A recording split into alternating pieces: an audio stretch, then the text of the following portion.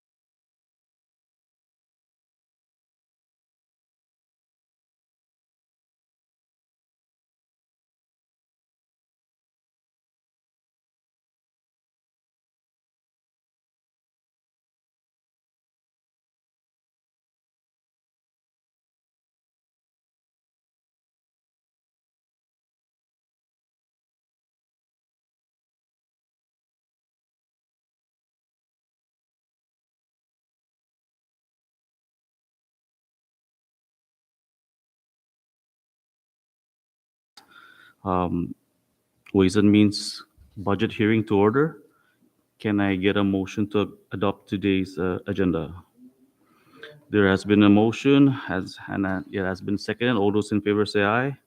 All those opposed say nay.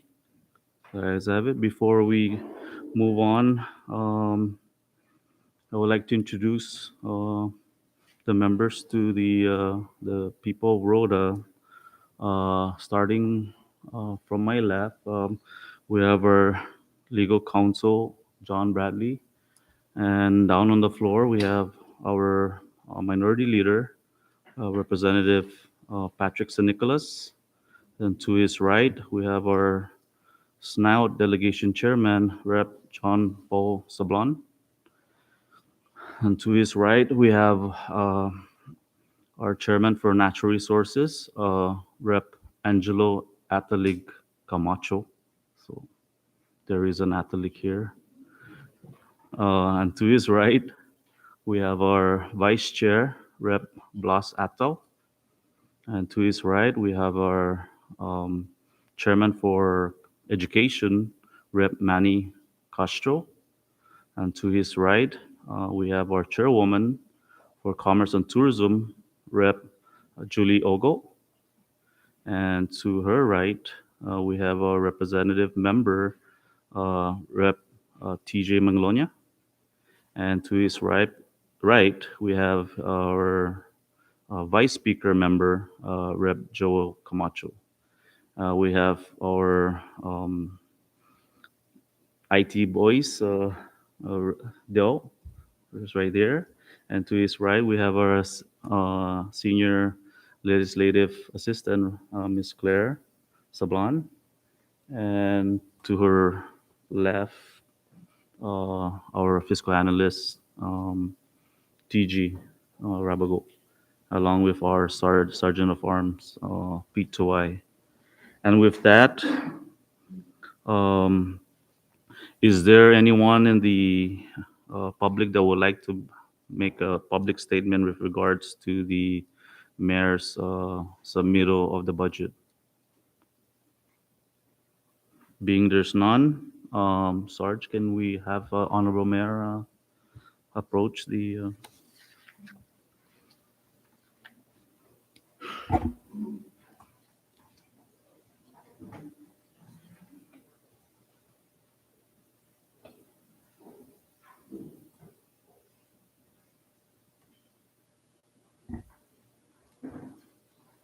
Good morning, Honorable Mayor Aubrey M. Hokog. Thank you for making time to the members of Ways and Means to present your budget. And with that, I will now yield to you for your opening statement or remarks if you have one. Thank you. Good morning, Honorable Chairman Newell and members of this distinguished body. My name is Aubrey Hokuk, Mayor of Rota, and with me, I have my Chief of Staff, Dean Manglonia, and my Budget Officer, Mr. Josh Calvo. First of all, welcome to our beautiful island of Luta, and we thank you for allowing us this opportunity to hear the needs of our municipality of Rota. During our last Governor's Council meeting, our Honorable Governor Palacios noted that Rota is the most depleted municipality. He is absolutely accurate in that regard, as our office is in dire need of assistance to continue to provide various services to our community to ensure the welfare and safety of our people. Our top priority includes the safety and cleanliness of our island, improve quality of life for our people, and to explore solutions to help stimulate our local economy by clearing our existing debt, stabilizing our efforts that involves our local and business leaders, and fostering new, innovative ways of generating revenue by exploring what resources we have and what value-added items we can produce from it.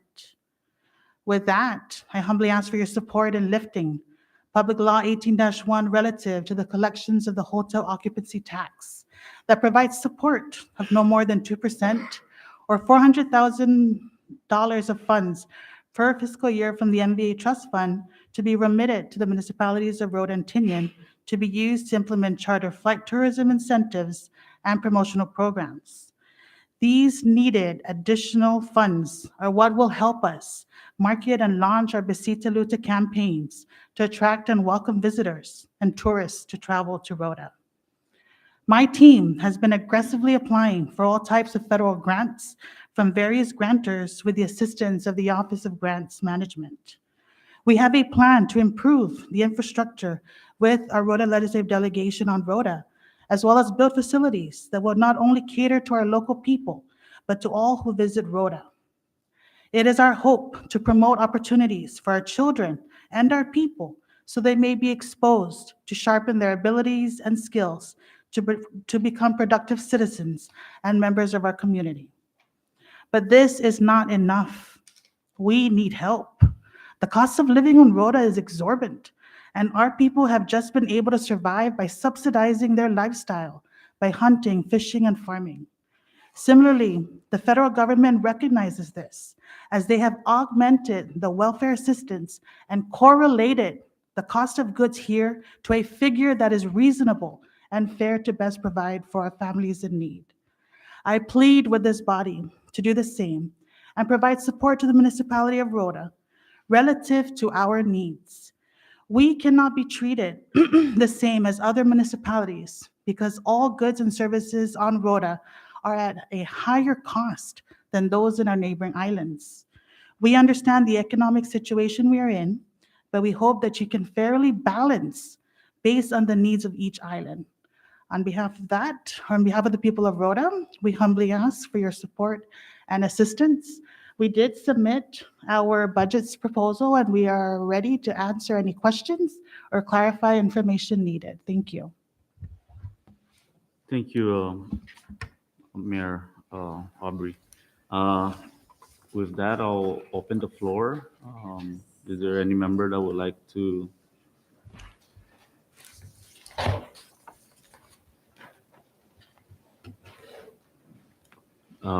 Vice Speaker?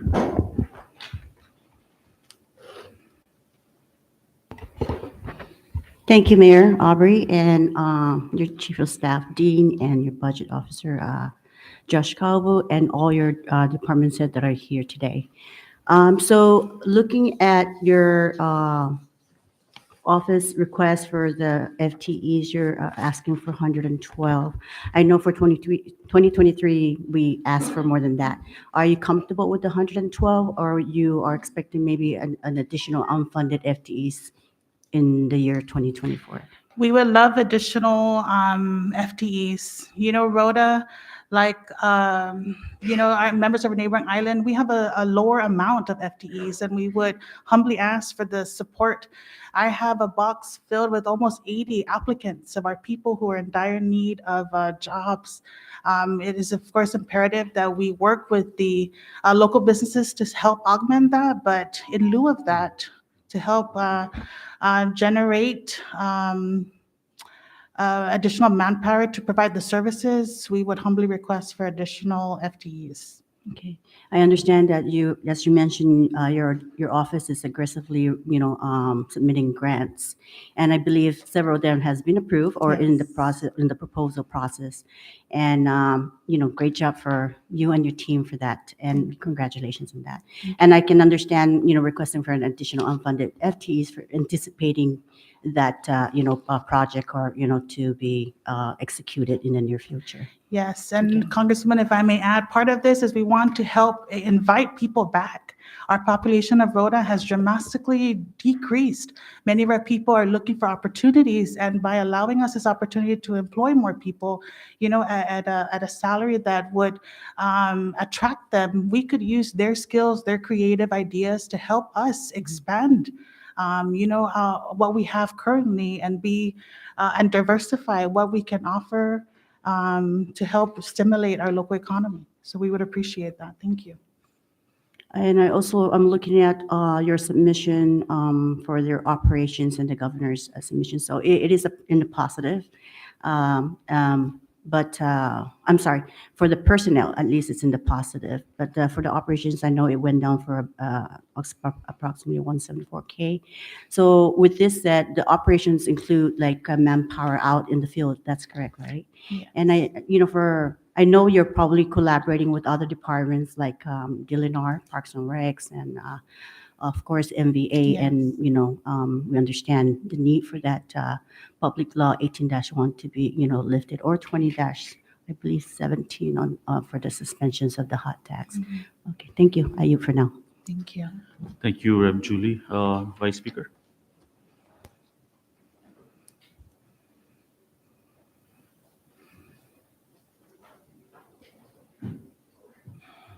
Good morning, Mayor, your Honorable Mayor, and your cabinet, RDs. Just a quick question, Mr. Chairman, if I may. How much ARPA does Rota have left? 0. 0. Yes. And in the previous fiscal year, how many people were they laid off the same way as in Saipan? Or? Yes, in That- fact, we even FTEs? had to seek assistance from the Rota Legislative Delegation because there were some employees who were not given their completed salaries, and we did not have the financial means to cover that. And so we sought the assistance from our Rota Legislative Delegation, who were able to use poker fees to cover that. Thank you. That's all I have for now, Chair. I just needed to. Thank you, Vice Speaker. Any further? Vice Chair. Thank you, Mr. Chairman, and good morning, Madam Mayor, Chief of Staff Manglonia, Chicago.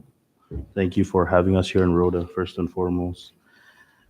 Just in line with the ARPA question that our Vice Speaker had asked, how much in tribunal funds do you guys have?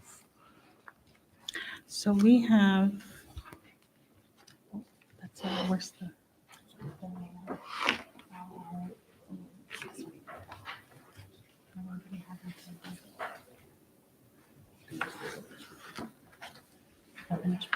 This is the building. Where's our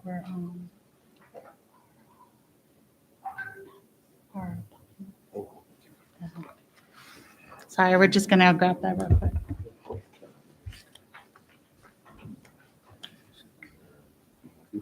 Yeah.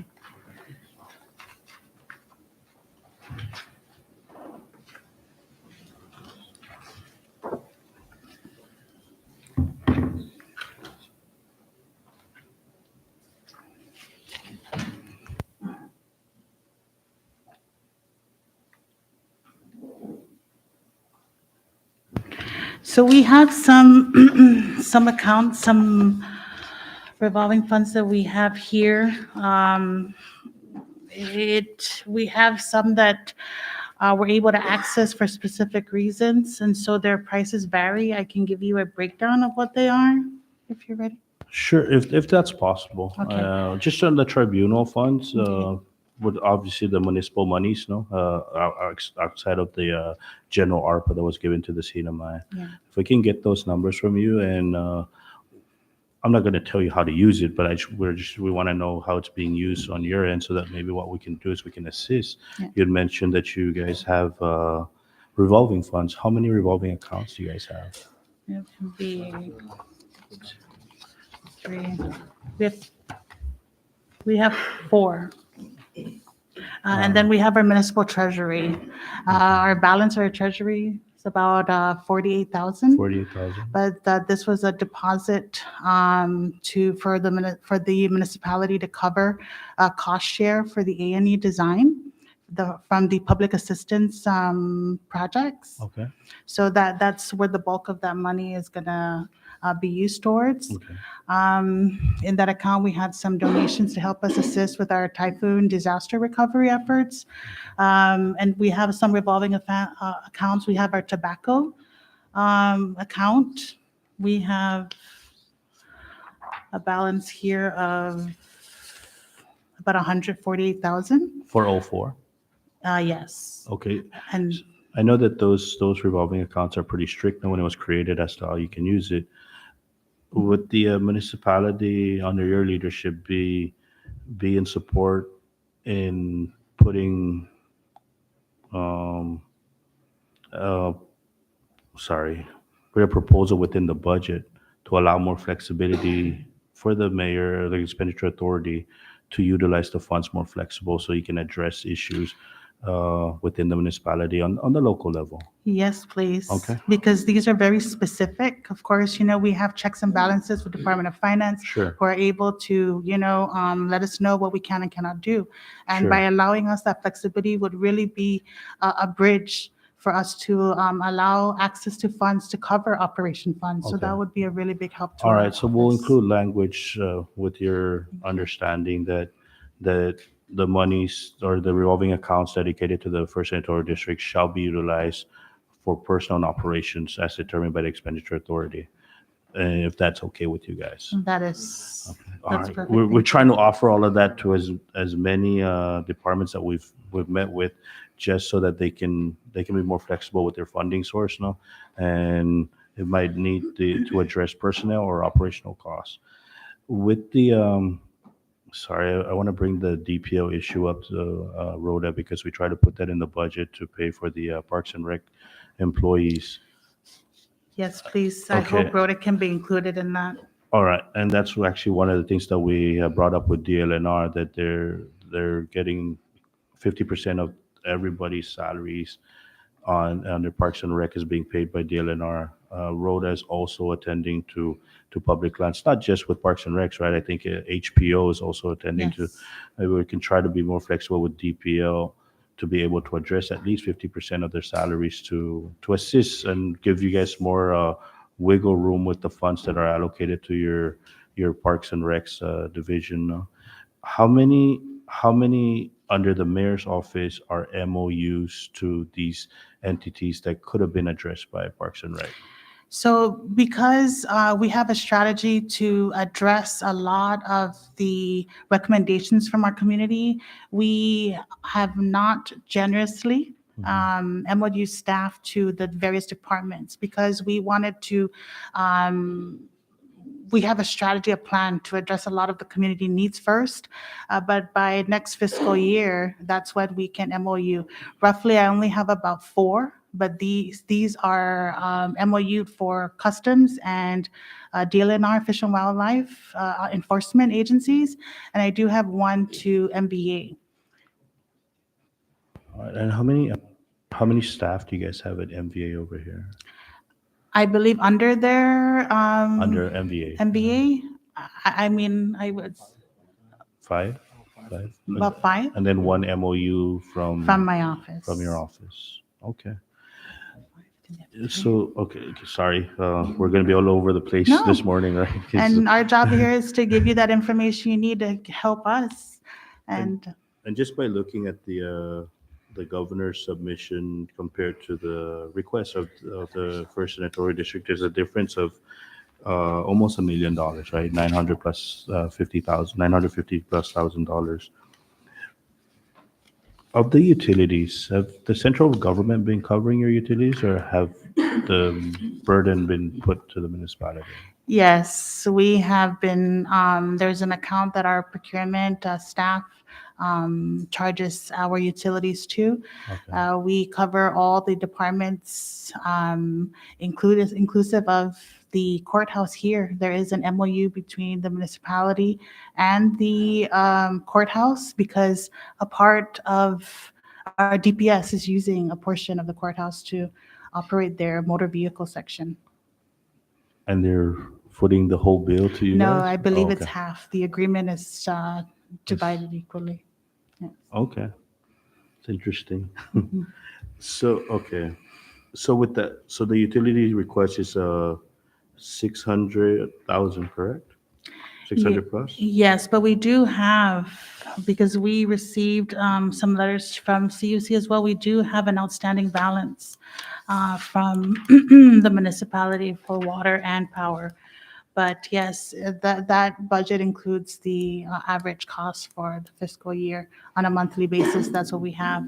And we're hoping to address this with Governor on a separate matter. Okay, do you guys get charged for utility usage for water? Do they have don't you guys have gravity flow here on Rota? It's not based on the pump, right?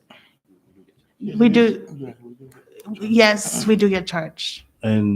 But do you guys use the pump, or is it gravity flow here on Rota? It's gravity flow, but I think it's a unified fee that all the islands are charged, inclusive of Okay. Rota.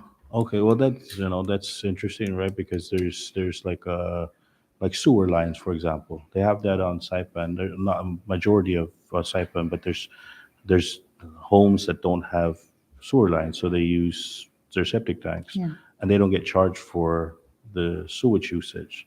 So that doesn't make sense that they're charging Rhoda for water usage because it's using gravity flow. And let's not lie, the water usage cost is much bigger than the utility cost. So that'd be something our vice chairman of PUTC should look into with the PUTC committee to make sure that they address that. So that'll alleviate a lot of the cost for you guys. And if we get the money, so you guys should be more flexible and be able to provide more to the community and your staff. And sorry, the next question would be under personnel, you're short by 400 some thousand dollars, right? And that's for current staff or the opportunity to hire more staff? Current. Current staff? Yes, to Okay. bridge for next fiscal year. Okay. And then majority of your staff are at 90%, correct? Other than enforcement, right? Yes. Other than enforcement. And currently, all staff are exempted service or civil service? Exempted. Exempted service. I know there's a list that has also civil service employees, and I want to make sure that departments don't charge the same as the mayor is charging. So if that's the case, we can obligate it to the department or agency that actually they fall under, so that they can free up some of the funds for the first senatorial district. And then, sorry, like I said, I'm all over the place right now. How many vacancies do you have currently? Three. Three? Two. Two? Okay. And But we have intention to fill them. no, of course, of Okay. course, of course. That's not the question to take away money from you guys. So, so let's we're going to work on the revolving accounts to assist. We'll put the language in the budget so that there's an availability of funds for you guys to be more flexible with. You guys are working with the grantor, Office of Grants Management. How many grants, and are those grants going to be able to pay for personnel or operations? Well, it's not, currently, we only have one that was approved that includes personnel. We are still hopeful. We're waiting to hear regarding a few others that were submitted. But the intent is to really expand the services to upgrade and, address the quality of life and welfare of our people here. But for future, because, Rota, there hasn't been anything built for the past decade, more than that. And so we really need to upgrade our infrastructure to provide and build facilities here. I'm sure when you guys visit, I'm not sure when your last visit was around on Rota, but we need to provide opportunities for our children. And so that's where our strategic plan is, to build these infrastructure and new facilities. And from there, we do definitely plan to expand, and we intend to include personnel in all these grant submissions. Okay, last question for now, Mr. Chairman. Oh, I know that the governor declared a state of disaster for the island of Rota during the last typhoon, right? Have you guys reached out to NMHC to HUD so that they can consider the damages that happened during the typhoon be included in the Guam proposal that Gura is trying to get right now? I believe our NMHC and the CNMI is going to be heading down to Guam to help them with their proposal. Maybe that's something where we can reach out to NMHC and be able to ask to include Rhoda in this proposal on the NMHC side in regards to their working team with Gura. I think that would be helpful for Rhoda, and we already have the declaration of state of emergency for Rhoda that can actually be used as the reason to get some CDBG monies to the island of Rhoda. If that's something you would like to consider, we would Oh, yes, and even we do have disaster relief funds from Typhoon Mangkhut that we have every intention of submitting. We just needed information and scopes of works from Department of Public Works, which we received this morning. But we are in contact with DCD, Jeannie Moffitt, who has been assisting us in turning in that proposal. And that'll probably help distinguish between Mangkhut and Malwar. We are very fortunate that there weren't any major destruction to the island in terms of facility.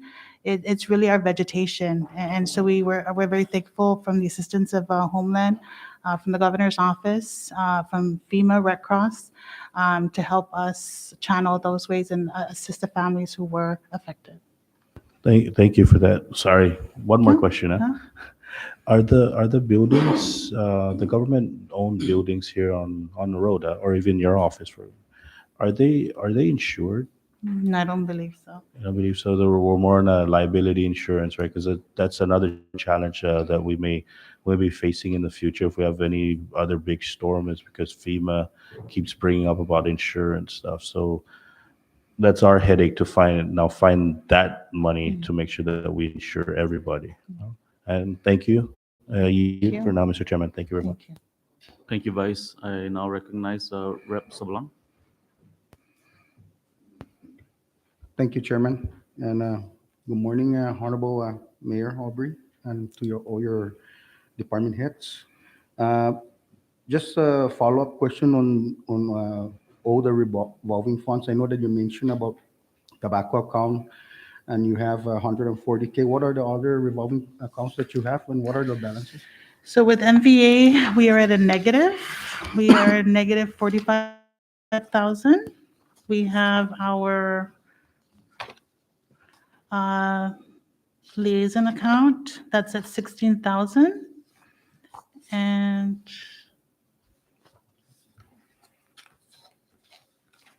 I apologize, it's just those three. 1, 2, 3. Okay, thank you. So my other question is,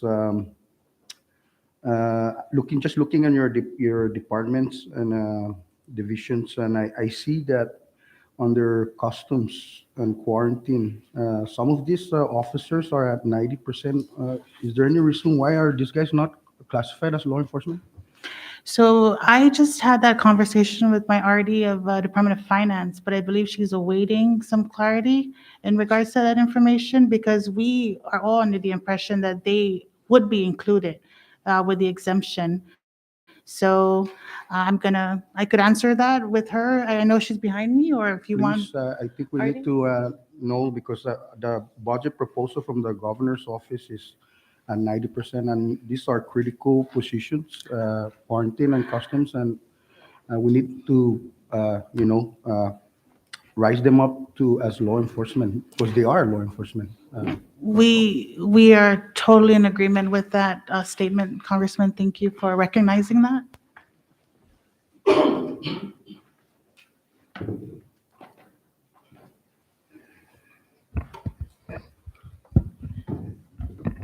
Good morning, everyone.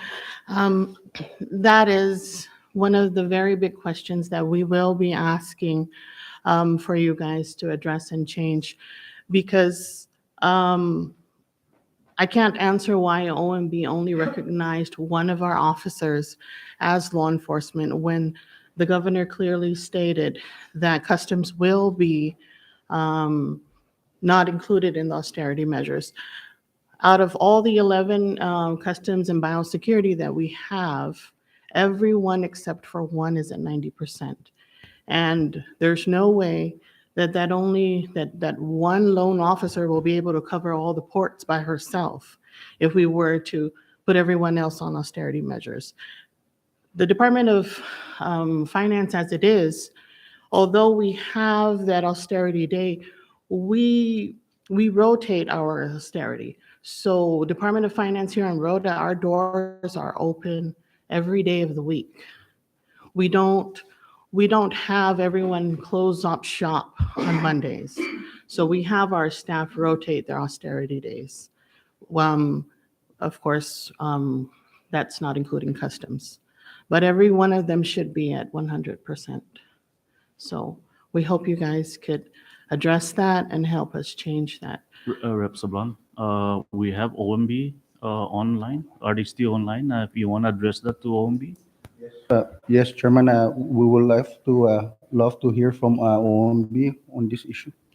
We have our special assistant for OMB, Miss Virginia Villagomez online. So if you may address the question, Rep Sablan. Good morning, Madam Special Assistant to the administration under OMB. Ms. V, my question is actually on the worksheet of customs service on Rota.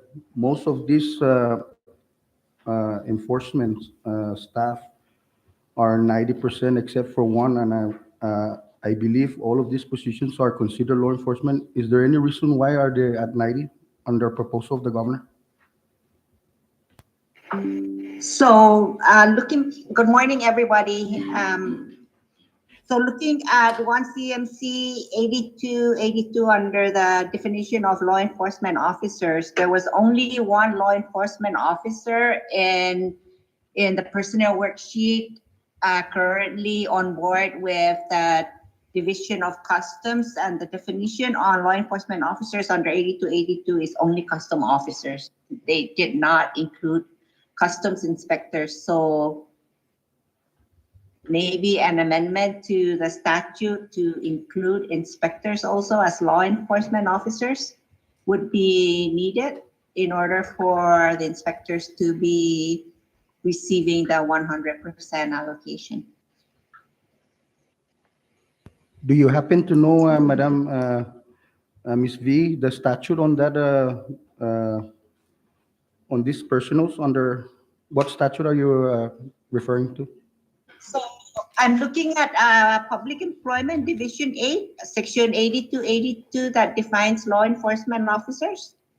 It listed customs officers, but it did not list customs inspectors. Okay, thank you for that response.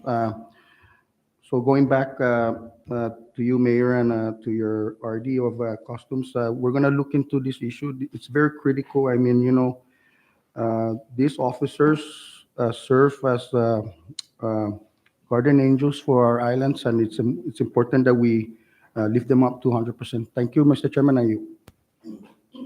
Thank you, Rep Sablan. Rep Manny Castro. You can go. Good morning, Honorable Mayor and team. In regards to the previous question asked by colleague Rep Sablan, in terms of hiring and reclassification, is that within your authority as mayor on the municipality of Rota? If there's available funding.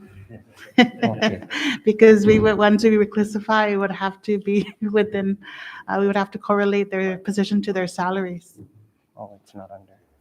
Okay, I was just gonna say maybe quicker way just to reclassify all of them to be compliant with the statute. That's a great idea. In looking at this, so you mentioned earlier that most of the employees, if not all, what percentage is actually accepted service versus civil service? For my office, none. They're all exempted. Okay. This is a trend also in other municipalities, but we're seeing a lot on the accepted service side. Specifically in Saipan, you see, like, for example, administrative secretary on the accepted service side doing the same jobs and duties as administrative secretary on the civil service side. Yet the accepted service side is paid at a higher rate. Here, I'm looking at most of these, it's not in line with that same ratio. This is, I think, a CNMI-wide issue. On Rota, it seems reverse. Would your office be in support of any legislation that provides more protection to accepted service? and equity in terms of pay. Yes, of course.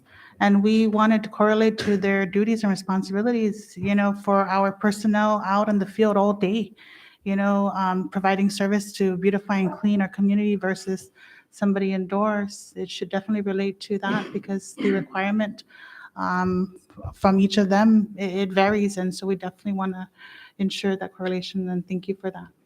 In addition, I hope that the supplemental coming from autonomous agencies to assist with the salaries, I hope it is it's actually a supplemental. So if they're making 19,000, it's going to be above 19,000 and not reduced.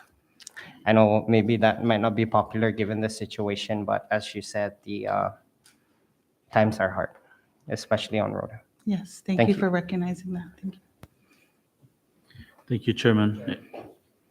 Thank you, Chairman Manny. Any further?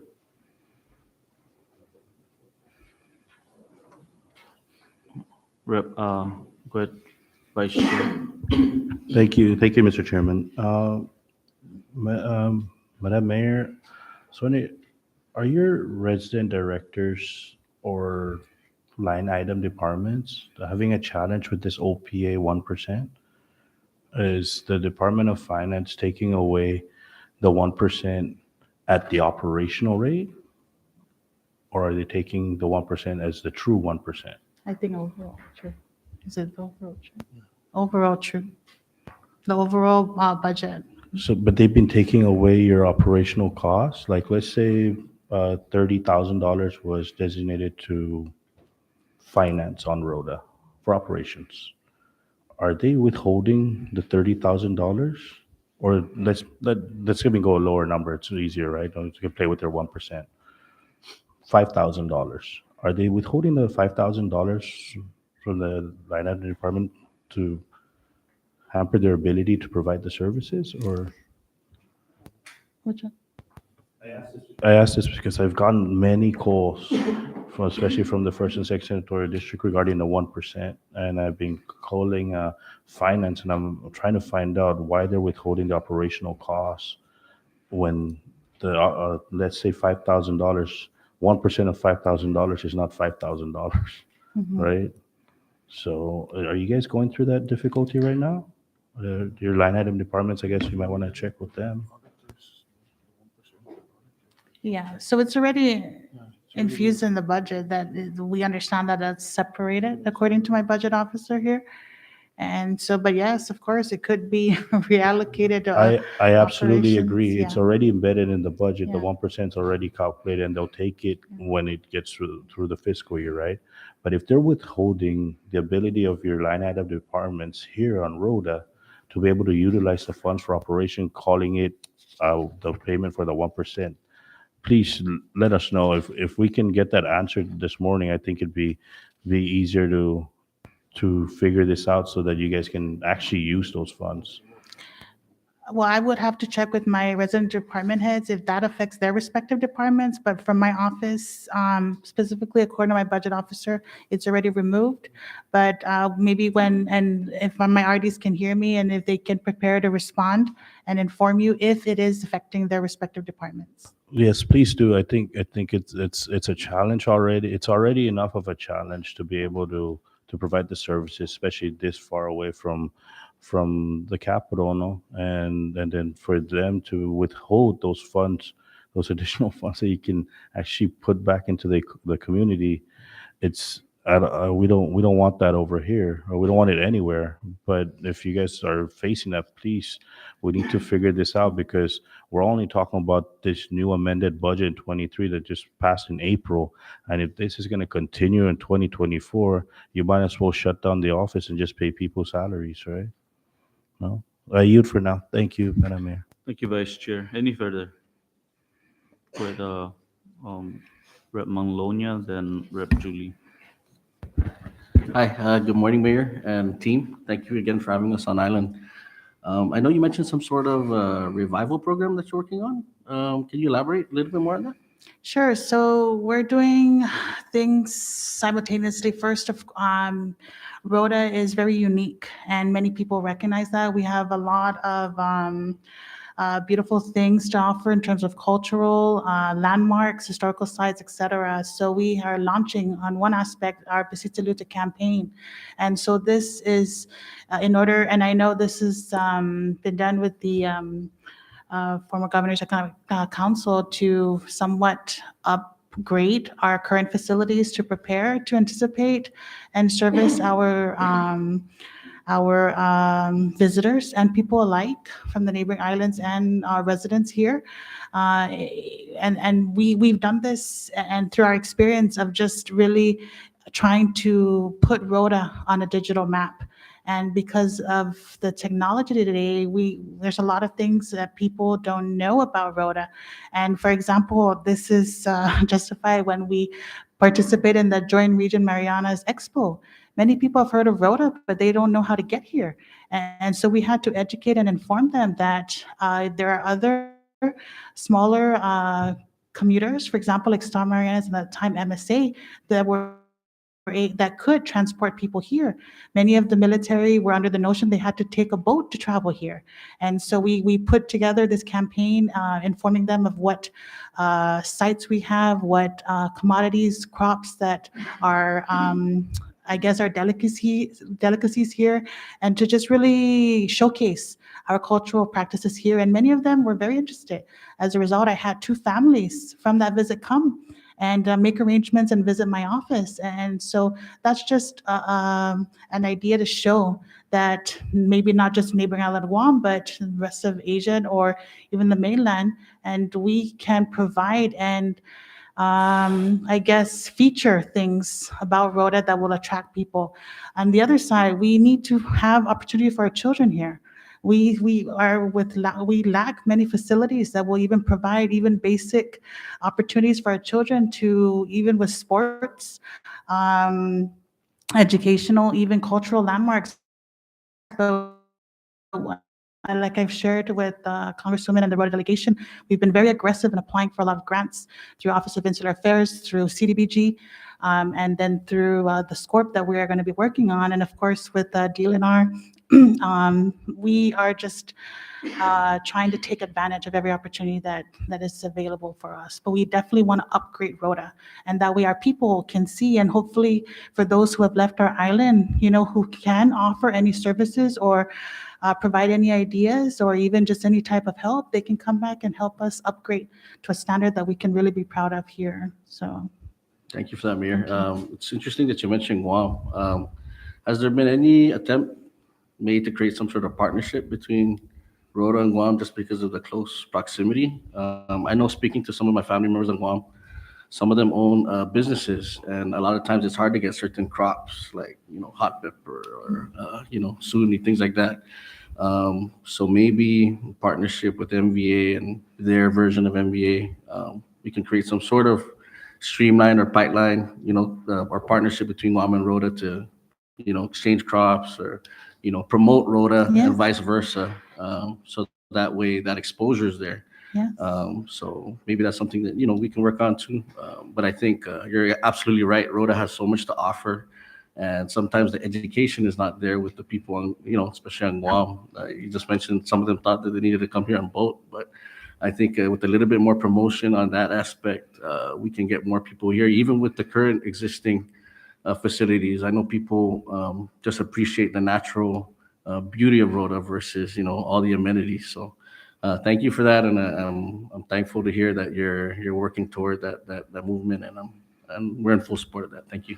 Thank you. And I just want to add too, we have many skillful people here on our island. They have many creative ideas, and that is one of the things we want to help build up is the entrepreneurship in our island. We have many skillful individuals here, even our young, our youth, and to even diversify or moving into our older generation of residents. And so I think by just allowing them to be more confident in their abilities to take a risk and open a business or even just showcase their skill. And that's where we want to bridge through my office and the different agencies, government agencies, autonomous, or even nonprofits. We want to bridge them and help them to be able to be confident enough to take those risks.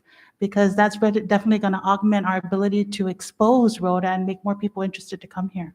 I know in Guam they have the Chamorro Village, and I'm not sure how they funded that, whether it was federal funding, but maybe that's something that we could look into for Rota, creating some sort of cultural center, kind of how the Polynesian Cultural Center has it in Hawaii. I think Rota would be the perfect place for that. So thank you again, and I yield for now, Chairman. Yes, thank you, and that's in the works. Thank you. Thank you, Rep.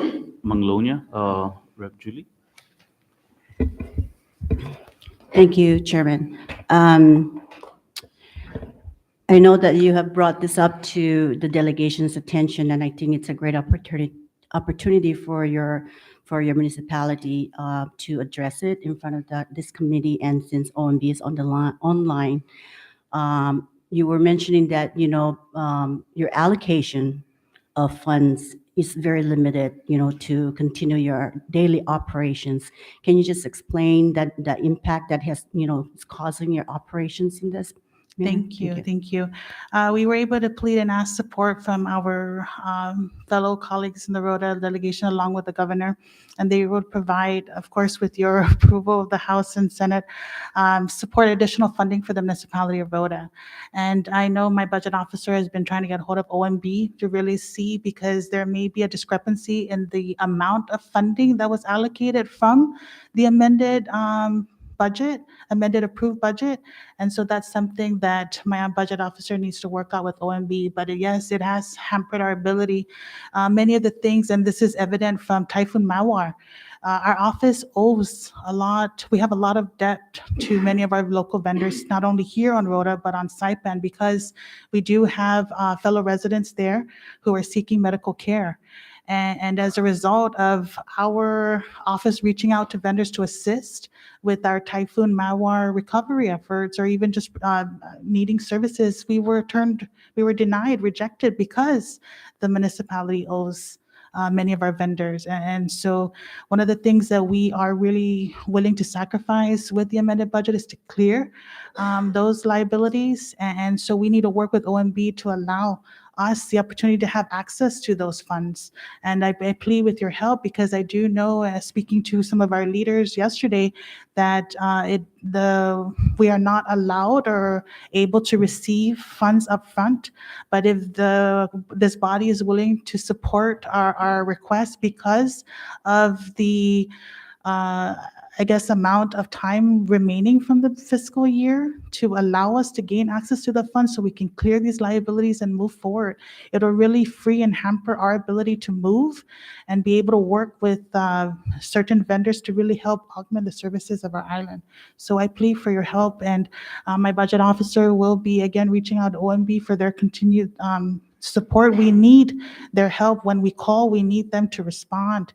And so we're going to work out that discrepancy to allow us, because the funds that were approved, it does not balance or match what we should have gotten within the time remaining of the 5 months from June to the end of the fiscal year. I guess the way it was divided was amongst the full remaining fiscal year 12 months. And so that's something my budget officer needs to work with our representative for Rota from OMB. Ms. Vicky, if you're online, do you have anything to respond to the Honorable Mayor? Thank you.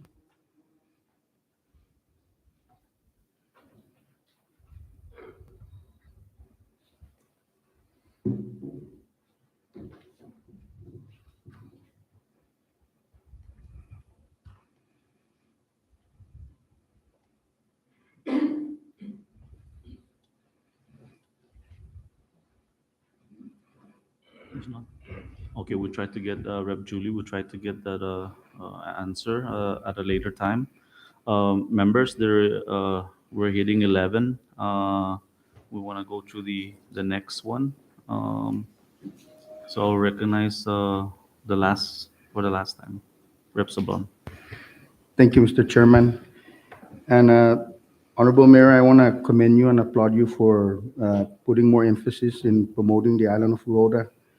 I know that you have pleaded to this body to look into Public Law 18-1, the hot tax, so that we can have some funding for destination enhancement and also maybe to promote inter-island travel here to the island of Rota so that we can perhaps have some tourists and economic activities. But just one question, what is the total inventory of rooms available here in Rota? Active rooms, I believe about 48, but we have many residents who are exploring the idea of the bed and breakfast. We do have many people who have multiple homes, and we are encouraging them to venture into this business because it's a great way for them to earn additional income as well as accommodate visitors. Right. Do you happen to know what's the inventory on those Airbnb? So I can safely say about like 5 for B&Bs, and then the rest would be our local hotels. Thank you for that response. I yield, Mr. Chairman. Thank you, Rep. Sablan. Just for the record, we have Representative Flores present today. Thank you, Rep, for joining us. Rep. Julie, I believe OMB is on air, right, online right now, so maybe you might want to direct the question again. I'm not sure if she heard what the Honorable Mayor online when she was making her statement. Ms. Vicky? You're on mute. Ms. Vicky, you're on mute.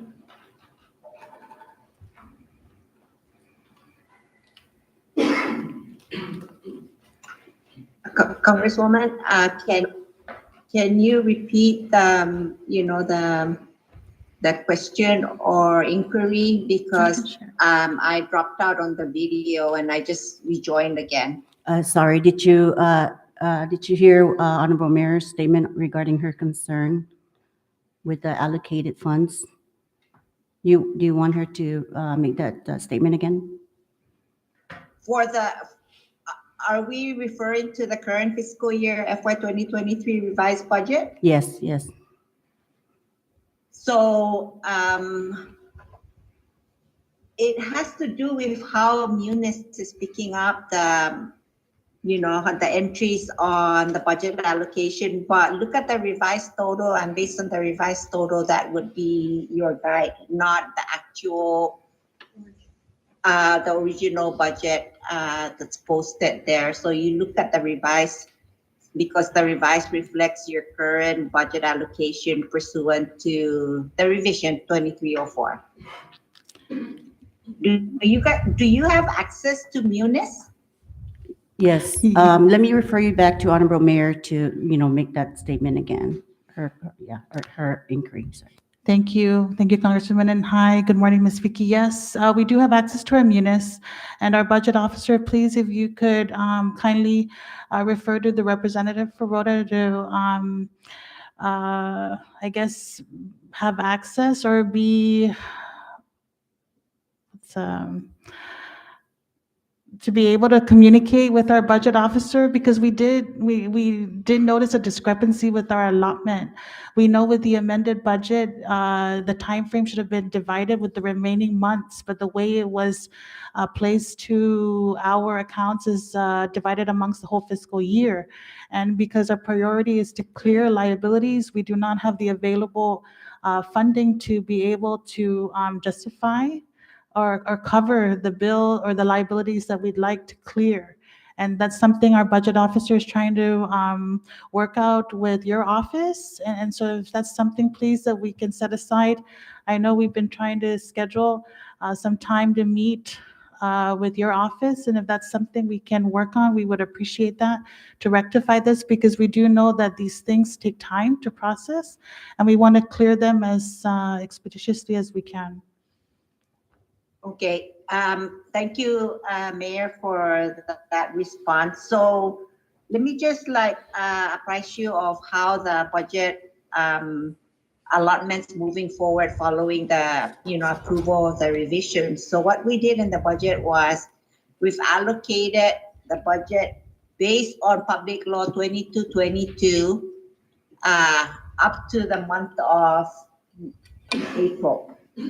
And then beginning in May, whatever is remaining unallotted pursuant to the remaining funds on the budget revision, we take that funding and we divide it by the number of months available moving forward. So your allocation for the months May through September would be higher than it was from October to April. Yes, we agree with that statement, but it's not what's reflecting currently. And so please, if that's something that your office and my budget officer can rectify, we would appreciate that.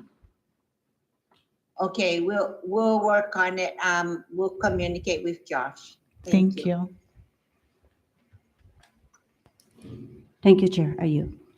Thank you, Rep. Julie. I'm gonna go one last round with Rep. Manny, and then we'll wrap it up.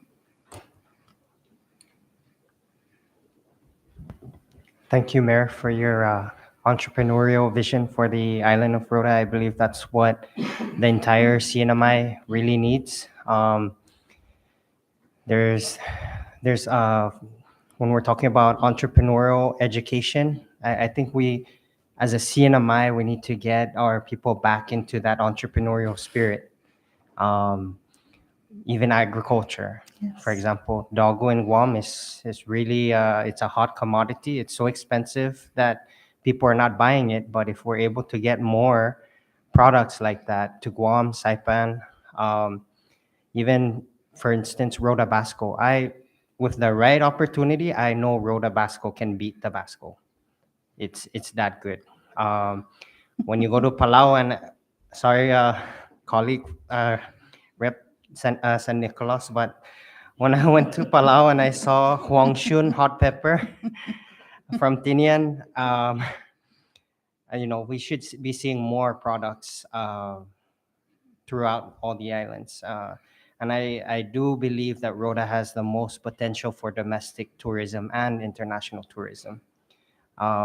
Like we said to other agencies, there's fees that can be assessed. Like in Palau, when you visit Milky Way or all these tourist hotspots, there's a fee. And I think if your office works together with MVA, some of those fees, and we set up that revolving fund and special account, we can get the municipality to be more self-sustaining. And then at the same time,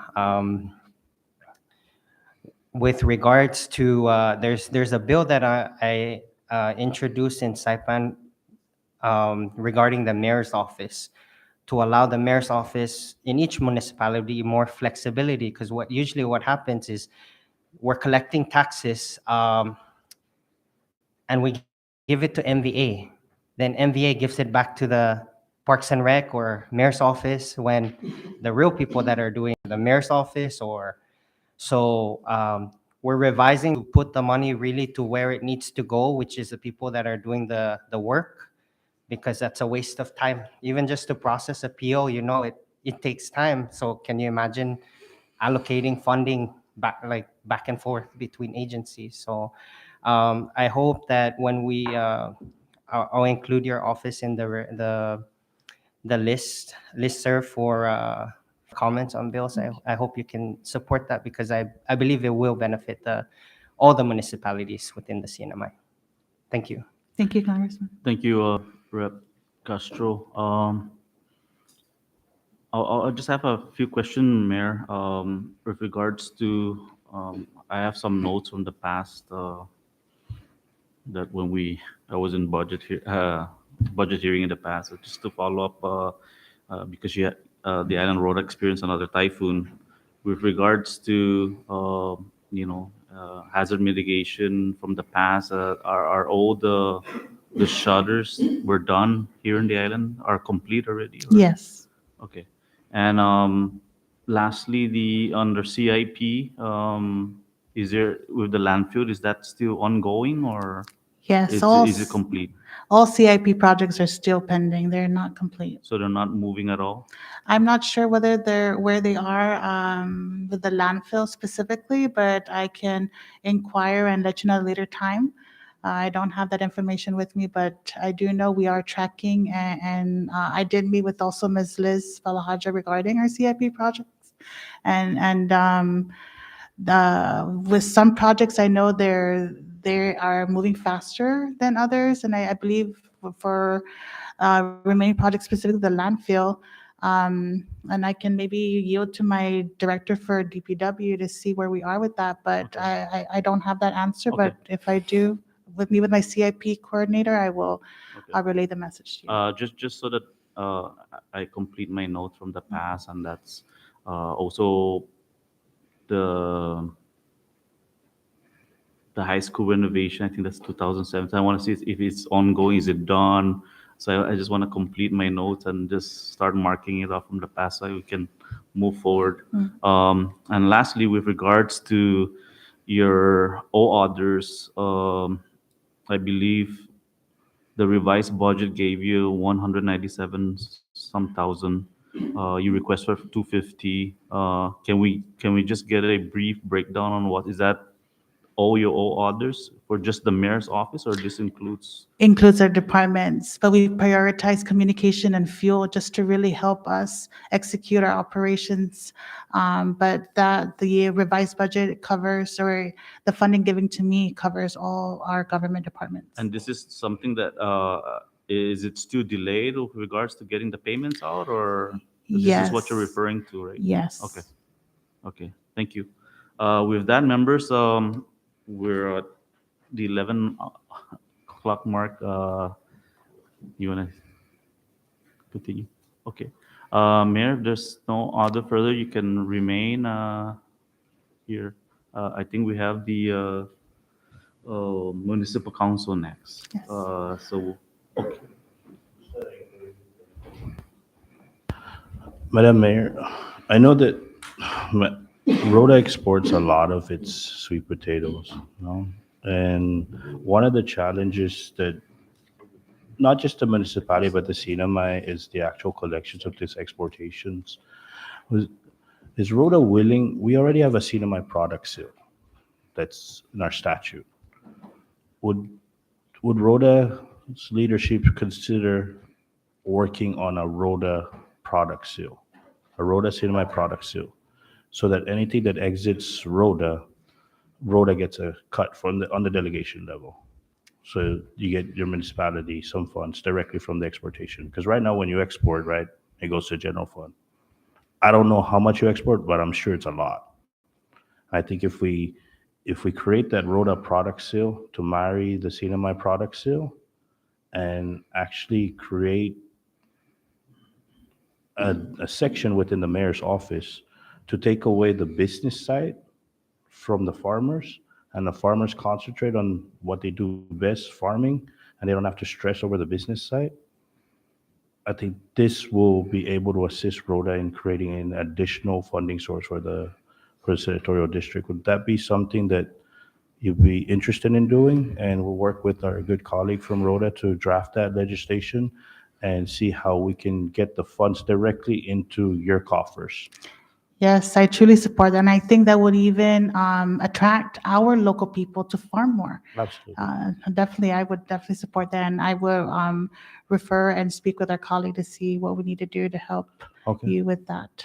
We'll get that legislation taken care of, and we'll make it a Rota product seal. But we need from your end to start working on some sort of, I don't even want to say a middleman, but like a control center that would be the distributor on the exporting side, so that we can let our farmers be farmers. Yes. And remove the business side, because they're probably losing like 30% of their actual crops because they're more worried about, am I going to be able to make quota? And then now they're only thinking of the business side of it. They're not concentrating on their specialty, which is the farming side of it. Yes, and I have to applaud my departments, DLNR and Department of Finance, because that has been a conversation we had in our most recent cabinet meeting. DLNR, they've been really working with our farmers to encourage them, because what we've noticed, especially with this disaster, is that our registered farmers to the number of farmers that are exporting does not match. We have a lot of people who do farm and could with, their desire to export, we could definitely encourage them and to do that. But it's just, I guess, opportunities, they need the technical assistance. Like you mentioned, farmers just want to farm. They don't want to deal with paperwork. And by removing that, I think would definitely encourage them more to plant more and want to export.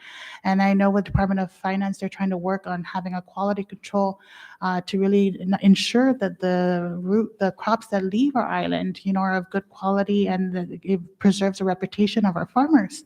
And it's just really about educating the ones who do farm to promote the safety and ensure the quality of what they have to send outside of Rota. So thank you for that. Okay. It'll absolutely actually help drive the price of travel to Rhoda, because airlines don't make money off of passengers. They make money off of the stuff that they put in the plane to get to its destination. So if we get consistency and we know the number of export on a monthly basis, you'll be able to see the numbers of travelers keep increasing here on Rhoda. So we want on Rhoda, we want foot on the ground type of tourists, right? Not the ones that go hang out at the hotel and stay at the hotel looking for pools and all that stuff. We want foot on the ground, and I think if we do this right, we'll be able to drive the prices down to travel to Rhoda, and it'll actually get people here more often because it's more affordable to get here. Thank you, Mr. Chairman, and thank you, Madam Mayor. Thank you, Congressman. Thank you, Chairman. Any further with that, Mayor? I know you're a busy woman. I believe your staffs can handle the next part, and the municipal council. Any further statement you would like to close out with? Nothing, just really thank you for your time being here to listen to us and to extend this opportunity to my departments, because really Rhoda, I've shared with in my opening statement, we have it harder here. And I want to thank you for recognizing that and the hard work of our people here to just execute the services for our island. So thank you. Thank you, Mayor. Good job.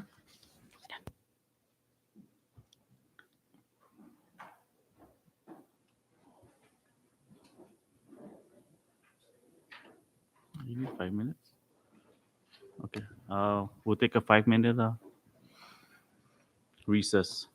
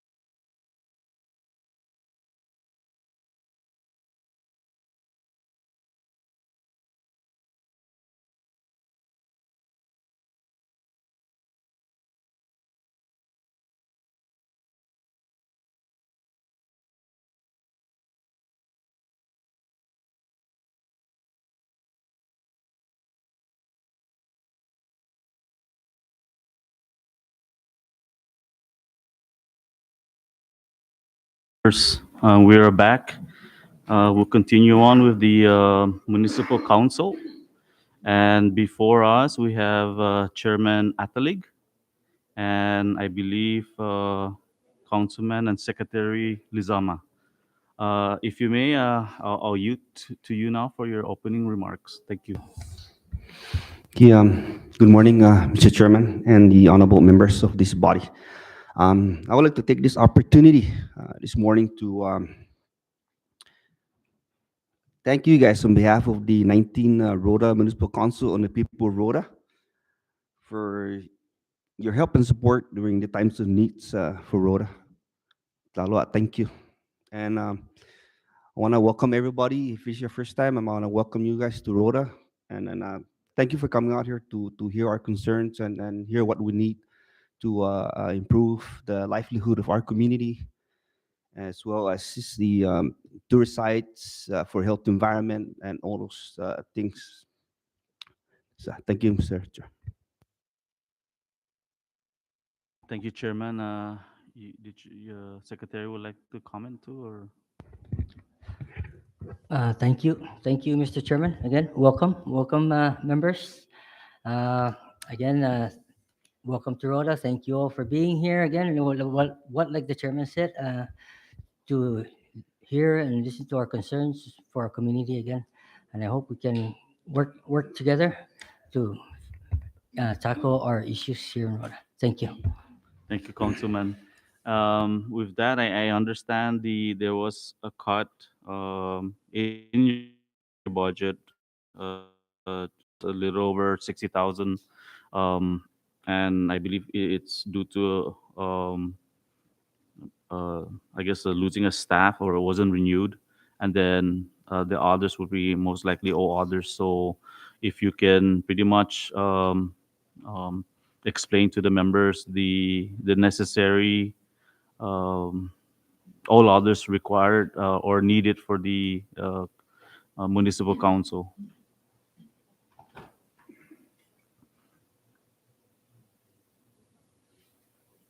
Hey, Mr. Chair, round of the programs that we have the community garden, and then we have the Rota Youth softball, and then we have these the beautification projects alongside the road, and then the basketball court uh, to maintain that, and if we have funding, we can go ahead and paint the basketball court, and we have the St. Jude Chapel cleanup.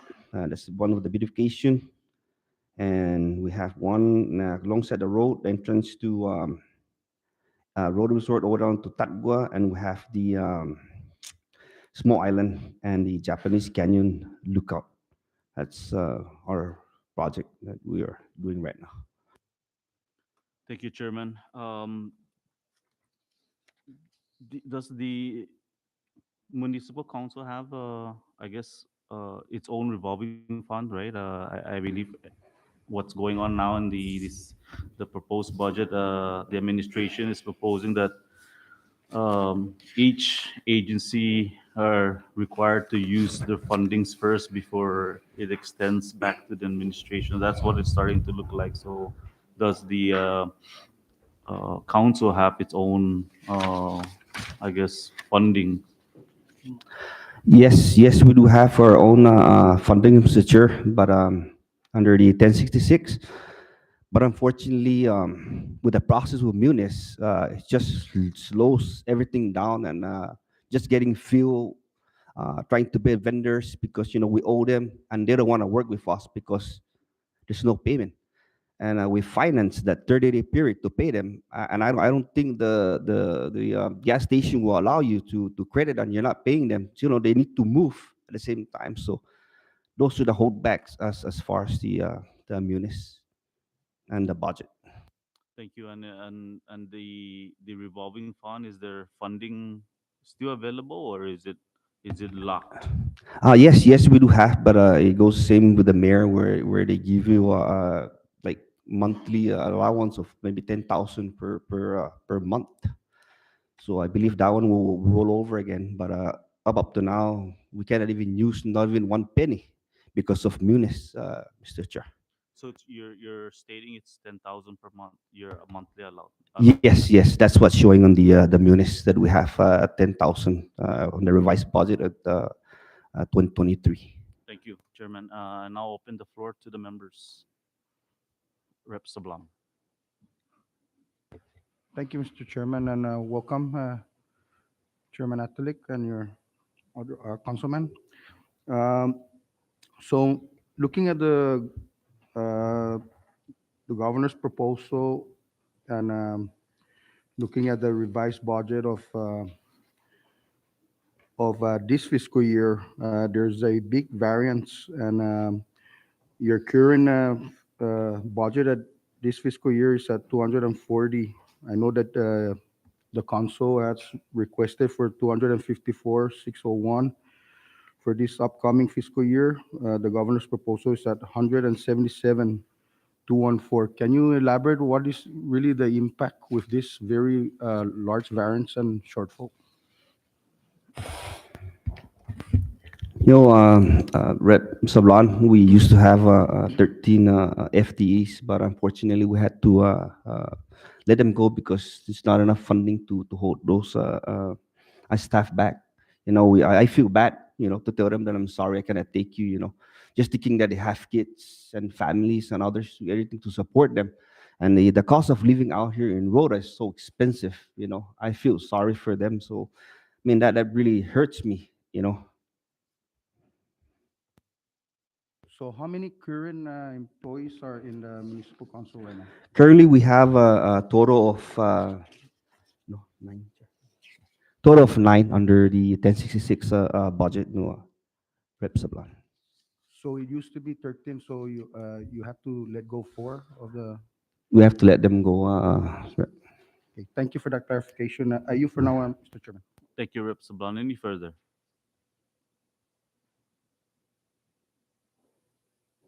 Vice Speaker. Thank you, Mr. Chairman. I just wanted to touch briefly on, I know you mentioned about the road shoulders, how you guys are, the municipal council does partake in that with the mayor's office?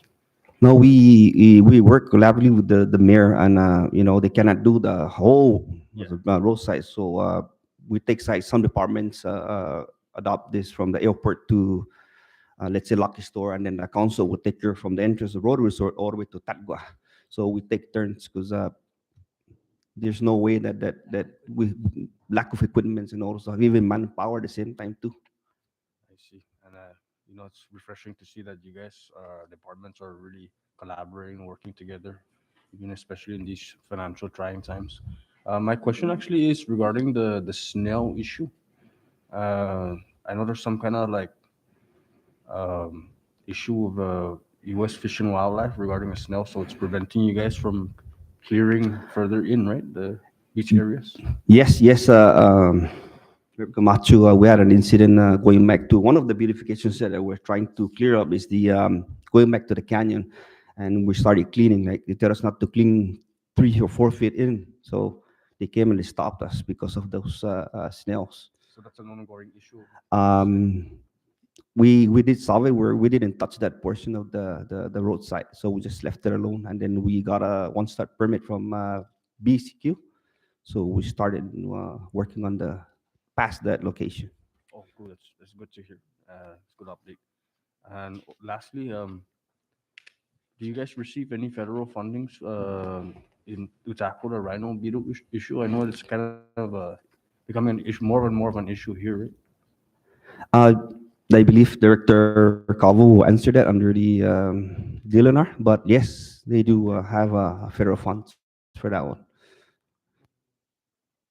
No, but not municipal council don't receive any funds from rhino beetle program or federal funds. Okay, thank you. I just wanted an update because we had our budget hearing last legislature, and those questions like what the chairman was, it's in our notes that we just wanted to get some clarity on. And thank you, Mr. Chairman, and apologies for asking non-budgetary questions again. Thank you, Vice Speaker. Any further? Rep Julie.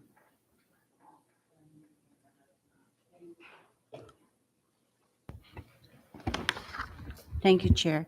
So I can understand, did the Municipal Council receive any ARPA funds last year? Yes, yes, we did. That's why we were able to hire more staff to help us out.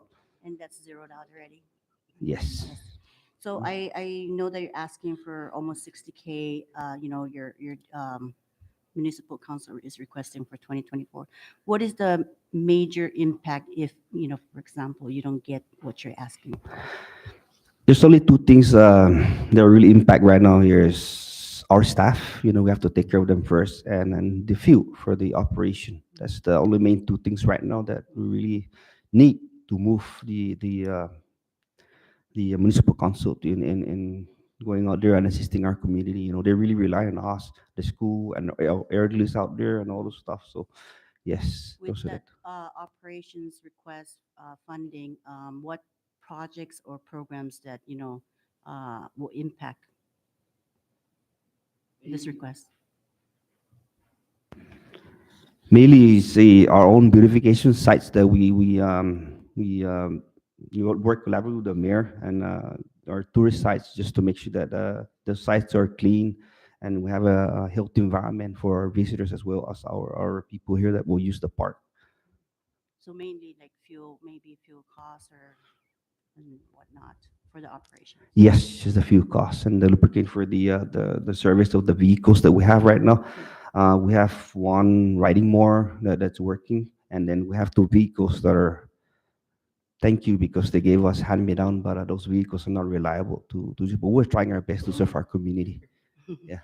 I think your municipal council also sponsor like fishing derbies and all that. Does that include in this operation cost that you're? Yes, yes. We have, like I said, I mentioned earlier, we have our co-ed softball. We have the bottom fishing, and we have the cliff fishing derby, and we have the basketball. Sir, is there anything else you want to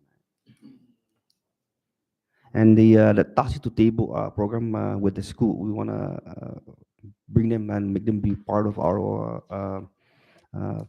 fishing derbies. In that way, they can learn how to fish around our island and prepare them for the future. So we'll be not here, everyone's not here. They'll be able to go out and fish for their own family. Okay, I can understand with only $1,000, from the governor's submission, it's not enough to continue those programs. Critical, and it's very important that we educate our youngs, as far as fishing and possibly farming. You have the what is that gardening project that you have, and so I hope that this body can move forward with this budget request. Thank you. Are you, Chair? Thank you, Rep. Julie. Rep. Manny, and then Vice Chair.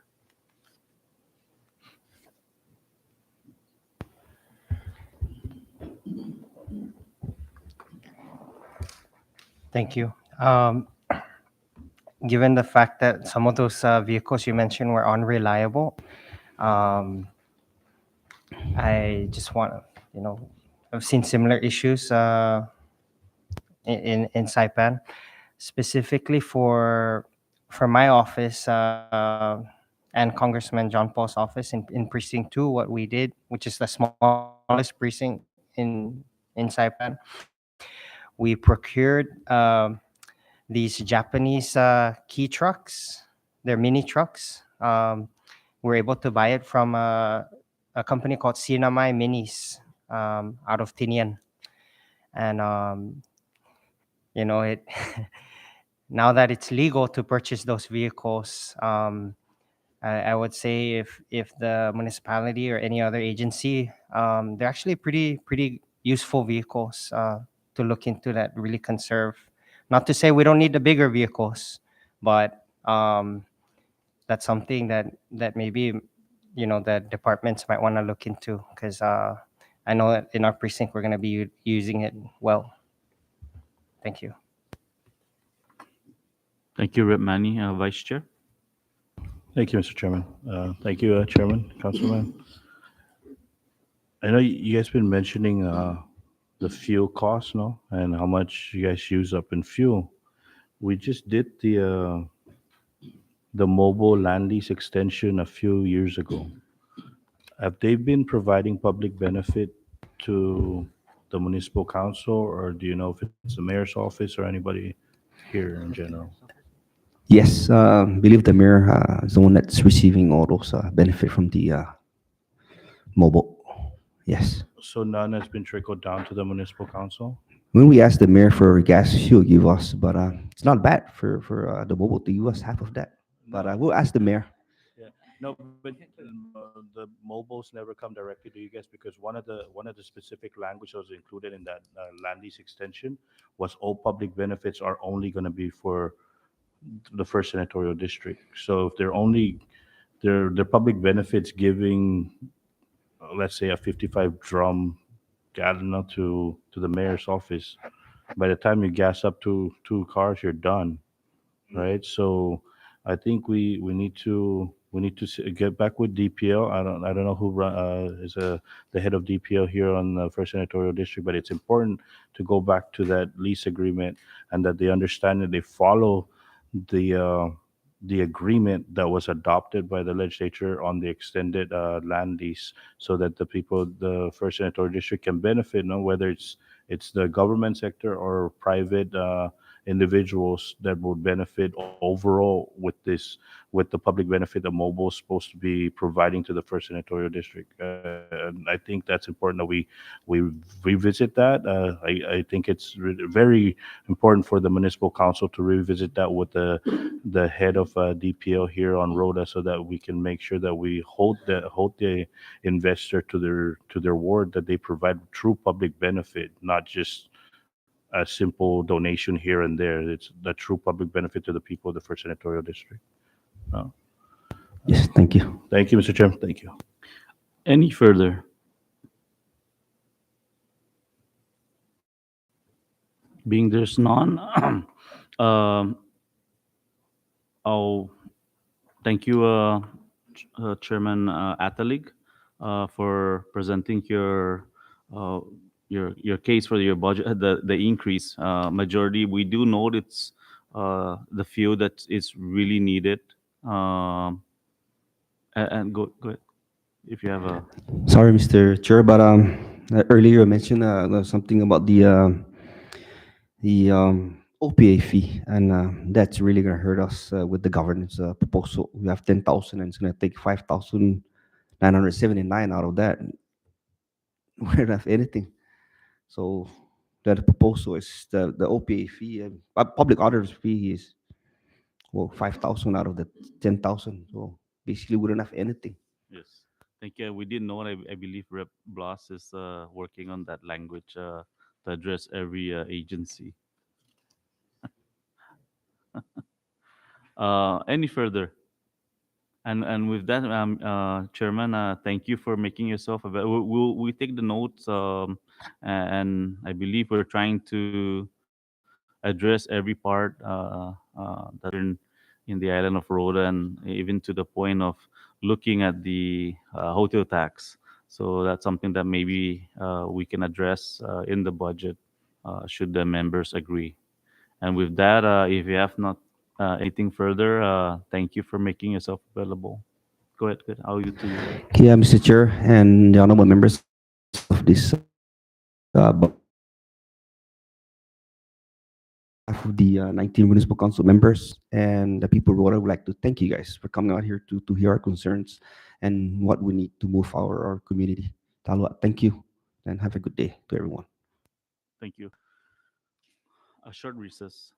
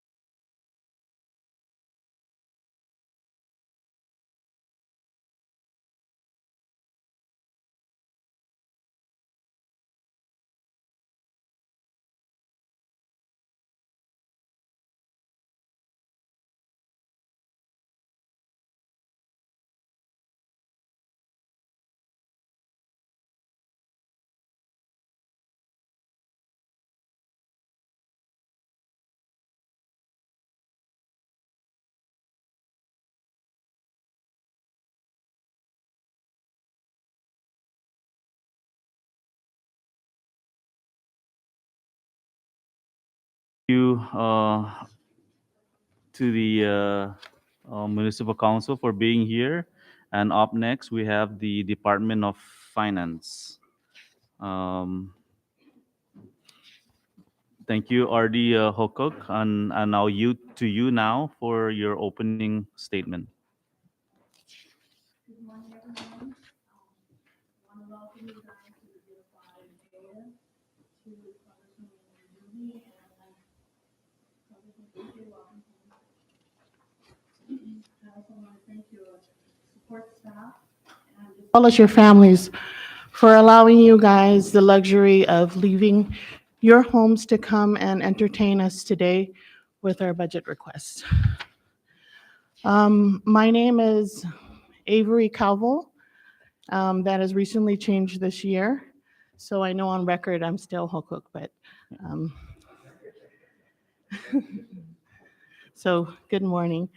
I have with me today the management staff for the Department of Finance, and I would like to introduce them so that should you have any technical questions, they are the ones best able to give you guys answers and insight to how we've ran the Department of Finance for this fiscal year 23 and what our hopes are for fiscal year 24.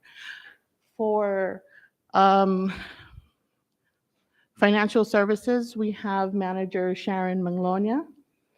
For procurement services, we have Manager Rowena Barcinas.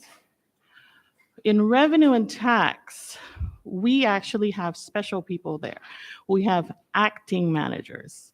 Right now, the Division of Revenue and Tax, we rotate our acting positions because after 90 days, I have to figure out how to compensate them. So at this moment in rotation, we have Rowena Taitano as our acting manager, and we have a very special person who's loaned to us from Saipan, Mr. Vernon Manglonia.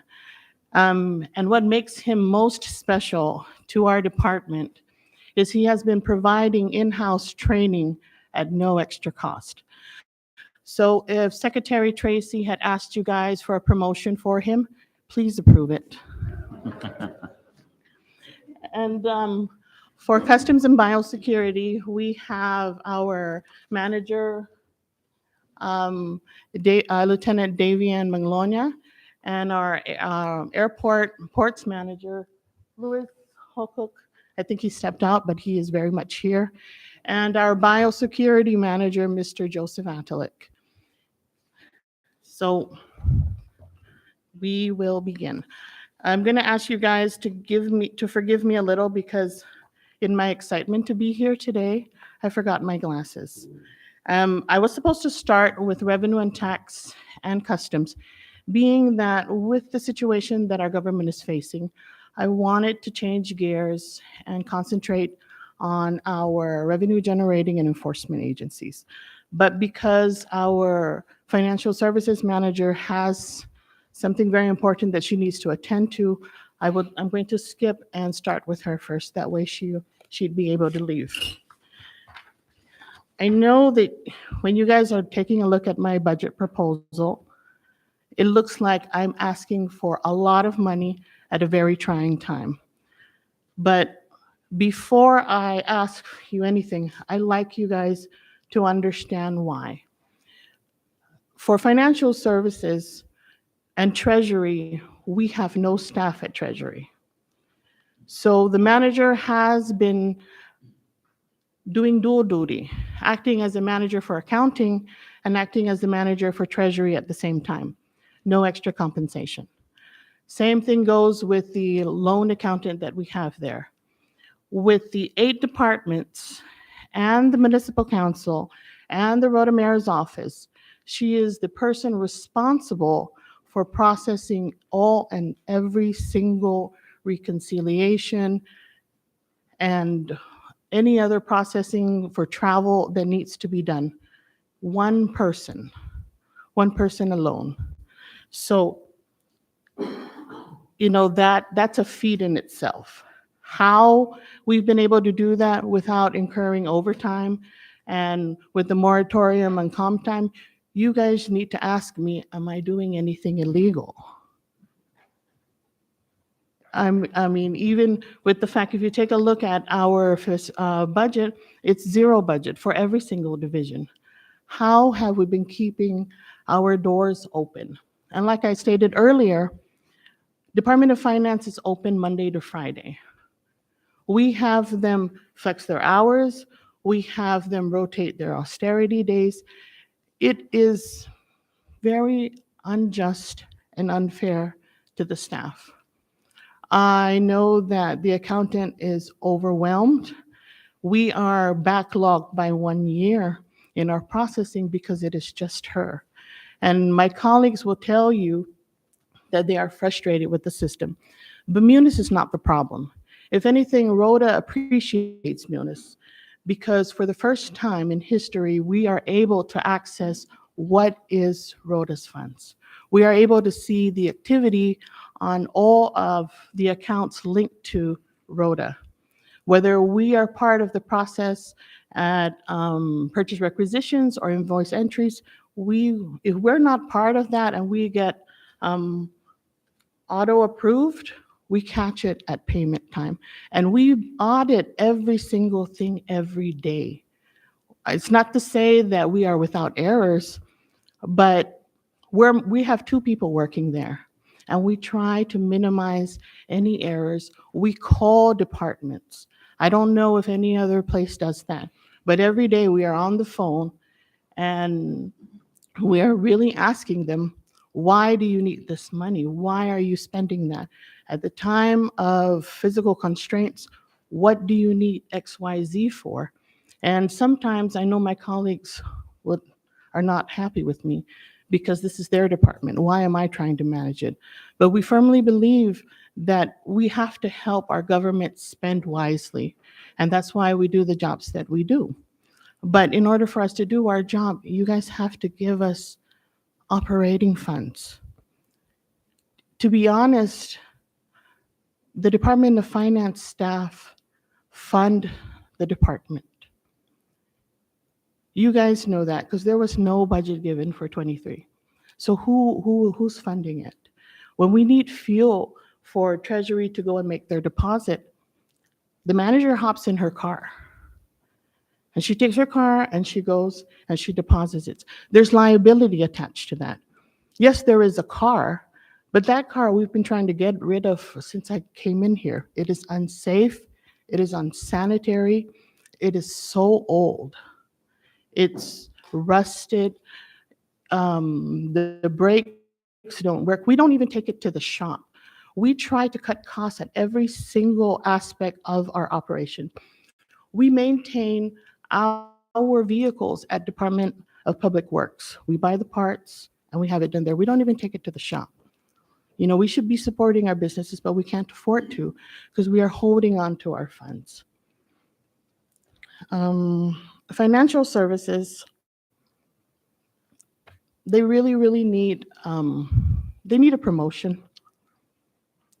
My manager is going on 30 years and asking her to do the things that she's doing, and me sitting with my cozy 45,000 salary, it's really hard to swallow, and I don't know how to look at her in the face, especially when she's subsidizing the cost. Our accountant, she's going on 15 years, and she's doing the job of about 4 or 5 people. She is also the alternate for human resources, for the time cards, for processing payroll. She is also the alternate for treasury. She does cashiering. I'm not compensating her anything extra. So when you see there that I'm asking for a promotion, excuse me, a promotion, please understand that you guys need to justly compensate her for the job that she's doing. I also requested for additional staff in those divisions. I requested for a treasury manager. That section really needs somebody to manage it. it's almost a conflict to have my accounting manager also manage that. How do we check and balance if it's just the same person? I'm asking for an account clerk. Everyone, it's basic business. If you're touching money, you need two people, one to count the cash, one to verify it. And it's also for the protection of the government so that nobody is stealing. The account clerk that is currently sitting in Treasury, she actually belongs to Revenue and Tax. I had to pull her off of Revenue and Tax floor and have her sit in Treasury to be the cashier there. And in Revenue and Tax, there's four of them. So you can only imagine how that is affecting that division. If even one person in my department goes on leave, it really creates such chaos.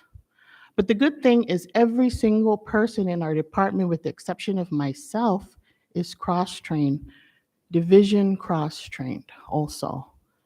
There was, of course, Revenue and Tax, not just anybody can go in there. So that part, we will get to that. But, you know, they really need help. They need a vehicle. They need staff. They need a promotion. They need operational funds. And I'm a little bit all over the place because I'm very emotional. But it's very disheartening. You know, the mayor had asked us to make a listing of what our priorities were and what our critical needs were.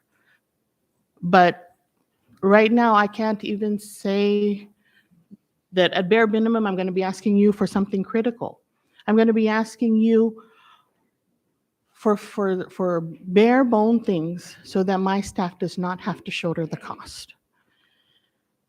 So for financial services, bare bones, we need $835 for IT&E. Munis cannot operate without that. We don't even have cell phones. Nobody has a cell phone.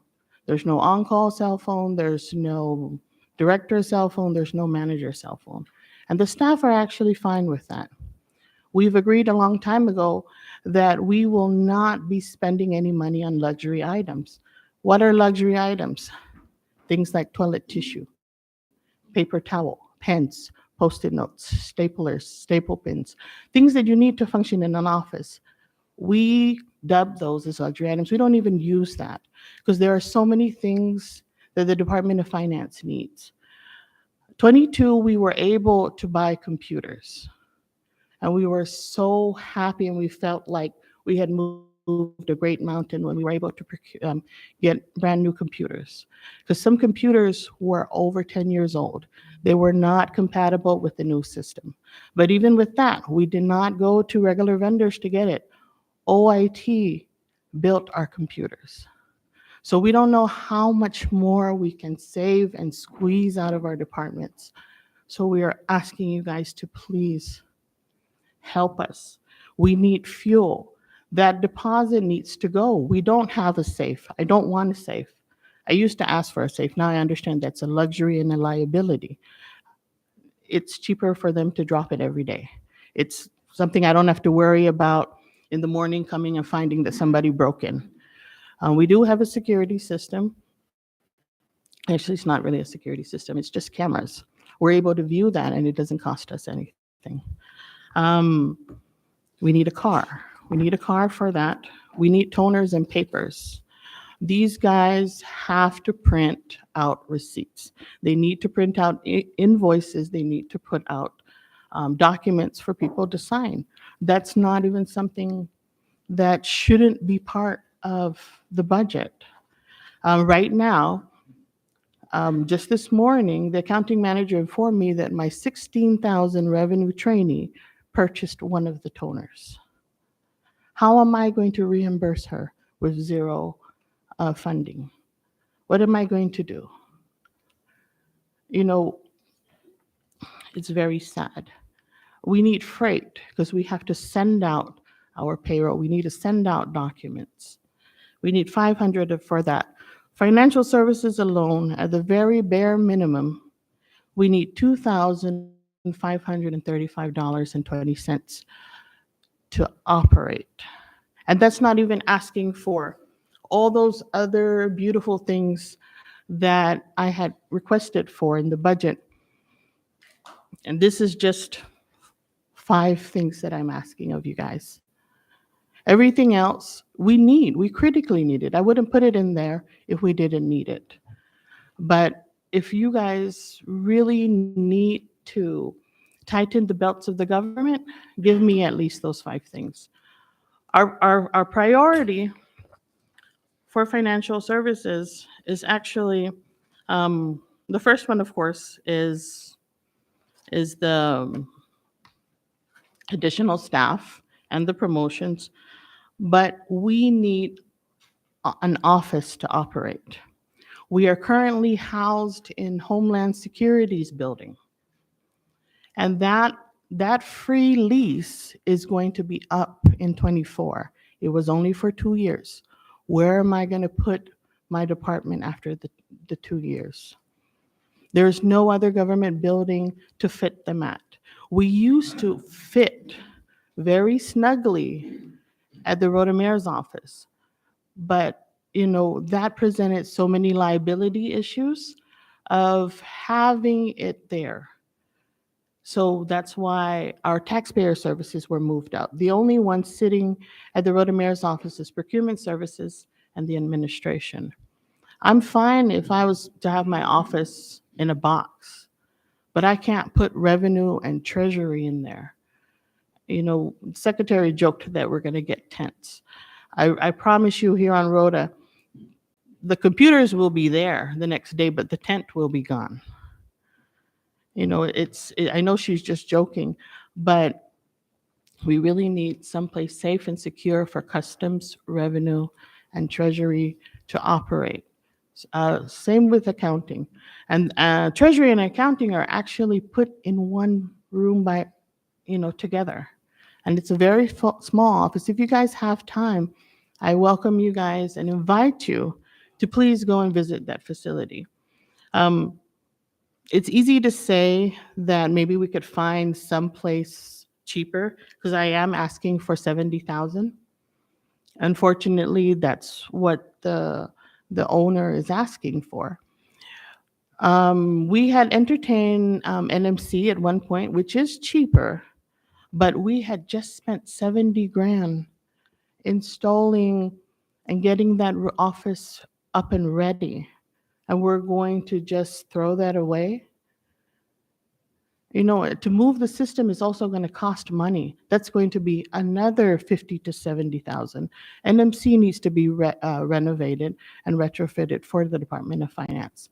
So I don't know where the cost savings is going to be there, but I do know that we moved them up here because a vast majority of the population resides in Sinapalo Village.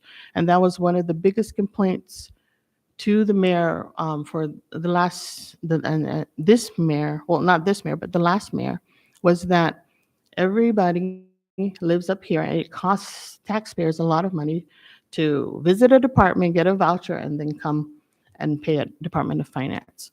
And we're trying to address that by working with the departments to have like an electronic voucher. So we have all those good intentions, but they mean nothing if we don't have any funds to operate. Sharon, do you have anything to add before you leave? I'm so sorry.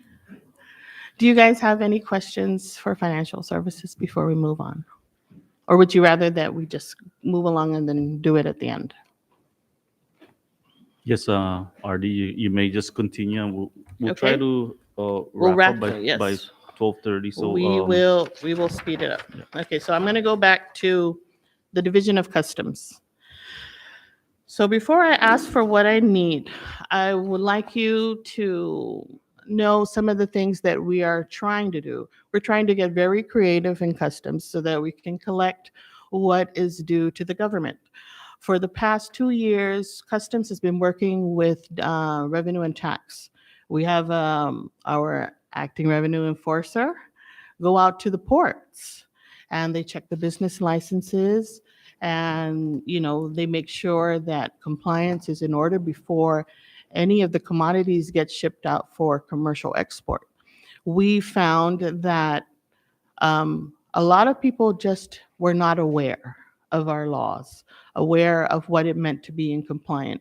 They were not aware that it does not really cost a lot of money to be compliant. And it took us a few months to get out into educating the public. But now, Rhoda, we can safely say that we are at 80% compliant with our vendors. That's one of the things Customs was doing. And just this month, we got at the request of the mayor, and this also came up in one of our public hearing, was the quality of the products that were leaving Rota. It was not good for our island's agricultural export image. So we are right now trying to assess, with our vendors, how that decision to implement quality control would affect them. Because in as much as I would like them to inspect every single bag, that is time consuming.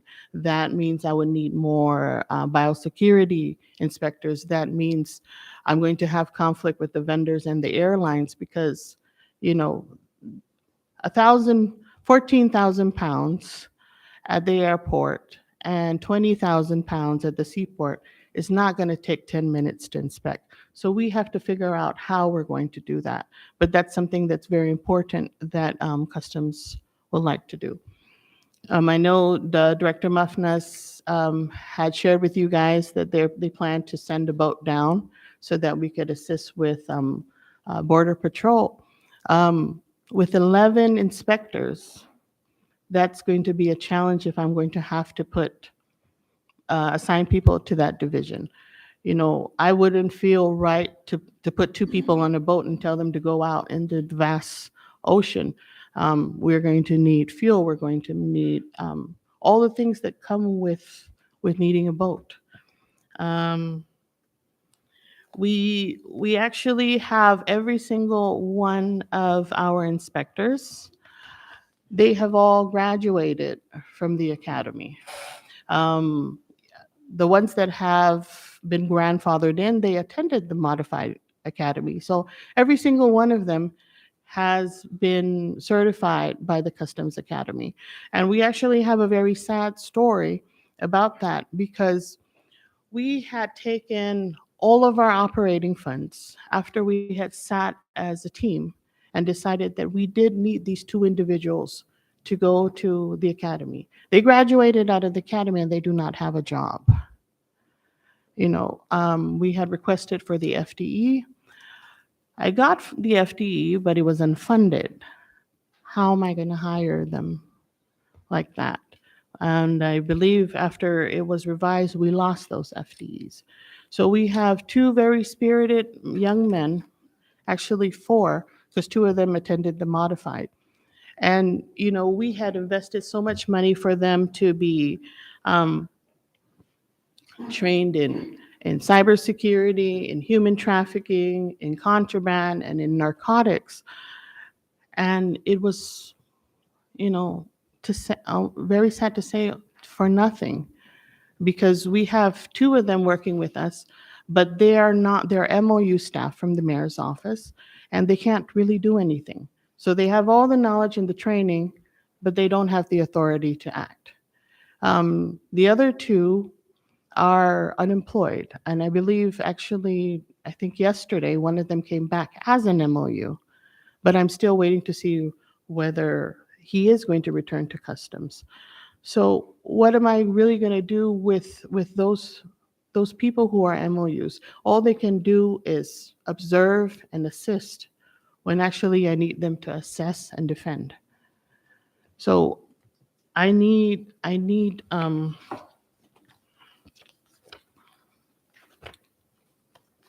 we need We need those 4 FTEs for the inspector ones. I asked for the promotion of one of our inspectors who is going on 32 years of service. He is the one managing the ports. I have so many expectations of him. I ask him to do management level jobs. He's the one supervising everybody, you know, and he's still an inspector too. 32 years of service, and he's an inspector too. I'm also asking for 2 positions for Inspector 3, and these are also port managers for the seaport and the post office. And these fellows are at 28 years of service, Inspector 1s. I'm asking for an Inspector 2 position. This is this is a new position, but this is also for one of the other inspectors who is also 28 years of service. I'm asking for an agriculture officer one that's a promotionary request also. That's for the biosecurity inspector. He is 32 years of service and he's only an Inspector 3. I'm asking for 2 quarantine Inspector 3s, and these are for people who are in 29 and 30 years of service at Inspector 1s. And actually, you know, I'm hoping that they will fix the problem with the pay grade and pay scale for biosecurity, because these guys are law enforcers now. And if I'm asking them to do the same job as customs and asking them to take on extra responsibilities, and they've been trained, they should be duly compensated. We need a vehicle for narcotics. Rota has many issues, and we need that vehicle, and we need more inspectors to help in that division so that we can have a clearer picture of what our narcotics problem is. So I'm also asking that you guys please support the requests of Director Muffness in his K-9 program and any other thing else that he asks of this committee to fund, because Director Muffness really and always supports the island of Rota. He's always tried to help us with our operational funds. But I always tell him that we will try and learn to operate within what we have. But this year has been just truly difficult. Every single inspector has paid for gas. They've bought their own batteries for their lights. They buy their own toners. I think they're going to start buying paper soon, because I believe we are down to our last rim of paper. We were very fortunate that the previous year we had that's what we did with our ARPA funds. We bought computers, we bought furniture, we bought paper, and we bought toners, we bought printers, but there's still more. The seaport, the post office, and the airport needs computers. Biosecurity needs its own computer, especially when I'm going to be asking them to start taking on the quality control of our agricultural products. They need a computer. Their printer currently doesn't work, and I don't know what to say to them when they come and ask me for these things. They're not even asking me for reimbursement anymore. We're already past that. They just want to do their jobs. They need to do their jobs because it's something that they believe in. They alone, bare bone, non-luxury, they need $3,424.44 to operate. And that's just the cost of fuel, so that they can go out and do their assessments. They clear containers at the stores. So that's why our fuel cost is high. We recycle. We heavily recycle. Of 274. And of course, for the vehicle. but I don't know whether that's something that you guys would be able to help us with. But at bare minimum, that's what we need. Customs requires recertification of their firearms. I believe we are going on 2 years that they have not recert. Should they be carrying their firearms? The answer is supposed to be no. They need official stamps. You guys were talking about we need a seal. Biosecurity is going to need a stamp that certifies that this vendor and these products are cleared to leave Rota. They need flashlights, they need headlamps, they need work lights. They work in the evening at the seaport, and sometimes they assist DPS with illegal immigrants. And these guys, we were very fortunate that Homeland Security gave us in 2020 some headlamps and flashlights, but I can't tell you whether they're still in good condition or not. And these guys, they need to have a safe working environment. And that's not something that I can give them right now. They need basic things like personal protective gear. Something as simple as getting them black gloves is very difficult for me right now. We need that glove in particular so that they can, when they're doing inspections, they can see powder substance. I would hate to ever have a fentanyl problem here, but it's better to prepare and be safe for it than for me to be having a funeral. And I know that sounds so, what is that worst case scenario, but that's the reality. They need safety goggles, they need protective vests. Anytime you're carrying a gun, you should have a bulletproof vest. We don't have that. They don't even have handcuffs. If we need to detain someone, we have to call DPS. We don't have basic things that law enforcement agency needs and requires. The truck that we have is not even retrofitted to transport anybody. We had a situation and we had to have DPS come and transport. What does that do for chain of custody? I don't know. I'm not an expert in that. Customs would probably, and DPS would be best able to answer you guys those questions. Revenue and tax. Revenue and tax, we've tried to be the most creative in that division because for some reason it has been the hardest division in the history of me working here to justify to budget. Whether it's that they're not collecting enough or there's not enough taxpayers, I don't know what the answer is, but they have been very neglected. Like I said, we appoint acting positions there. It's just myself baptizing people with no extra compensation. Revenue Tech 2, I'm sorry, is functioning as a revenue enforcement officer. And she goes out and she does enforcement. We've created an enforcement schedule, but it's not something that she's been able to really accomplish because there's 3 of them. Tax season is, at the beginning of the month, at the end of the month, and between February to April.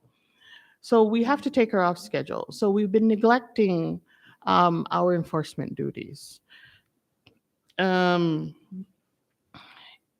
We've tried so hard to collect and get our vendors to be compliant, and we're very lucky that the people here are very understanding.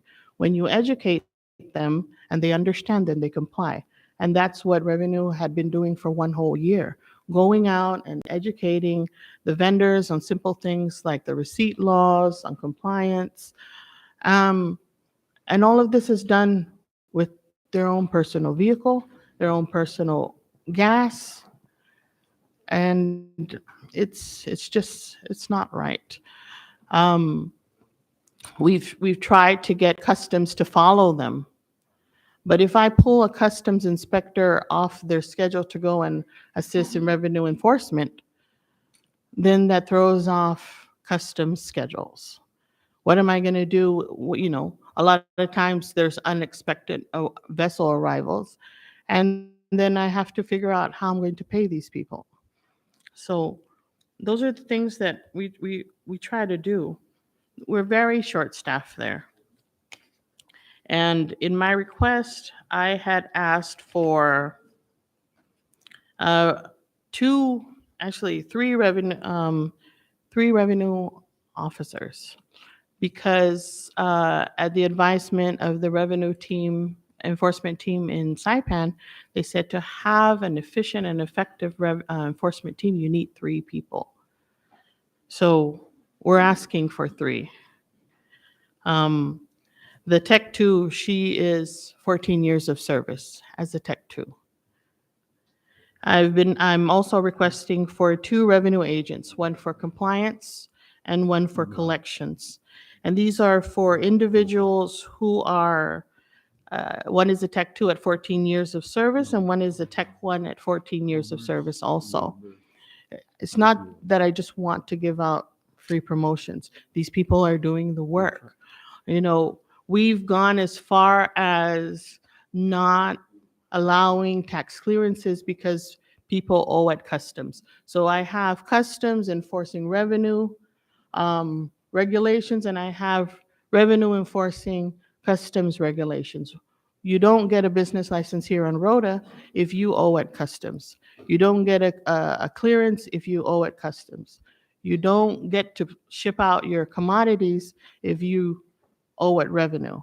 And we've been very successful at getting our vendors to comply.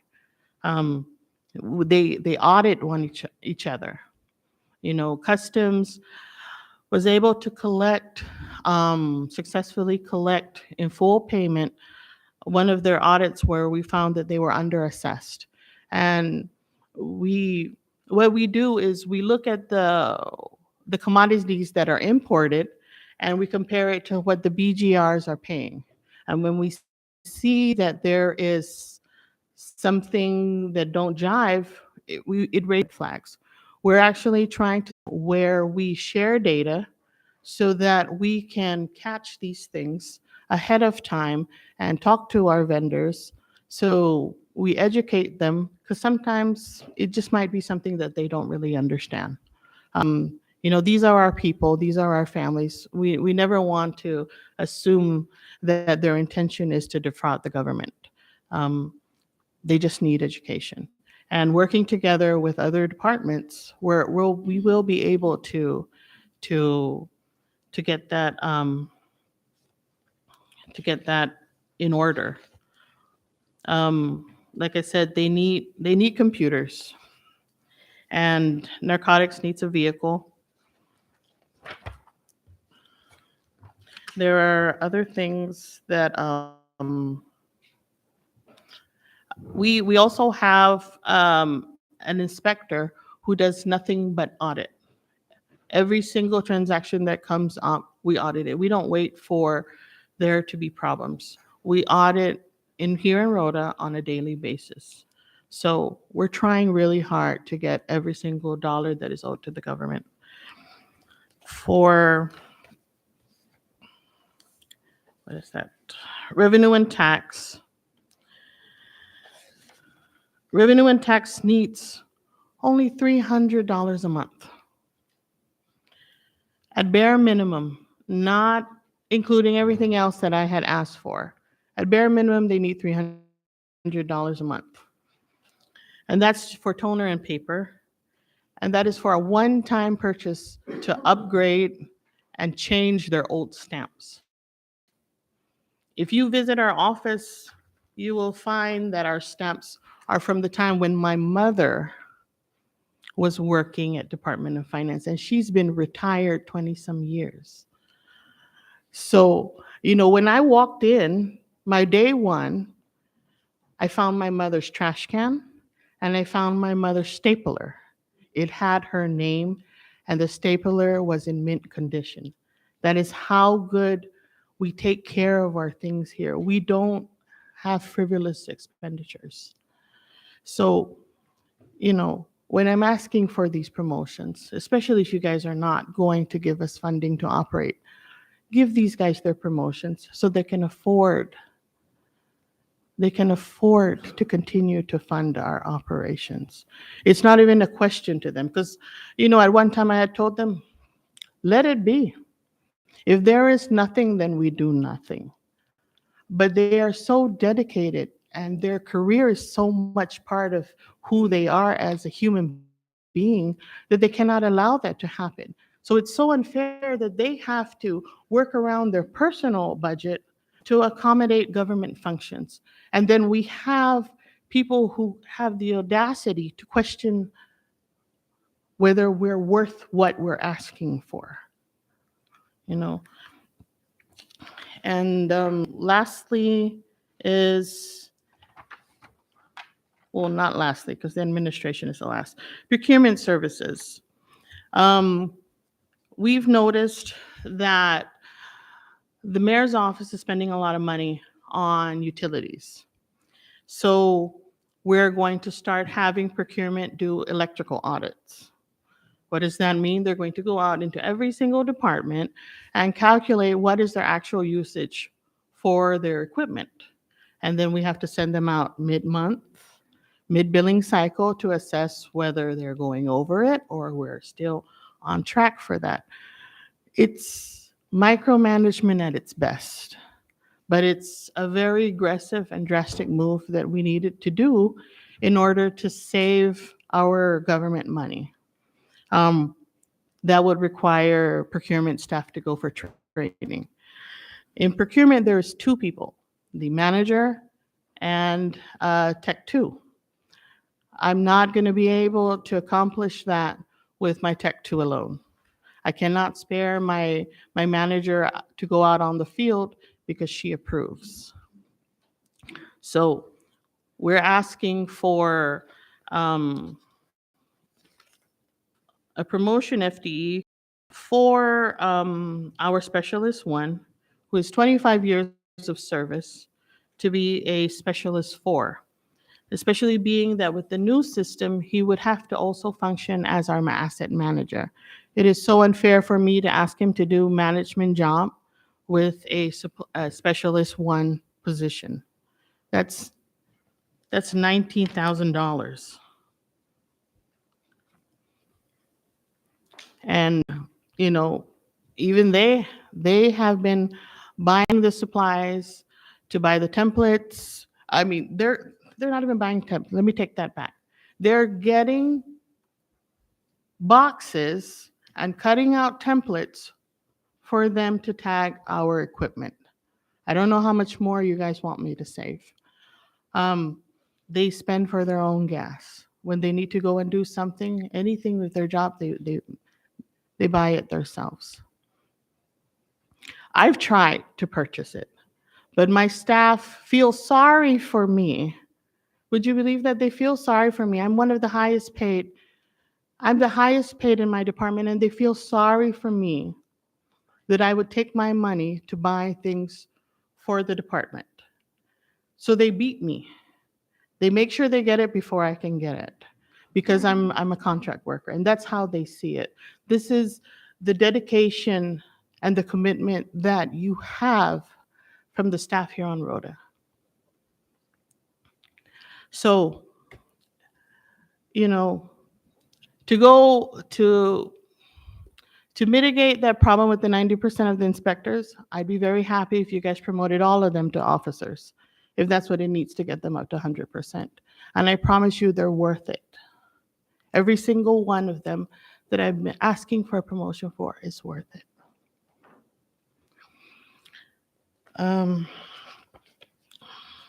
The administration, there is one staff there. She's a specialist 1, and she's 24 years of service. I'm asking for an officer 1 position. She's at that age where she's considering retiring. how am I going to look at her on her last day, should she decide that, and have her leave the government at the salary that she has? She's one of the very few people who make under 20 grand. About 22, I think she's 22. But that's not a salary. Anybody should be retiring at the CNMI government with 29 years of service. So if any of you could help the Department of Finance, we would be most grateful. If you guys can't give us the operating fund that we are requesting for, at least give us the bare bone, that minimum that we are asking. And that actually sadly amounts to $7,259 altogether. That's $84,715 for the year. If we're not able to successfully get an operating fund, consider increasing their salary or allow them their WGI so they can afford to continue to fund the government operations here on Rota. If you guys have any questions for me, I don't know what else to say other than thank you. I hope that you guys take the requests of Director Mafnas and the OIT manager into consideration when you guys are divvying out the budget, because those two agencies, they really go far and beyond to help Rota here. I don't know how we would have been able to navigate the last few years if it wasn't for their partnership and their support. OIT saved Rota a lot of money by coming down here to build computers and offer their support in every which way possible. Sometimes they were even funding some of the things that we needed and pretending that they didn't know. So if you guys have any questions, we'd be very happy to. Thank you, Rep. Avery. RD.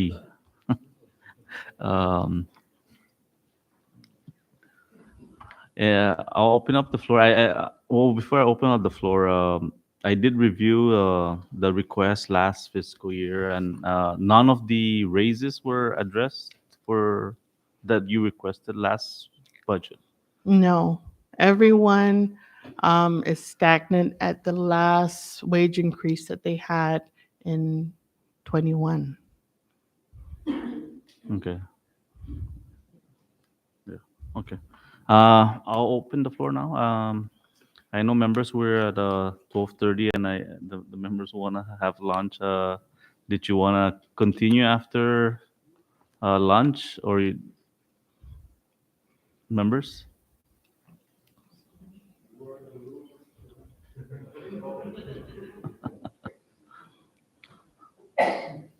Okay, so I'll ask the members for if they have questions.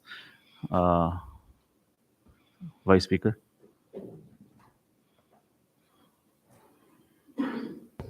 Thank you, Mr. Chairman. Actually, I don't have any questions, but I noticed I was kind of jotting down on somewhere down the line. I kind of fell behind in some of the requests, like which are you were mentioning, like bare bottom or bare bones. Do you have that list, and maybe you can provide it to the committee, because I'm looking at your department request, but it doesn't show that specifically, bones. those items. I will send you an electronic copy. I need to save my paper and my toner. I understand. All right. Thank you. Thank you. Mr. Chairman. Thank you, Vice Speaker. Any further? Rep. Julie?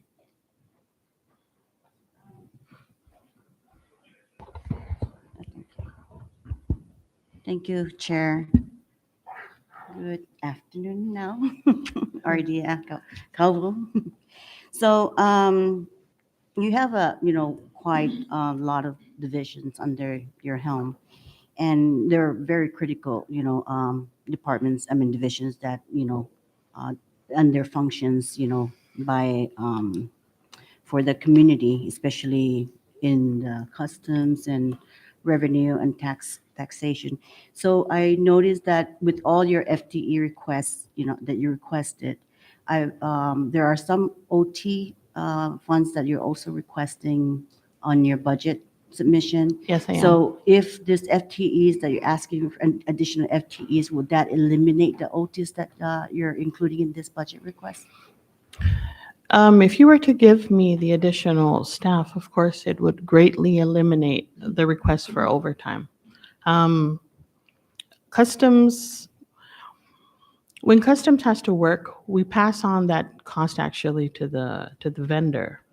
So that overtime request would be more stuff for like audits, for exercise, for when we have community projects that we do, and that's something that I forgot to mention. We take part in the mayor's beautification project. So there was a site assigned to us, and I can't have them out there during regular government hours to take care of that. In revenue and tax, that overtime would be for a community investment program that we have where we do tax preparation for the senior citizens who are registered at the aging center. So that's what that would cover. These guys, they're very good at trying to flex their hours, but it's unfair because I'm taking away time from their homes. And the last few years, I prided myself that we took care of our attendance problem. We do not have an attendance problem all up until this year. We require, especially for my enforcement branches, same day doctor slip for sick leave. There's no excuse. You want to apply for annual leave because you're going on a vacation, you need to furnish a return ticket. We leave very little excuse for them to not work. And so when we're submitting overtime, the justification doesn't just say tax clearance. We make them write out what it is exactly they're doing. So when they're asking for overtime, they are really working. We don't pay overtime to bush cut the grass at the kennel. We don't do that. Nothing like that. It is for operational things that could pose a liability to us. I would like them to be officially on the clock so that if in case anything ever went to court, they're duly clocked in. So that's what the overtime stuff is for. It's not just for them to have money. They really are working. They're doing audits, they're doing assessments, they're doing things like tax preparation, something that is outside of their regular duties. Thank you. I yield. Thank you, Rep. Julie. Rep.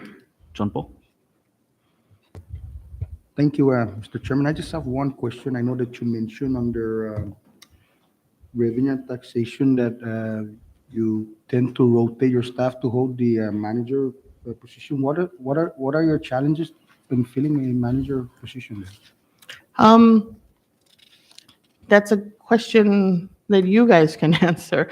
I really need a manager in every single division because I am not capable to be everything to all of them all the time. I need somebody who is there every day during the operations to help me manage the duties and the needs of those divisions. And that's why I've been asking for a manager for revenue. That division, I really respect it. I don't even go behind their doors. I'm the director of this department, but when they say you stay at the cashier's window, I stay at the cashier's window because I understand that means they have sensitive documents there. Not everything is for my eyes. So I need a manager there because with the Munis system, I am almost 100% operational.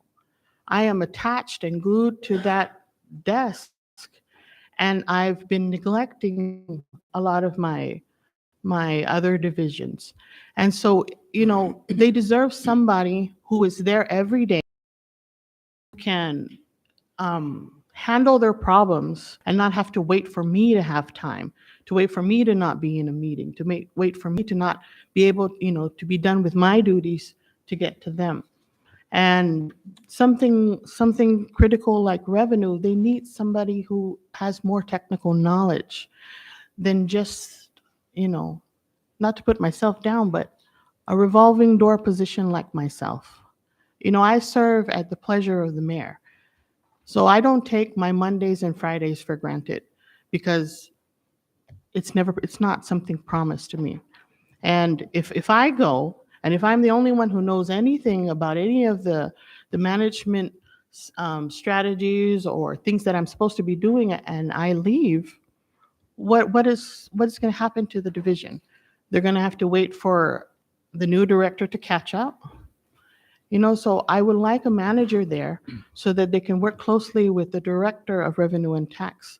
So presently, you're saying that you don't have a FT or position for a manager in No. revenue and tax? No, I Okay, 'cause don't. I was just, the reason why I asked is that you mentioned earlier that you have to rotate because after 90 days, there's a must.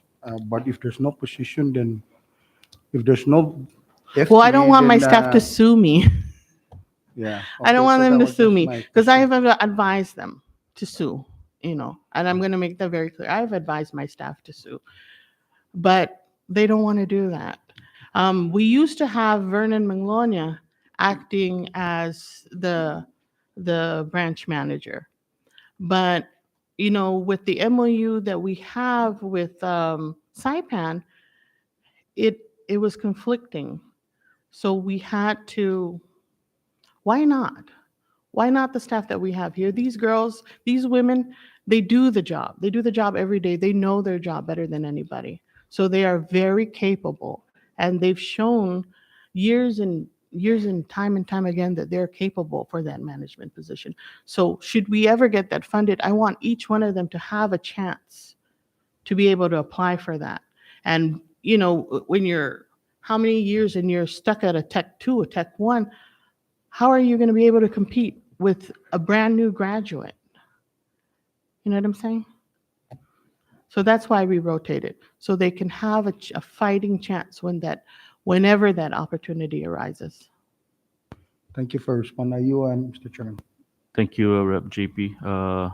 I'll take one more, Rep. Manny, if there's no further, and Rep. Flores afterwards. Or okay, good, Rep. Man. Thank you, RD.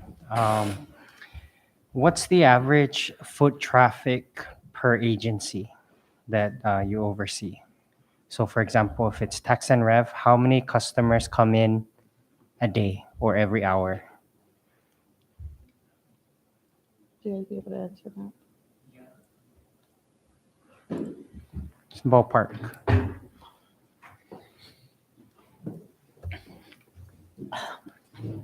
Well, it all just depends, okay? It depends on the taxpayer situation, and it depends on how complicated the situation is.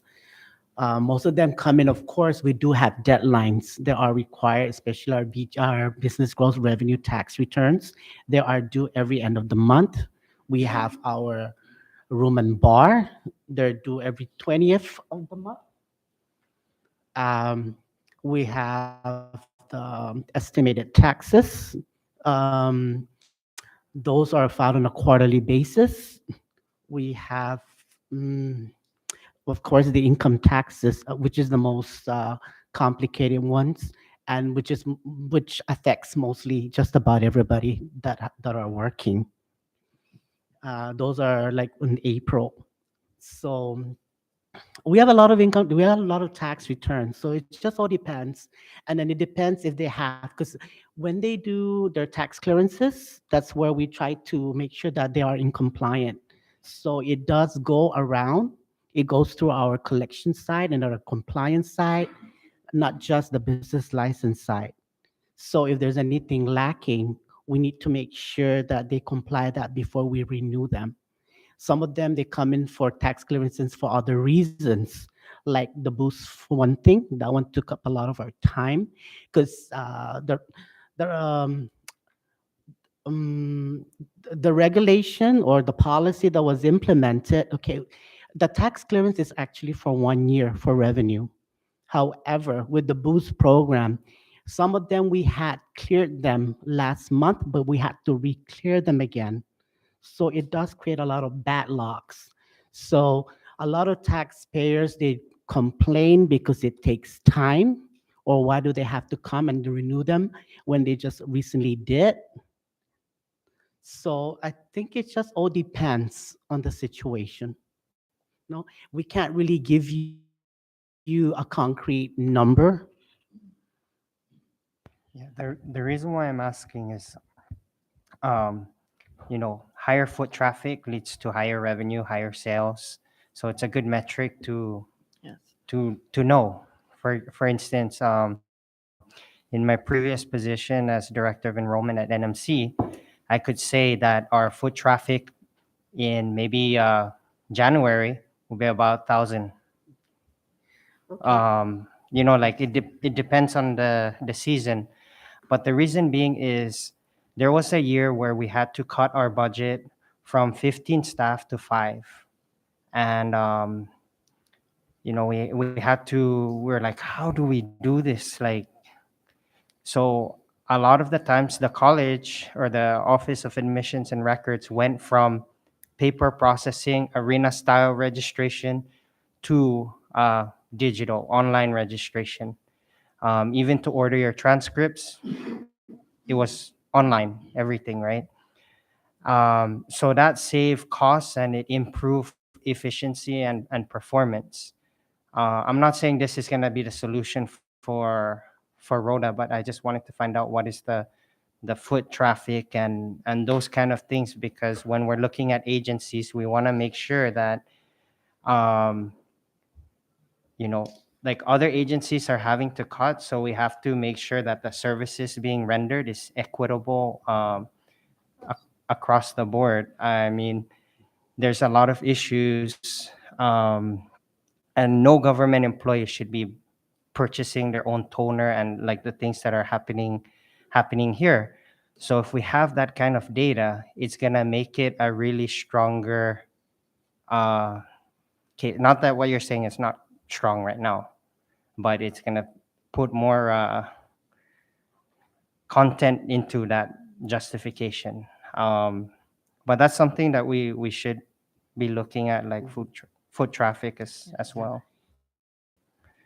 Well, I wasn't really clear. You weren't really, I wasn't really sure if you meant foot traffic by them coming in personally, or if you're also talking about the ones that are also going online to be making payments. Is that what you meant? So what we do, of course, we do have a lot of calls. And then what recently the director for Rev and Tax Saipan had, there was an arrangement between the resident director here and compliance branch where we utilize the call center.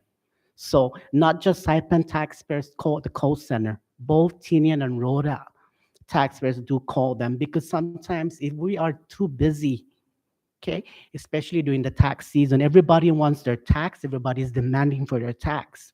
How are we going to enter all those returns if we're going to keep answering calls? So there are days when we do not answer the phones, but only when it really asks for it.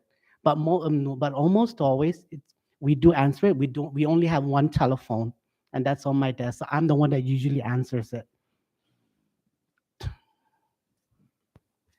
I don't know if this would help, but we have about 900 taxpayers and we have about 500 some businesses.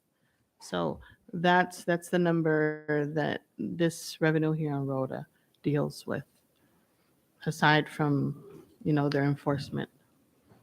So, but we'll get that data for you. In reference to what Mr. Vernon mentioned earlier, so you guys also are like the overflow for other calls. So you also answer calls from Tinian or from Saipan. Well, if they do call, but of course, most of the callers are from Rota. Thank you. And please, the itemized, like Vice Speaker mentioned earlier, Yes. that would really help. We need to know like what is, because we don't get that information on the budget that was submitted. I'll get your guys' Thank you. Thank you, Rep Manny. Right now I have Rep Flores, then Rep TJ, then Rep San Nicolas. Who'll be the last? Good afternoon, Director. Earlier, I hear all your sentiment regarding the budget that's happening in your division. My question is regarding your custom officers or your officers that you mentioned that for the past 2 years they haven't been certified with their issue revolver. What's the setback that they haven't been? Um, I'm not going to blame the budget, because something as serious as that, I would have found it. I would have found where to find the money for it.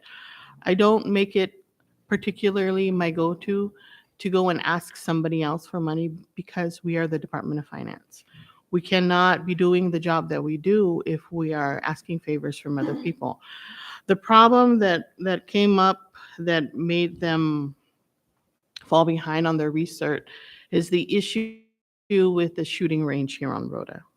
There's technical problems that between DLNR and DPS, they'd best be able to answer you that. So, because DPS is the one who researches my customs here, and they do that for free. We do a lot of free things. There's too many free.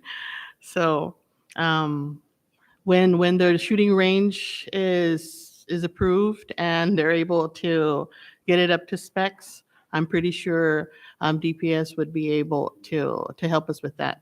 The recourse to get them certified is to send them off to Saipan, and that's something I cannot afford to do. Can you, the reason why I ask, can you maybe try to coordinate together with, I don't know, maybe it's the shooting range the problem. Can maybe try to coordinate with CPA officers, the range masters in Wilmington Mechanic, because I'm communicating with them. They were mentioning to me that they're certifying people here in Rota. So basically, they come here to Rota. They recently certify officers from CPA. So maybe there's some coordination with DPS, because it's the liability there that I'm thinking after 2 years, we would have said something might happen. It's the officer, the person that's carrying the firearm is the question and answer up on him when he does something with his revolver. It won't fall back to the department. That's why we need to try whoever's managing the department to coordinate with CPA. I know it's a OU thing. That's how it is as a law enforcement. You take care of us, we take care of you. We're all as a one whole. So we need to communicate, because even maybe the next question too, we need to make sure that DPS too isn't going to be lacking 2 years for recertification, because that's a no for them, because they're more frontline officers. So that's how we then basically try to find a way we can have them recertify. 2 years is a lot. I understand 6 months. Because I'm a background, I remember type of officer after 6 months we have to be recertified. 2 years that's really liability for an officer itself, and that's a liability for your officer. So maybe take the consideration, maybe move forward, have them recertify as soon as possible, communicate, because it's a liability for the officer to carry the firearm. Yes, I will look into that. I know that there was talks of that. I don't remember specifically how that resulted, so I'm not even going to comment on that. But I'm pretty sure CPA would be happy to help us, because Custom does assist with their port security. Every now and again, they're also short-staffed. Our customs inspector go out and they help the CPA. So I'm pretty sure that shouldn't be too much of a problem if it does not involve funding. Thank you. Thank you. Thank you, Rep Flores. Rep TJ, and then Rep San Nicolas. Hi, good afternoon. I actually don't have a question, but I just wanted to commend you and your staff for all the hard work that you guys are putting in. I know finance is a tough department to deal with in general, and then you compound it with everything else that's going on financially. And we hear you. I just want to let you know that we do hear you, and we will work to address those concerns that you have. But I just wanted to make sure I said thank you to you guys and all your staff, especially those that have been serving for, 20, 30 plus years. We do hear your need to promote them, and I do agree with everything that you said today, especially for those that have been serving for the longest time. So thank you, and I yield for now. Thank you very much for that. Thank you, Rep. Manglonia. Rep. San Nicolas. Thank you, Chairman. Director, this is just to inquire the about the 90 days rotation of your employees as an acting manager, because you don't have any. This is what he asked you earlier, right? Congressman JP asked you earlier, but what position are those employees that you're putting on an acting capacity? Revenue Technician 1, Revenue Technician 2. Over 10 years of service. Thank you. Thank you. Are you, Mr. Chairman? You sure? Yeah. Okay. Thank you, Rep. San Nicolas. And with that, RD Avery, I think y- this is probably the most well presented presentation that we've heard in a couple of days. Explaining everything, I think most of our answers were clarified with your explanation. And I believe, by in your statement when you said if we're not going to give us the funds for operation, then give it to the staff. So that's something that maybe the members can really look at now if that's the route we're going. So we're going to have to present that. But thank you, Rep. RD, for your presentation. Any further? And with that, I'll recess until 2 p.m. Go ahead with RD. Thank you guys very much for your time. I know you guys are hungry. Yeah, I think we can. I'm not leaving.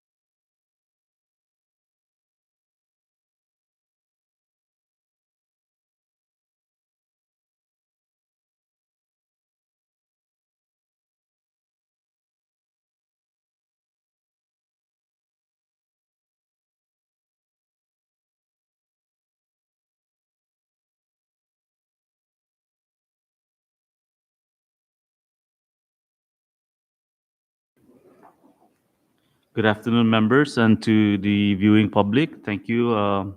We apologize for the delay. The food was too good here in the island of Rota, so we had to take a little extra time. But with that, we have the RD for the Department of Commerce. Thank you for making yourself available today. And just so that we try to address every single agency here in the island of Rota, we'll uh, resume and you make your statement, and then we'll go through with question and answer, and starting with the priorities and I guess your critical needs. No, so that's something that we'll address right away, and then we'll go to the next department. And with that, I'll yield to you, Director. Okay, good afternoon, Honorable Chairman Yumu and members of this body. I'm here today. My name is Rodney James Nicholas Daisken. I'm the Department Head for Commerce, and I'm here with my AO, Administrative Officer, Aggie Kirwa. I would like to introduce to her before we proceed answering questions.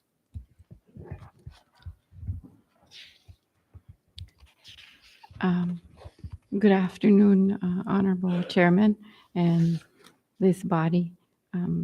So again, my name is Aguida Kirugwa Manglonia. I'm the Administrative Officer for Department of Commerce, and I would just invite each and every individual here in this building that are present in this meeting just to say a little prayer, please. Join me. In the name of the Father, and of the Son, and of the Holy Spirit. Heavenly Father, we thank you, Lord God, for our lives this day that you have blessed us. Without that precious gift of life, we won't be here. We are forever grateful for you trusting us with the task that you have ahead of us today and the days ahead. Thank you again for these people that took their time to come here to our island as leaders of one commonwealth, and to hear our pleas as we embrace one another in love to navigate our journey in these trying times. Father, I ask that you bless us, Lord, with your promises in Galatians 5:22-23. Bless each and every one of us. Touch our hearts and fill us with the spirit of love, joy, peace, patience, kindness, goodness, faithfulness, gentleness, and self-control. And as you promise that when 2 or 3 are gathered, praying in the name of Jesus Christ, agreeing with the prayer that you be in the midst, I believe, Holy Spirit, that you are in this place guiding us. So thank you again for just our breath of life this day. In your name, Jesus Christ, we pray. Amen.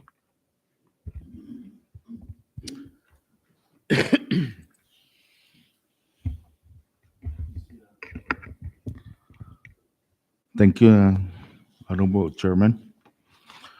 First of all, I know everyone got our budget proposal, and we have a lot of priorities, but I seek your assistance, to help us here in our island.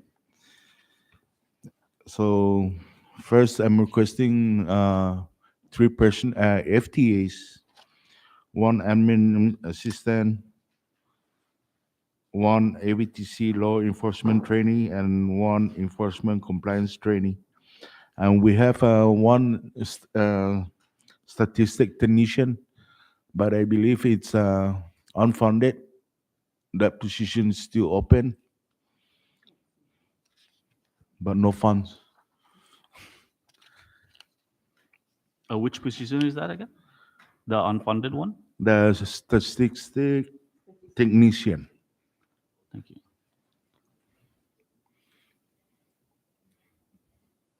I know we reviewed the budget for 2023 and it was zero out. So I believe the position is still there, but it's unfunded. Next, as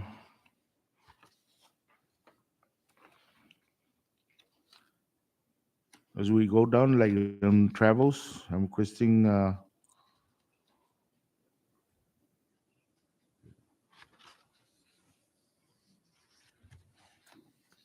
hold on.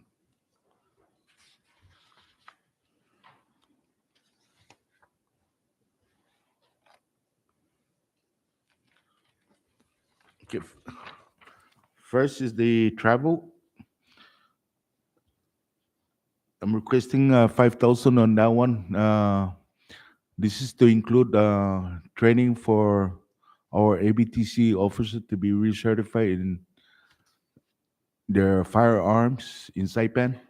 I know we have a shooting range here, but I think they have issues with DNR and DPS. So the thing there, even if we have free training with DPS, we're not able to conduct the training here because the facility that we don't have. So I'm seeking the acting secretary in Saipan, as well the director of ABTC, Director Martita, to fund our officer to be sent to Saipan for recertification.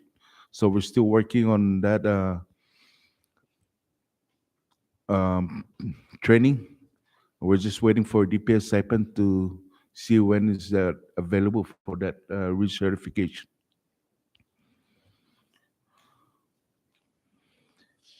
We, I know we request a lot of stuff, but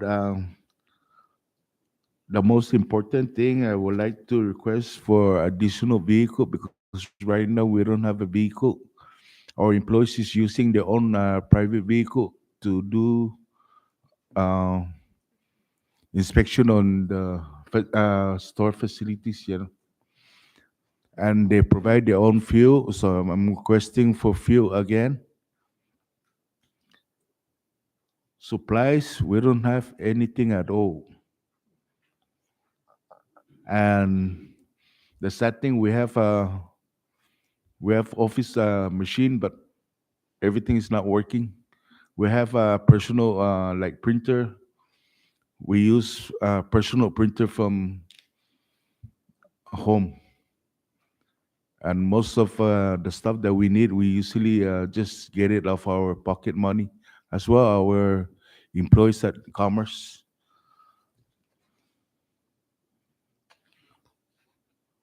Anything you want to add?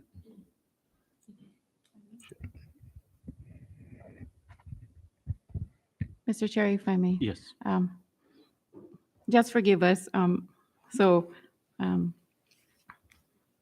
my director is fairly new in the department.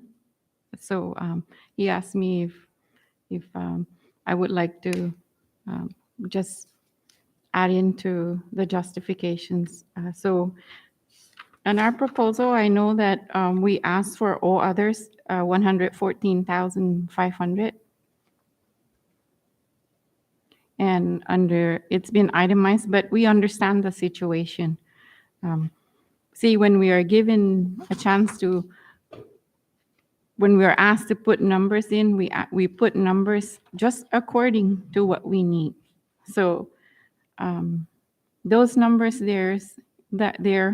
we put those numbers only according to what we need. And we have specified in our line item justifications for each areas that we want. So for last fiscal year, 2023, actually, we don't have money under the general account. However, thanks to Commerce Secretary, Acting Secretary Joseph Rios, when he was still there, that he made the effort to contact Rota and help us realize that we do have a revolving account, and that is from the alcohol fees that we have collected. So I knew that from before, but when Munis came in, ever since Munis was installed, I have no clear knowledge of what kind of budget we have, or not even, to process some papers, purchase requisitions or whatnot as an administrator, because I was not afforded the proper training to use the Munis itself. I love the Munis because I understand, when I understand the accountability part of it, but what's lacking is the training. So the request for the training there is also not only for the ABTC, because right now the department has 8 divisions. And in Department of Commerce, we have the resident department head, the administrative officer. I am the only administrative there. And there's one in ABTC, and the other one is under statistics. There's only 4 of us that operate that department. And like I said, thanks to Mr. Rios and now Mr. Frank Cabrera, Acting Secretary Frank Cabrera, has reached out to us, and also Director David Maratita. They're guiding us as to how to use our what do you call this, revolving account. We still have a lot to learn in the days, and because also there is also a problem with that account, with the revolving account, because we can see when we open it, we can see that there's a lot of money, but then, it's separated for Rota, for Tinian, and for Saipan. And so, yes, we can see the numbers for Rota, but then when we request to utilize it, to use it, yes, Directress Abby from Department of Finance is very frugal in approving for our request. Just recently, just last maybe 2 weeks ago, 3 weeks ago, we were able to access it, and we were able to get our fuel and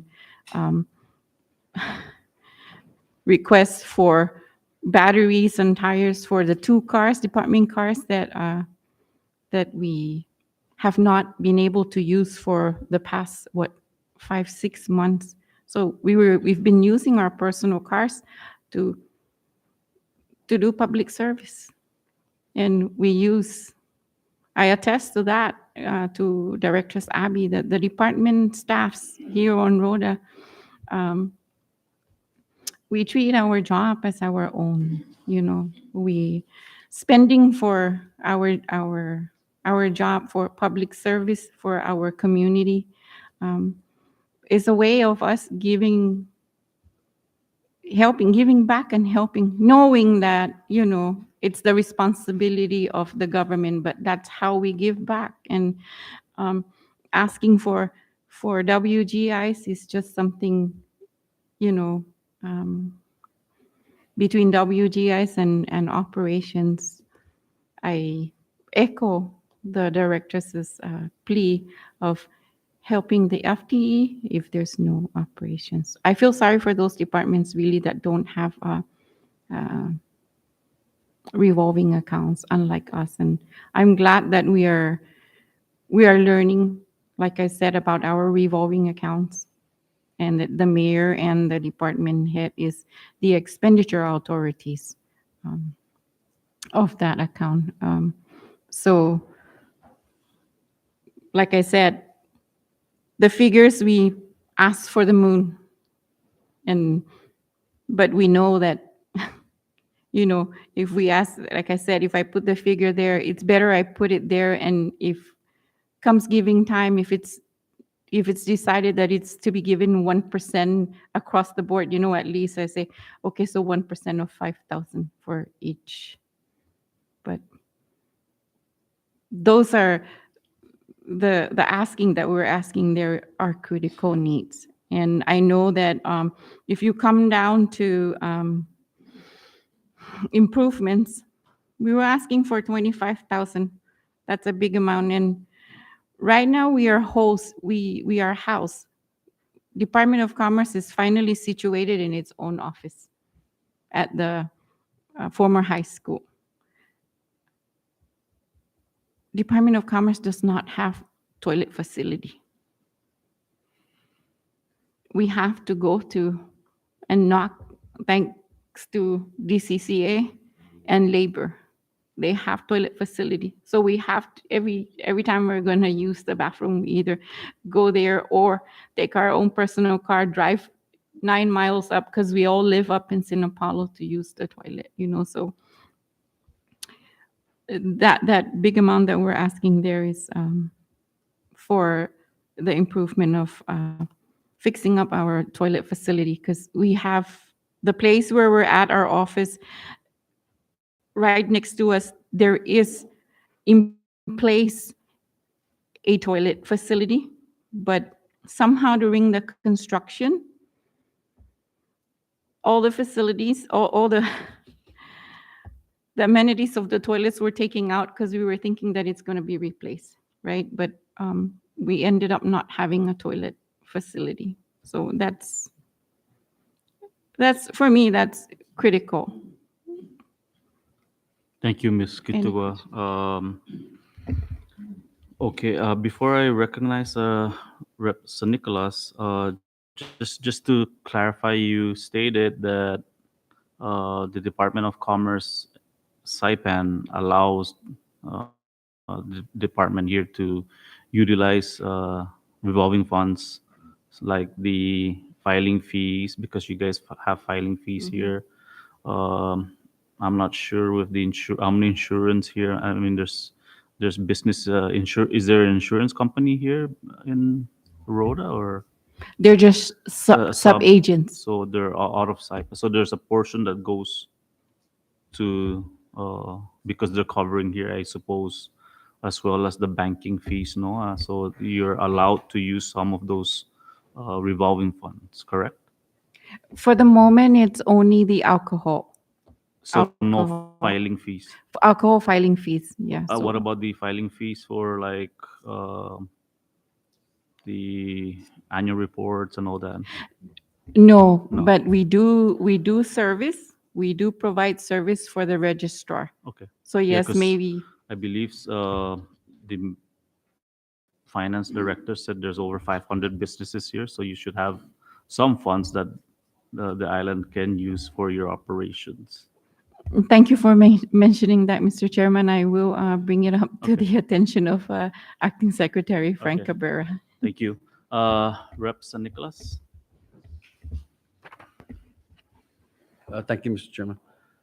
Just thank you, Director, for being here. And I didn't quite get your name, Miss, on the position. Agida, you can call me Agi. Kitugwa Manglonia. And your position is? Administrative Officer 1. Okay, thank you so much. Just a very simple question and fast. Director, I believe you mentioned about the $5,000 for the travel for the recertification of your ABTC officers, right? I just want to know, because you mentioned that there's issue here in Rota about the shooting range from DPS and I believe DPO. Did you mention DPO also? Or DNR? Or DNR? Yes. Could you please specify a little bit of that? What are the issues? So we can know the real behind this. I believe Diana will explain more on that one, because I think it's about the issue about fish and wildlife. So they cannot use the shooting range in Sabana. So I hope that there's some improvement, that we can use the facility so we can get that recertification here instead of sending our personnel to Saipan. Because right now we don't have that facility here. Si susumasin is more specification. Now I understand. Okay, Mr. thank Chairman, you. I yield. Thank you, Rep. Nicholas. Any further, Rep. Vice Chair? Thank you, Mr. Chairman. Good afternoon, RD. Good afternoon. So in the revolving accounts, how much, or you have one revolving account? Yes. How much is in that account? So presently, what is showing in the Munis, there's a side there that says it's 56K, and there's a side where it's showing red at 31, and then on the total fund we have is 88.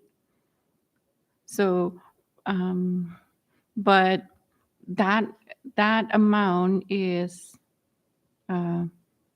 like I said, when I spoke to Director David Maratita, he said that probably that amount is compilation from the years before.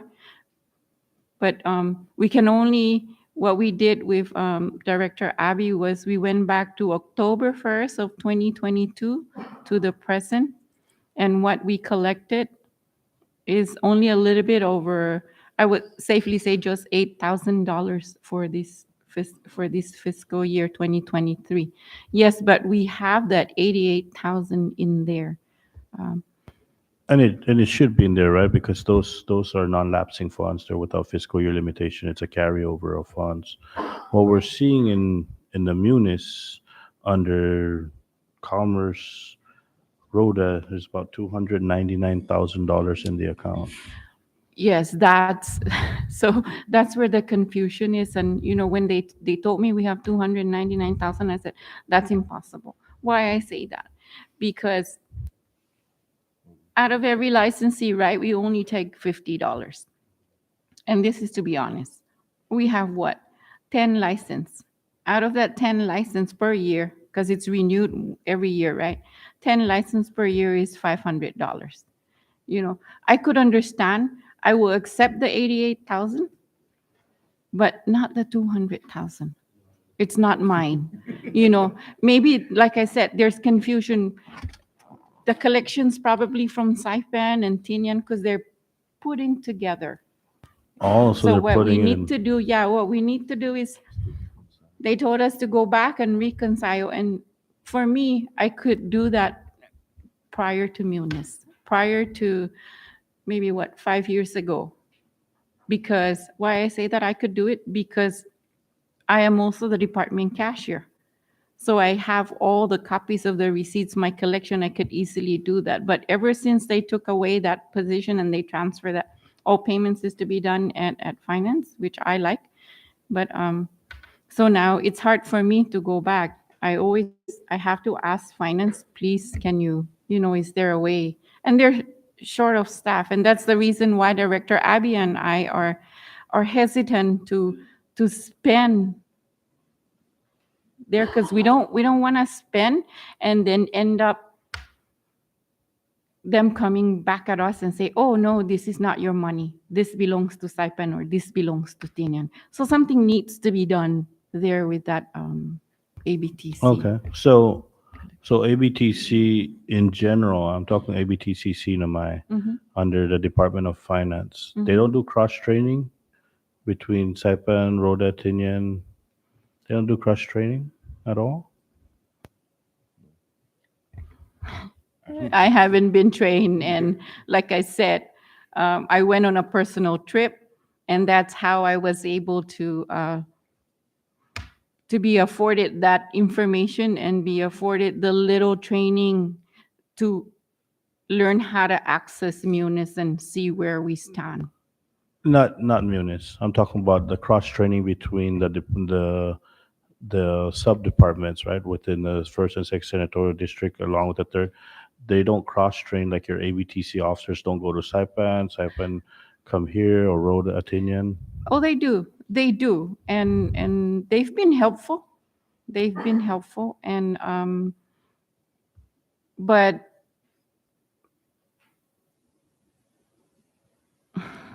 how should I say this?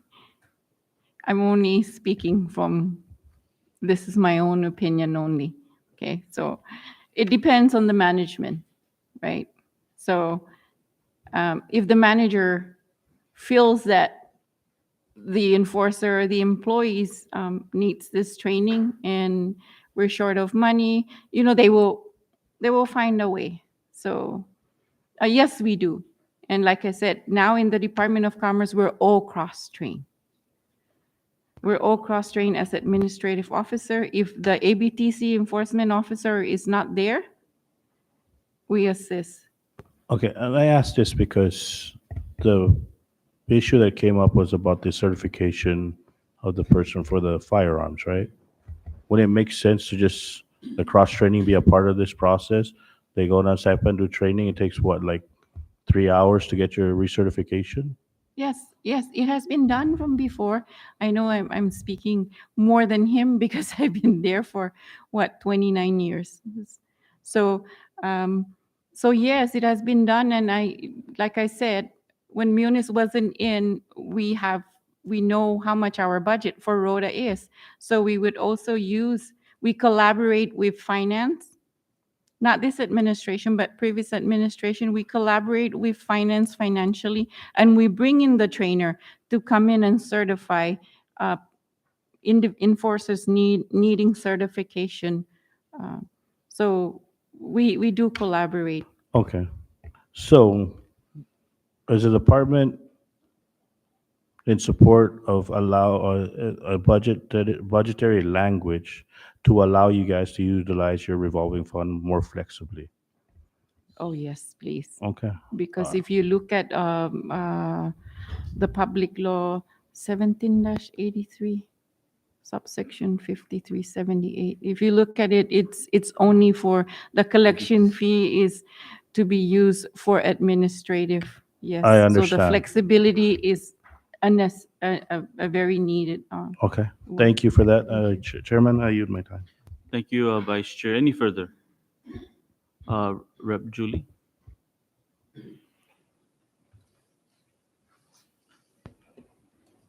Thank you, Chair. Welcome to the Committee for Ways and Means,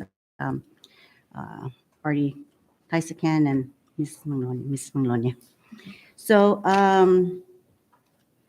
you're asking for an additional 2 FTEs, correct? 3. 3. And what positions are those? Can you clarify again? Admin assistant, ABTC law enforcement training, enforcement and compliance training. Okay. So right now, showing you only have 1 ABTC law enforcement officer. Affirmative. And how long has that been just 1? Very Forever? long time. Forever? Actually, I discussed that issue with the former acting secretary Rios. You know that I think in the previous time they MOU employees from the mayor to commerce, and it's so sad that, to me, in my own opinion, I will not approve that, because you're taking the liability for behalf of the government, and if you want to be certified, I believe that that person is supposed to be under that FTA of the ABTC enforcer.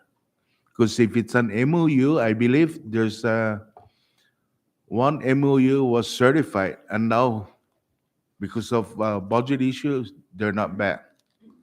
So, it's a waste to train somebody, and it's only an MOU. So I'm asking an FTE so we can lock it down. And I believe in body system here because, as an officer, I don't believe only a single person to be out there. You need the safety of the other one to help you. So I believe in a body system. So that's why I'm seeking the assistance for that training. Okay. So this officer, he's been around for over 20 years too, I I assume. believe, right? And 27 years. Okay. The reason why I asked is because I remember contacting your office for some data. And you were, you said there was no information, on hand at that time. I never got that data from your office. So I'm just wondering, if this enforcement officer goes out, does it go out, and make enforcement, make sure they're in compliance? No, What is the reason for that? You're shaking since your I head, take sorry. the department head, I will not allow my officers to be out there. Especially, we don't have vehicle. He uses his own vehicle, and not only that, he needs to be recertified. It's long overdue. Mhm. And the liability is we have to protect our government too. So not only the government, but as the employee. What happens if there's an incident out there and they end up suing the officer? That will be a great loss, to the department. So my goal there is to protect the department and as well as the employee, the officer. I understand the need for an additional enforcement officer. It's very critical to have a data collection because it would also justify the need, for budget purposes or grant, getting grants for your department. So, Affirmative. I advise my officer that we need some statistics. Whatever you do, we need everything. The time, what inspection do you do? So I'll be having those as we move forward. Mm, May I? I'm sorry, I might have been absent during those times, but if it's data about how many are licenses and administrative information, we could provide you that. But as far as inspection, he hasn't been going out to do inspection for how many years? Because he's not covered night differential. We didn't have a vehicle. He's not certified his certification is not up to par. Even his own, what do you call this? Arm is already expired. So we we were just discussing with the director of finance that making a suggestion that we should just take that arm and hand it over to DPS for safekeeping until such time that they are going to replace that after it enforces recertification. thank you for that information. Yeah. Thank you, Rev Julie. Any further? Okay. Being that there's no further, just for our notes, to verify with the Department of Commerce or OMB or Finance with regards to the Rota Development Special Fund, um, account number 1959B. There's a little over close to 300,000. So see if there's money that can be used, just so that you guys know. No? May I? That 1959B is the alcohol collection. Yeah. Yeah. So just to verify and what can be used, if it can be used for your operation and so forth. You requested for an officer, so that's something that could be addressed from that area. Okay. I take note. And with that being no further, thank you, RD and Ms. Kitagwa. Okay. Rep Julie Ogo. Sorry. One more question. You said the Commerce only have one revolving account? Yes. What about the filing fees? Where does that go? So the filing fee is 1959B. That's where 1959B 1602R to be specific. That's Rota. How much do you have in there? That's the 88,000. Yes. Okay. Right? Thank you. I just wanted You've to seen clarify. that. Thank you. Are you? Are you sure? Going once. Okay, being no further, thank you, RD again and Ms. Kitigua. If you can, back to you if you want to say a All right. statement. Thank you so much. Thank you very much. Thank you. Short recess.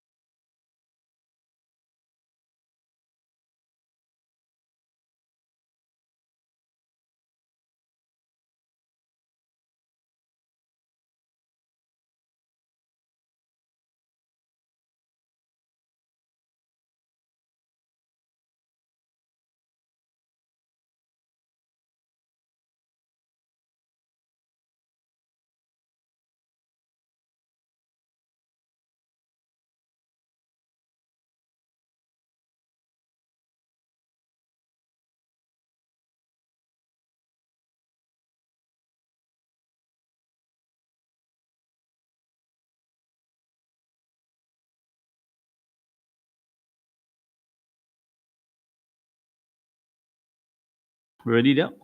Okay. Good morning. Are you Resident Director Cabrera?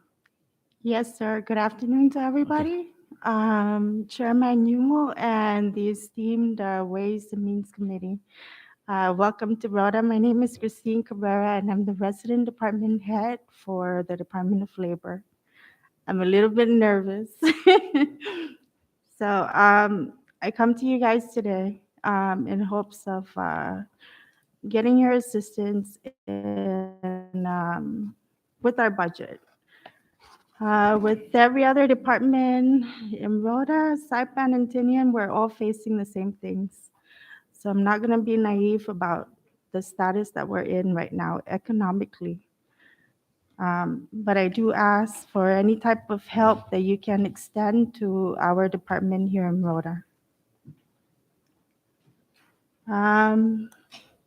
To be honest with you guys, the budget that I have submitted, the initiatives, it remains the same as last year due to the fact that although we did receive ARPA funds, it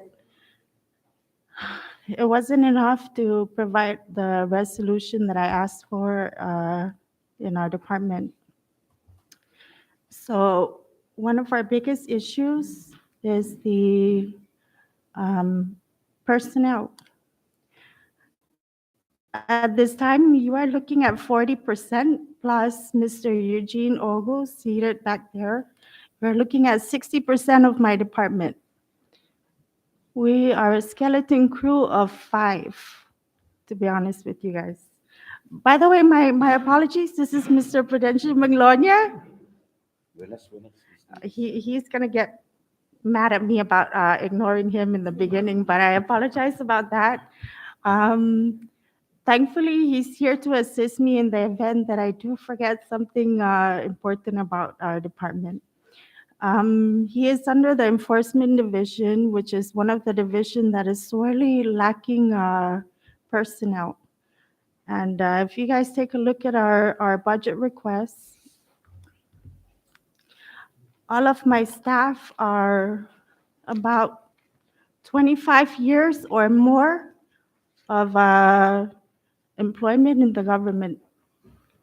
So it's no longer a request of additional FTEs to help assist our department operate. It's already, I'm too worried because at this time, if any of us were to become sick or, God forbid, die, who's gonna be around to take care of the department? We are just a staff of 5 for the Department of Labor. Although we do have a lot of goals and initiatives that we want to implement, it's just too hard. We don't have the money, we don't have the staffing, and we don't have the vehicle that we need to go and do what we need to do to ensure that our services are being felt in the community, unfortunately. So with that, Mr. Magnolia, do you have anything to? Okay. So with that, I basically pretty much touch base with everything that our department needs: money, staffing, vehicle. And I hope that you guys find it within your means to figure out ways for us to realize, everything that we need in our department. Because every year I come back and I ask for the same thing every single year, which is very unfortunate. Thank God for ARPA, because with ARPA, we were able to fix our bathroom so that the departments in our area are able to use it. So I mirror the same thing that AO Magnolia explained to you guys earlier. It's very hard, if you have to work in subpar conditions where you're going to have to drive your car to the nearest bathroom. It's hard. So just that one thing that we did with the ARPA money, man, it made a world of a difference for all the departments in our area. We were able to help each other with that.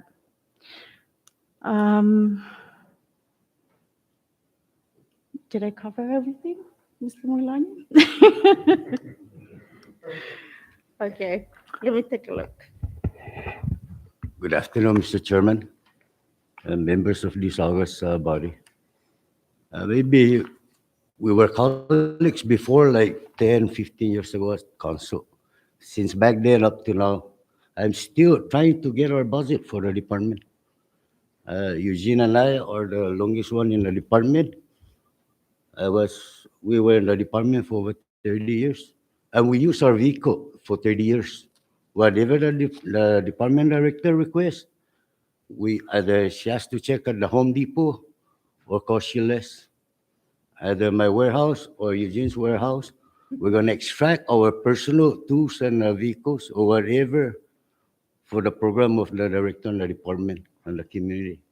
So I'm begging you all to please let it be today, the last day for me to come and assist the department to beg, to ask, and to do our job for the community, for better public service. Just recently, she asked me if I can use my pickup and my trailer to throw the typhoon debris in the back of our office. I said, at your request, your boss. My boss at your request, and we're gonna do that tomorrow. Because it prohibit us today because of the hearing.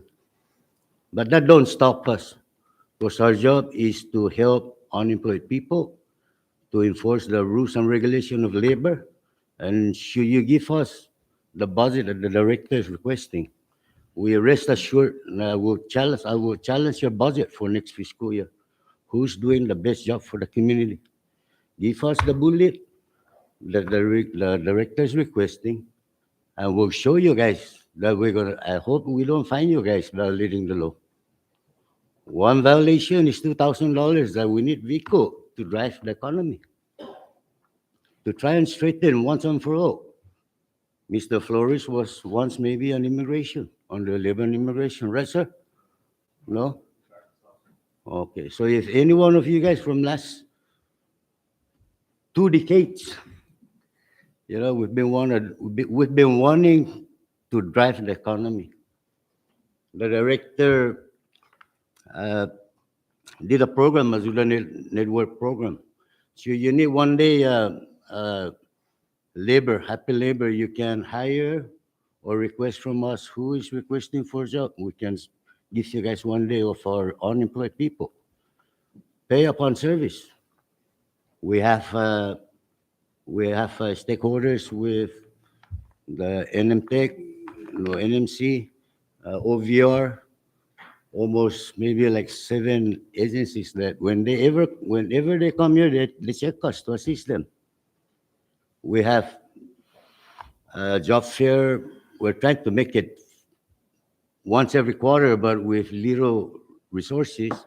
We did 2 job fair already. The last one we coordinated with the mayor's office so that they can be in line with the WIOA, and the school system, the administrators. So we coordinate and merge each other to provide workforce to our community.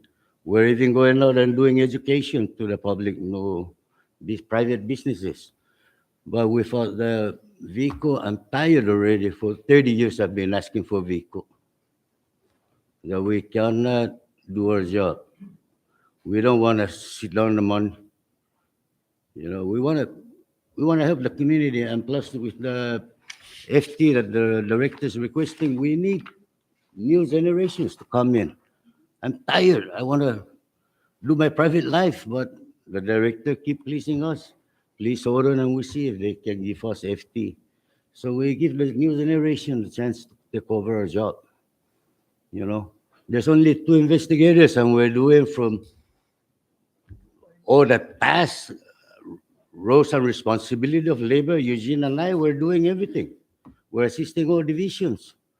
We're not hearing officer, but we're doing arbitration. We're doing, we don't have to come up into sanctioning people, right? But if we educate, they can follow the law.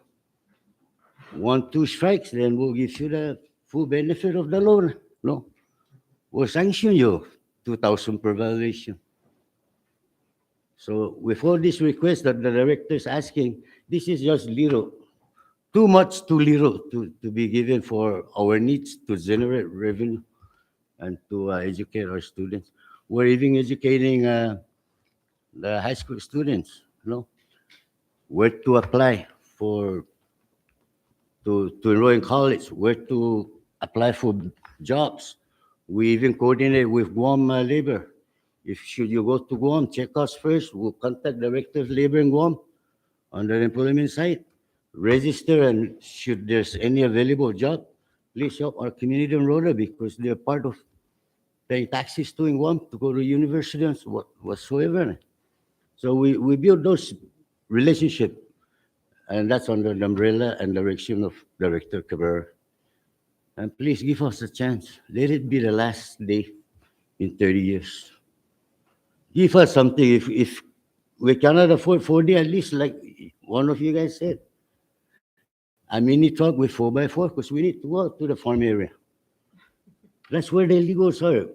Friday 4:30 to Monday 7:30. They're working out elsewhere, so we're off. Sometimes I play blind on my day off because I don't have any resources, You do your thing, I'll do mine. If you get in trouble, then I'll make you in trouble. So please help us. Help the director and help the mayor. The mayor wants us to try and zero out the unemployment in Rota. And we're doing our best. I know you guys want us to come up with revenue generating. This is one.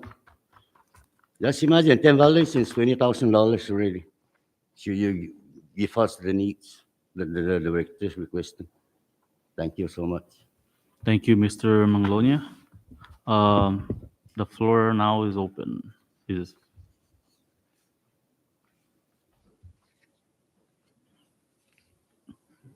Rep. Julie Ogo. I was holding my emotion back because I can attest that both of you are not 25 years old anymore. And, the other officer there is not just my cousin, but my classmate, and we both know how our body functions now. So I can see the need of an additional FTE because, like I said, we're not getting any younger anymore. We don't move the way we used to move when we're in like the younger days. So we do recognize and note the need for your department, and also just so they can see how old your car is. How old is the car that you guys are using right now? And it's a sedan, right? So we currently decommissioned what was it, a 2001 or 2002 RAV4. As a matter of fact, last year we spent over $4,000 trying to get it repaired, because what's 4,000 versus the 50,000 of a new car, right? Unfortunately, it was only in service for a few months. And when you spoke about data, Rep. Julie, data is reflected that for how many months we had 0 inspections. And that was only because our RAV4 broke down. We do have another vehicle, which is a Kia. It's a sedan. So my first year being a department head, it just so happened that the RAV4 that we had was broken. So these guys took me down to the quarry using the sedan, and I tell you, I think I almost I don't have the courage to use a sedan anymore when I'm going to go down to any quarry. That's all I can say.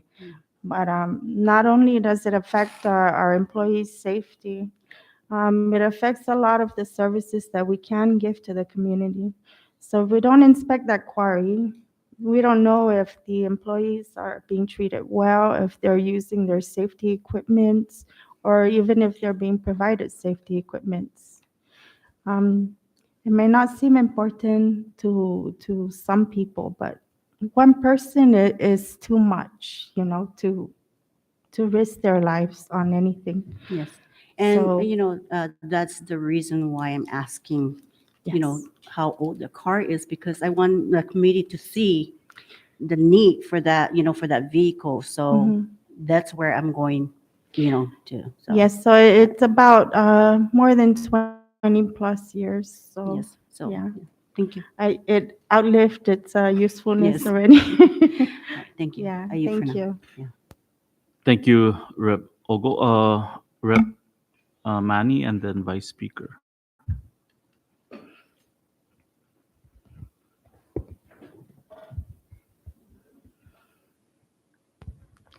Thank you, RD Cabrera. What is the current unemployment number of unemployed? Is there any estimate for the department? So due to the fact that we do not have enough resources to go out and conduct a survey of our own, we take most of our numbers from the NAP recipients, which is at this time, I believe it's 97. I don't want to guess. Hang on. I know I have that here somewhere. No, let's see. I'm sorry, please bear with me. Yes, I'm correct. It's 97. And then just your estimate on the number of undocumented workers or illegal workers. Oh, because that isn't. Are you talking contract workers? Those Or- without a contract. Oh, okay. So pretty much overall, it should increase about perhaps about 130. I'm being inclusive of all the students that graduated this year. So I do know that a lot of the positions that are being opened here, especially in the government, require so much um, from an applicant, such as a bachelor's degree, number one, or 2 to 3 years, 2 to 4 years of experience. So this is where I'm pleading my case with each and every one of you guys to please give us the resources to give our people here the training that they need. The ARPA funding that we received last year, I used $20,000+ of that ARPA to procure training from the Island Training Solution. Free training for our people. Anybody who needs the certification in, say, customer service so they can get into the hotel industry, or general safety so they can perform their jobs at DPW better, hey, I'm all for it. And that's what I'm asking from you guys. Thank you. So the question was, if your department knows of any illegal, or if there an estimate of undocumented workers like in the population, because you know that affects the legal workers that are able to work. But I don't think it's as much of a big issue in here because To answer your question, Rep, we do not have the means to know whether they are legal or not. Due to the fact that USCIS is the federal entity that mandates that portion of employment regarding contract work. So we don't have the authority to enter someone's, for example, farm and say, hey, I want to see your papers. Are you legal or are you not legal? We don't have that authority. That's more USCIS, sir. Unless there's a complaint made about that individual. Perhaps that's when we can investigate it. And one other thing, Congressman Castro, that's what we discussed with the newly elected Secretary of Labor. Si Lila Staffler, when she came like a month and a half ago to do a staff meeting general. So that's one of the questions too that we ask her. Can you please ask the legislators, ask the governor, and communicate with USCIS that's responsible within the region to try and provide the documents that have been approved by the USCIS. Because right now, when Chilean contract worker is approved, or Rota or Saipan, either Inter-Island does not know who are being processed now, no? So before, during the labor and immigration, cinema labor and immigration, we know we have enough pools. We know who's been processed, who's not, who's pending, or whatever issues. But now with this USCIS, whomever they're approving, we don't know. They never provide us a documentation of an individual that's been processed in in cinema. So that's what Staffler Secretary mentioned, that she's gonna talk with the governor and try to have the USCIS provide those documents that are being processed in the cinema. Because we're just basing ourselves. If contract worker fee is 2.5 million, then maybe that's about 10,000, no? At 200 per head. So that's only the figures that we're basing ourselves that being processed in the cinema. And then we don't know, again, who are pending to be processed during and after COVID, government shutdown. So those are very important records that USCIS should provide to US cinema labor too. just a follow-up question. Thank you again, RD. I know that you mentioned that there was some training, cost for training with Island Training Solutions. That's correct, sir. How many graduates from that program? Well, they're going to be certificate holders. So pretty much by now, Out of the 21 courses, we have 7 courses left, which I intend to exhaust before the end of this fiscal year. So that was 25. I say about 200 plus or close to 300 people had taken the courses. I just also like, given the fact that, like the tourism, Mhm. if they're able to get jobs here, but also if there's a possibility of, especially if the funds are provided, that the department can look into, instead of job placement, but also helping the residents be job creators. So, for Yes. example, giving them working with other agencies, whether it's CDA or USDA, to help it can be agriculture, for example. Okay. Let's say someone has a lot of avocados here. Those are really expensive crops. Yes. And we just teach them how to export and sell those. Not that it's not already happening, but mainly more on since the economy is not doing so well and the jobs are limited, like the Mhm. businesses are not really hiring, we may need to pivot a little to help our people become more business, uh, you know, Minded. be entrepreneurs themselves, and allow more of that opportunity, because right now there's, you see a lot of non-native individuals running the industry, and we need to get our people back into running the industry so that more revenue can stay here in the CNMI. Thank you. Thank you, sir. Can I add on to? Okay, so with that, every year we have just recently had our third Career Connect and supposedly job fair, but due to the fact that there wasn't a lot of jobs, we kind of just made it a Career Connect, and we based it on the 11th and 12th graders of the high school here. So we do invite entities such as CEDA. We invite NMTI, the military, Coast Guard, everyone that we can get a hold of, we invite. We want to give these children the opportunities that honestly I don't think I ever had growing up. My generation, you have to know somebody in the government in order to be hired in the government, is what I'm saying. So we want to stop that trend. We want to get them hired because they're good, they're good enough for the job. So that's basically our goal here in the Department of Labor. We want to ensure that we have people who are employable.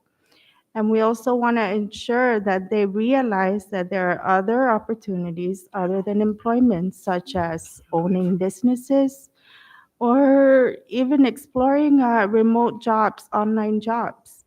We can no longer think inside the box. In order to survive, we have to do everything outside the box. So I hope I do get your support with this. And does anybody have any more question before I pass okay. I wanted to thank you for thinking about remote work. Yes, There's sir. a lot of space here, like a lot of buildings that can be retrofitted, and call centers, and that's one area. I think that the biggest asset that we have is our human capital, meaning our people. That's true. So thank you for your work with that, and I hope your vision can continue, and we look forward to working with you. Thank you. Thank you, Rep. Castro. Vice Speaker? Oh, Oh. is he adding? I believe we have one more than. Just really quick, Chairman, thank you. And good afternoon, Director, and Good to your team. afternoon. Thank you. I just wanted to touch on something that was mentioned in the last budget hearing, which was the last fiscal year, last time we came here. Something was mentioned about vehicle services that go. You guys are still kind of isolated here. Like, for example, if you were to purchase a vehicle from Ductin Motors or AK for that matter, for your department or your agency, how does that work? Do you guys still, like, when you guys need to do some servicing, do all, I mean, maybe this question is a general question to maybe all of the departments in Rota, but how does that work? Do you guys have a main mechanic that works on the vehicles, and how do you preserve it? So,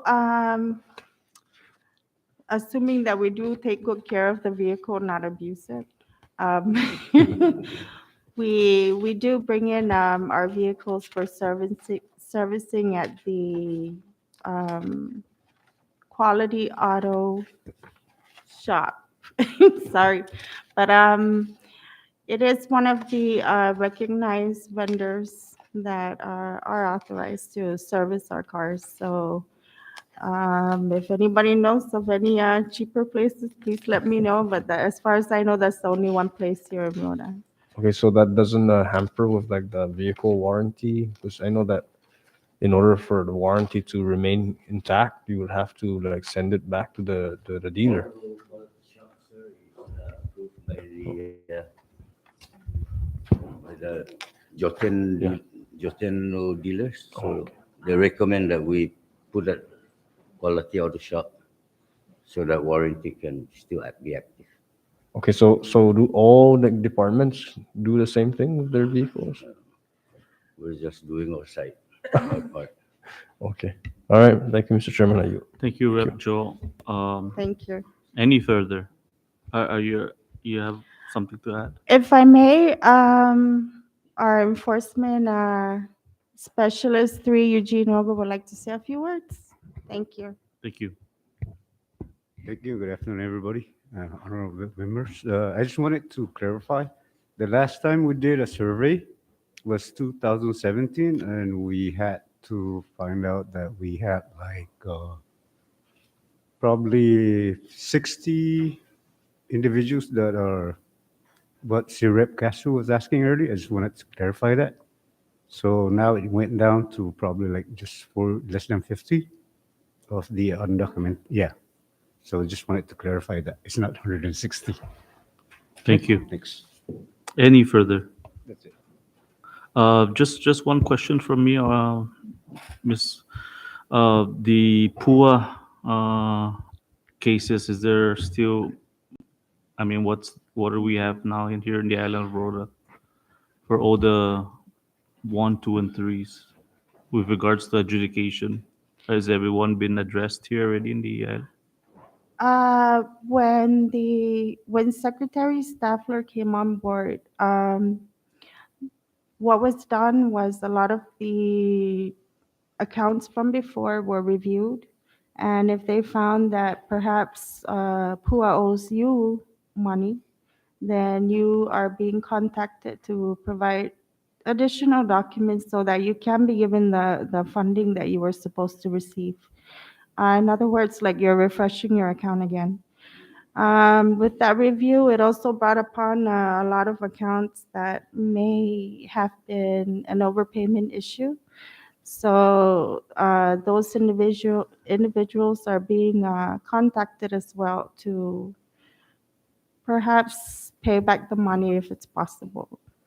There was on Mariana's Variety an article that Sec Staffler put out regarding the collection of PUA overpayments, and I think it amounted like 33 million or something. Yes. Unfortunately, Chairman Yumo, I really don't have the specifics from PUA, but everything that you guys know from the social media, that's basically what I know. Okay. I So you don't have any apologize. PUA staff? I do have Okay. one individual, and most of the time, what he does in terms of assisting the public is providing 1099 G documents, or say collecting the documents that Saipan adjudicators need to either pay the fundings that are owed or collect the fundings that is owed to PUA. Okay. Thank you.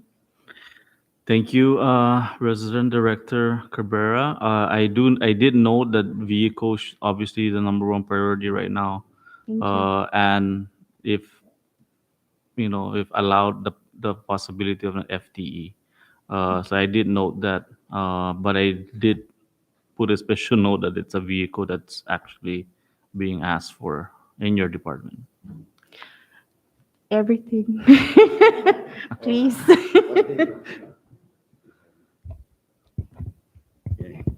It's a very wonderful week this week because due to the effort of our director Cabrera and in collaboration with Secretary Staffler, the WIOA, we call it WIOA, is open on Rota now through satellite office. So we're going to be assisting to again the WIOA, and that will hamper our duties again with Mr. Ogo and the Director of Labor. So we're going to be visiting frequently the schools and private businesses to make this program work soon. The FT that's provided by WIOA and the PUA no coordinator here is furnished under Department of Labor no Saipan. So I would like to say thank you, Ms. Staffler, for providing this service to our island of Rota. Thank you, Mr. Manglonia. I'll now you to close. I was supposed to say thank you to Wayowa, but he beat me to it. So Okay. with that, because the Secretary Staffler and we, Director Francis Torres, they did ensure that there's equal representation in all islands in regards to WIA. Man, I want to give them my most sincerest and heartfelt thanks and sincerest gratitude for helping our people. That's a step in the right direction. We're helping both businesses and potential employees. So, Sizos Masit to Director Francis and Secretary Staffler, and all of you for taking the time to see us today. Sizos Masit. Thank you, RD Cabrera. And I will take a short recess, and we'll prepare for Dilinar if they're here. Is it anyone from Dilinar here? Okay, okay. All right. Oh, it's done already? Yes. I thought you were going to ask.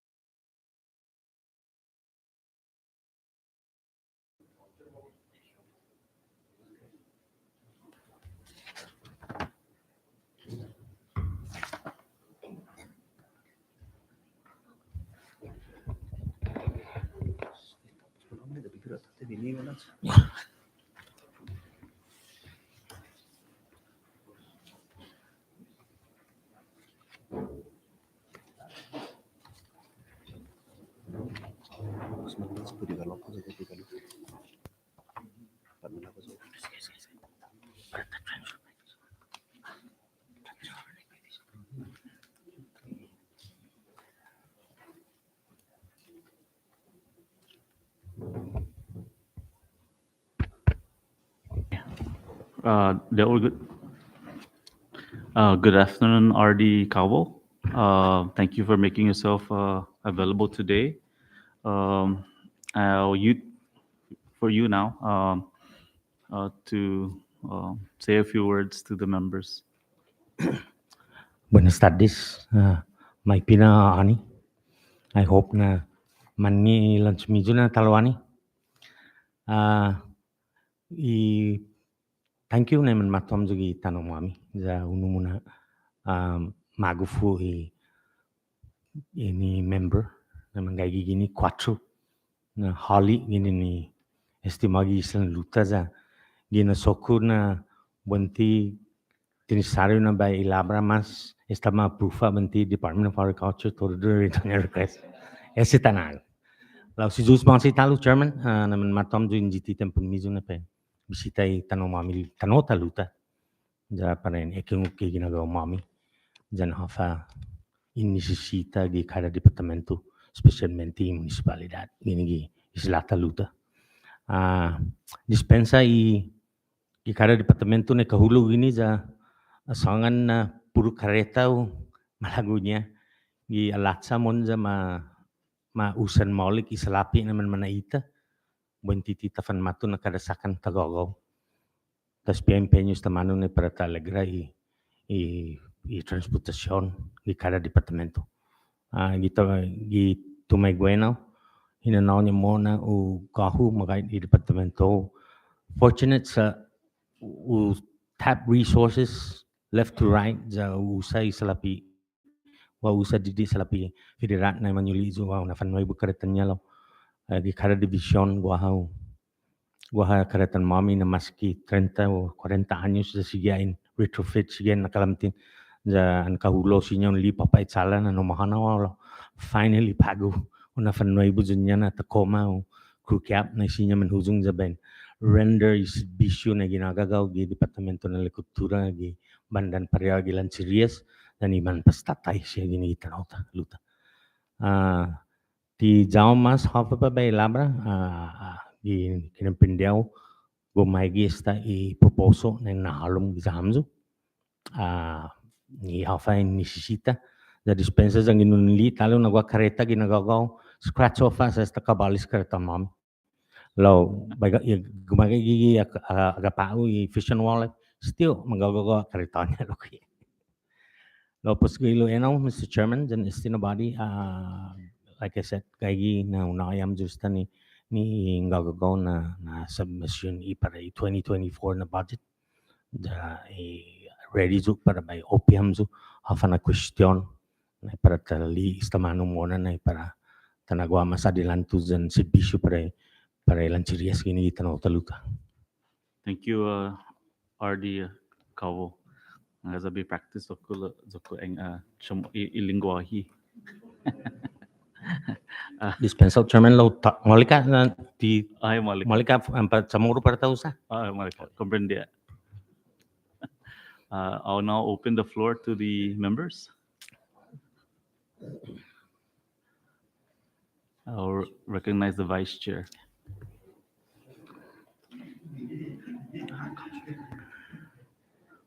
Thank you, Mr. Chairman. I didn't know I was raising my hand, but good afternoon, RD.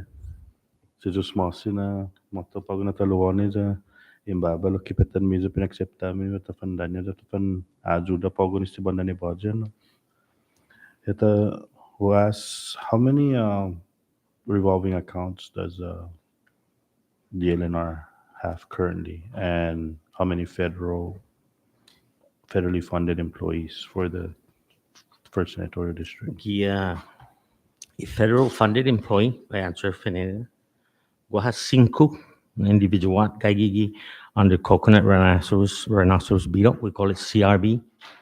Then Quattro, under the Saipan account, federal funded, the forestry section. Guagran in Recibe, the Minas and the NOAA, na umimplea sti Quattro na individual tat como the endangered species na tronco, na tinanong siya, then the Talcaza project. Quattro mangagigi na Papa, yung main account, no? Papa, Si- forestry section. Si Jaco Gomro? Yes. Okay. Si Giotro, the revolving account siya. Quanto sa medyo revolving? The revolving account, TRES, correct me if I'm Fish and Wildlife, those than equipment services. I'm sorry, those lang Fish and Wildlife different business unit na manggagi permitting and license gi and matters the open season. The quanto gi kada account? Ba? Nasa lapi?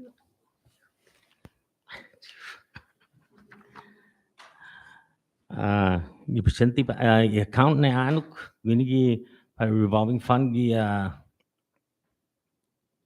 spesa sa tanan di tigof klaro gi Xerox gi tractor heavy equipment section wasn't mommy revolving fund total $4,748.12. And lo guaha Stefanan in guaha in isa za tumulog papapagi $1,724. That's for equipment services. Pago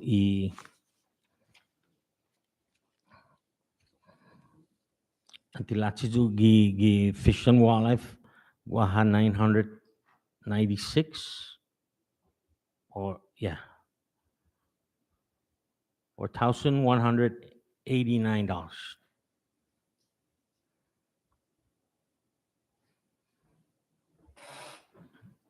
Ini ano gi Munis na yung nama print nigap ni Zokua Procurement and Supplier Specialist. Pues si Minatres, quanto gi si Minatres? So we have equipment, Fish and Wildlife, and... Fish and Wildlife has any heavy equipment, I'm sorry. Dosa, the Dosa tres, medyo. yeah.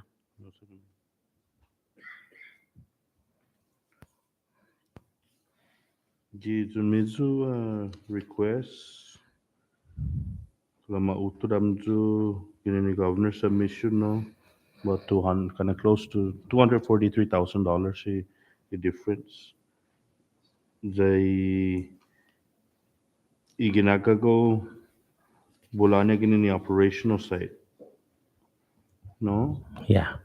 I Zumizu NOPs nin fafaisin mangagamju kinsina NOPs da dosyaman manayamju. Isina NOP or additional ni tres para manuna division. In Gagagoji Uno gi Fish and Wildlife. Your true equipment operator, equipment services. And in Gagagoji Loki Uno gi Parks and Recreation. Okay, is siya na play out ti para under municipality no? Inatan para under a department. Yes, no? yes. So tajis na request ti man mais na na request through Department of Lands and Natural Resources. Okay. In Faisin Ului department na po may include gizun niya submission. No. Si- No, Guineanestia. Okay. Department and request to municipality. Tin Faisin Hulu, Faisin Hulu Saipan? No. So thank you. Most likely, siya try to convert them para civil service positions. No, essentially, sa take line item employees within the central government. No, kasi nigel ko lang interesting na bula ginago sa bula na position magagago pago line item department positions ne. That if fair paramzo ni gaigam sa municipal level na pin kagago ni step si department kagago si paramzo ne.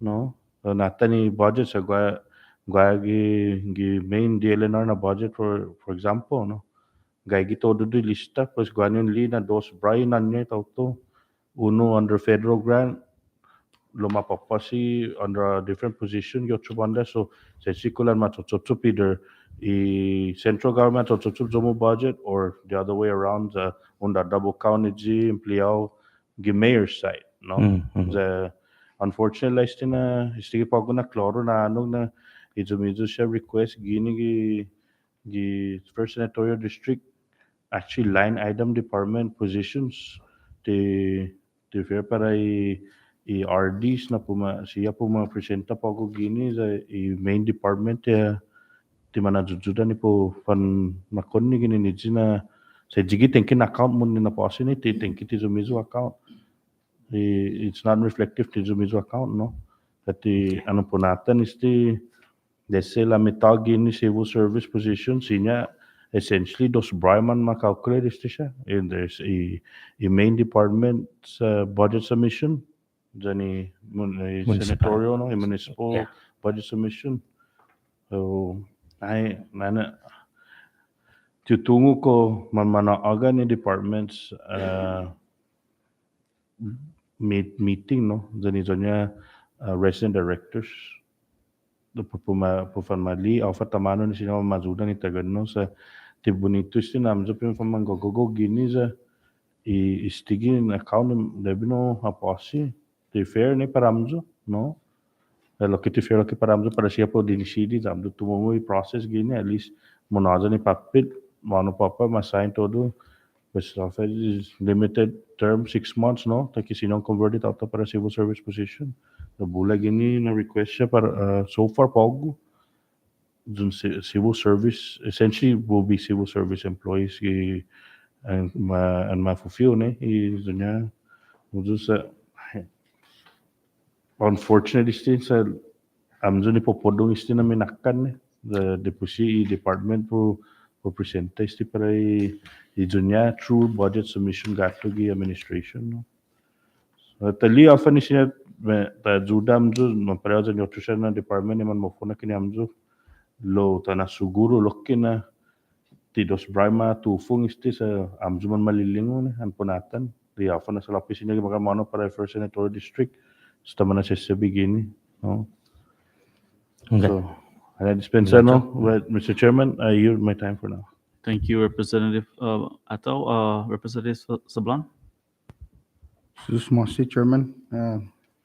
Buenas tardes, Ardicovo, dan Chairman Atalik.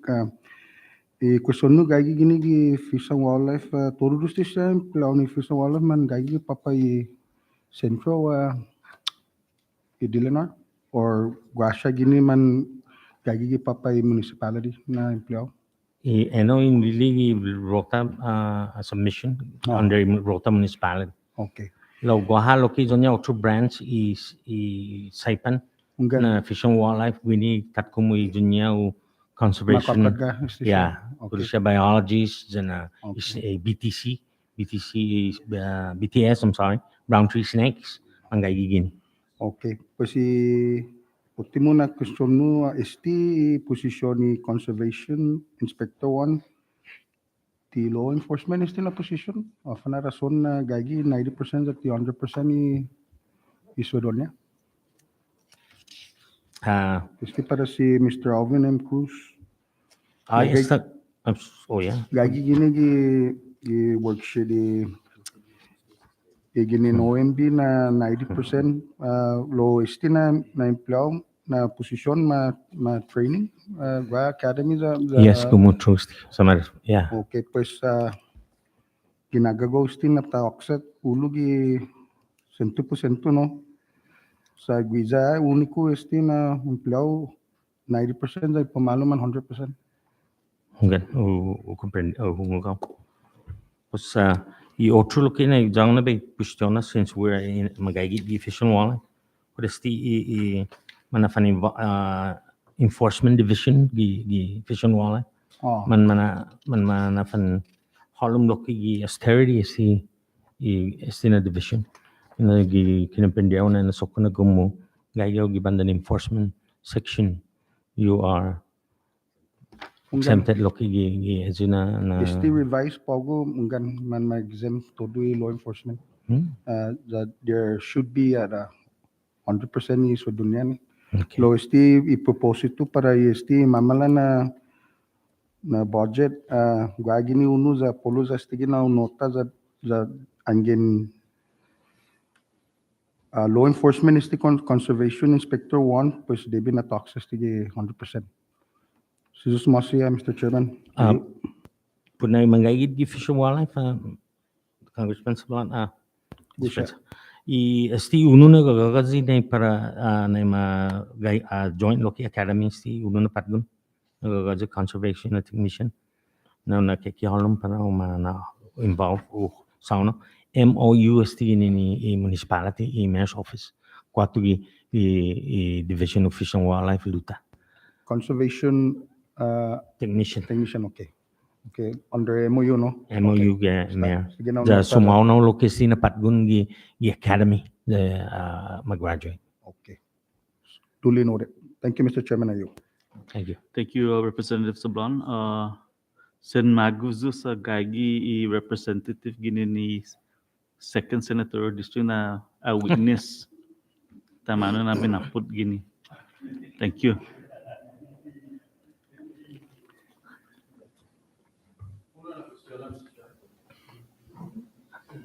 Can I be recognized? Yes. Thank you, Director Kobo. Gagi gini zomu no submission for the land registration, no? Stress pes ma langus uno. Question no gini Mr. Kobo. First the land registration at Otsog. Gimagay. I-presenti pa yung land registration gumagay yan the Department of Agriculture assist municipalidad dyan komunidad na dyan sa safeguard look public works sa kada man manufat salan gini secondary road na tima identify tima guana tima lipara mohon private land owner tat como specialmente si pagi Sinapalo na Sinapalo 2 and 3 na tabia ti black ti aas fo italannya za kada man sufa susuai mohon gi pos gumagay gi za assist public works ni municipalidad luta especialmente en hofa project niya imehani para una guahasya o programa gi tat como estimagi fioni kotti lugar imenani muna ta encroachment waktu gi private landowners. Magay na tigo mo likisti si pero mamainas no i workforce no gami manpower no gami departamento lokomolika how dangin mamainas uno ni para masogis tina pro no so tigo malik dan malik law gaw na class sinintek kun jangina ni sita judu gi kada division o gano tapi Fish and Wildlife daw na fan manajuda una fan finoezi fenenena na director in cockroach training loki ko saken sumigli fi surveyor atungu di otro makina. Thank you, Mr. Chairman. Thank you, Representative San Nicolas. Rep Manny Kasho. Sisos Matsi, RD.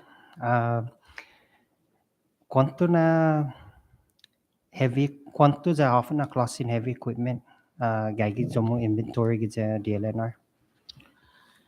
Gipresenti pago gua dos na tractor gi para equipment service kalalamtin. Y uno está más que 28 años on and off kalantin. Y otro na nuevo na mafatu pago mafatu stay maposnya 2 years ago. We had a factory defect pago in Nigogo shoes and a dealer in Chile out of Saipan na para o na malik na as an tractor na paben Chile na paben na kalamtin sa ben set bilan series ilan siya. I otro magufzu sa man tapu resource out of the BECQ na zilang a Clean Air Act was we finalized as a contract I believe waha na contractor out of Saipan gumana i-bidding na para benefit machulino ibu na tractor tagwiya ma susedi Saipan. In return, as na grant, they been destroy unun tractor mommy in order for us to ben facto no ibu na tractor. Because in a works, it's already been RFP using. So was gumana i-bidding. So tutungo na yun na parang nafatulong pinunya knocking on wood na hopefully before October or November uhalam na makinariya za benajuda and continua majuda ilan chirias gini itanota. John Deere po at New Holland.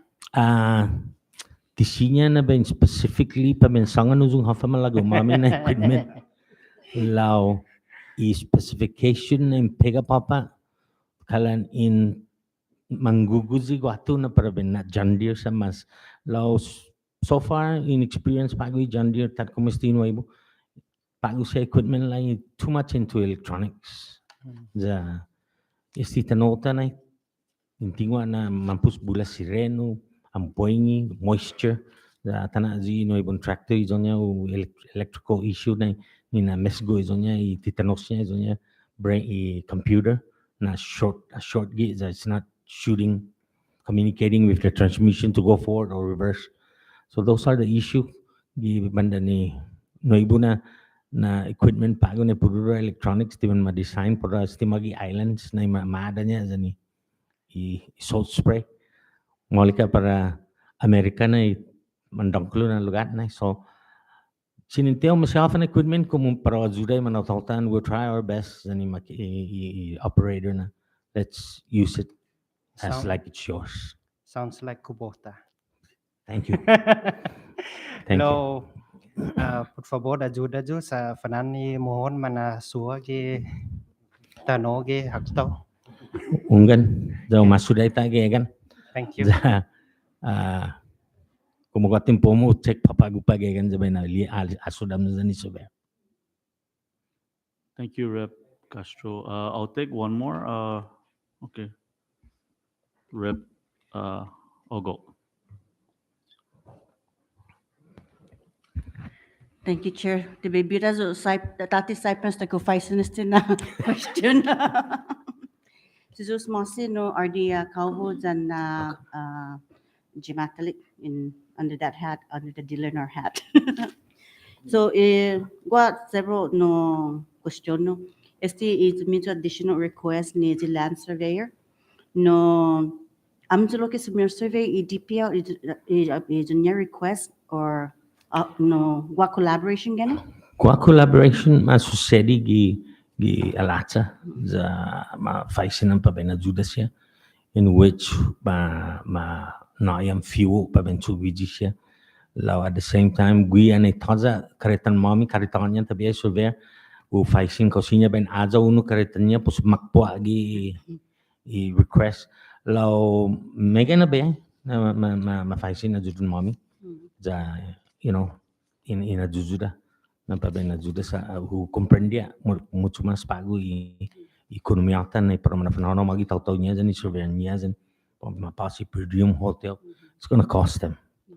So if I'm there I'll help them. Anybody. Mga esti tanota mampusit man generous dan man sincero na tafan ajuda ni lo may direct kasi na question go to Vice Chair Patal.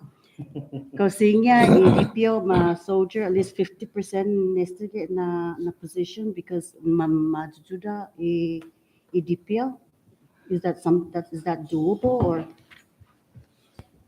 You're talking about Monona section? It's the land registration, mama is an additional surveyor. Actually, Jigi said to bring up nogi the hearing the Onuna effect gini DLNR Parks and Rec. So I gave the Saipa mapapasi 50% under DPO then faisin na ako na tamanus din na pumasedi at tisina pun sedi the lieutenant niyan. Ma veto din na lingwahe gini 2030 por rason na linga na po di matetendi Marianas Resort lo tamano po sa nga na matetendi Marianas Resort ni an administrative staff on 50% DPO tayo gigi Marianas Resort na po attendi Marianas Resort na malata juda loki luta tinyan no pareho sa MVA ni siya mo nagagas ka siya lugar zumizo situation loki gini no ni various departments devi loki DPO na for lagi sa linga na dyan public lands. Pues deb no fa manapasya, ali so ma-charge ni siya na services kada maliglay lugar.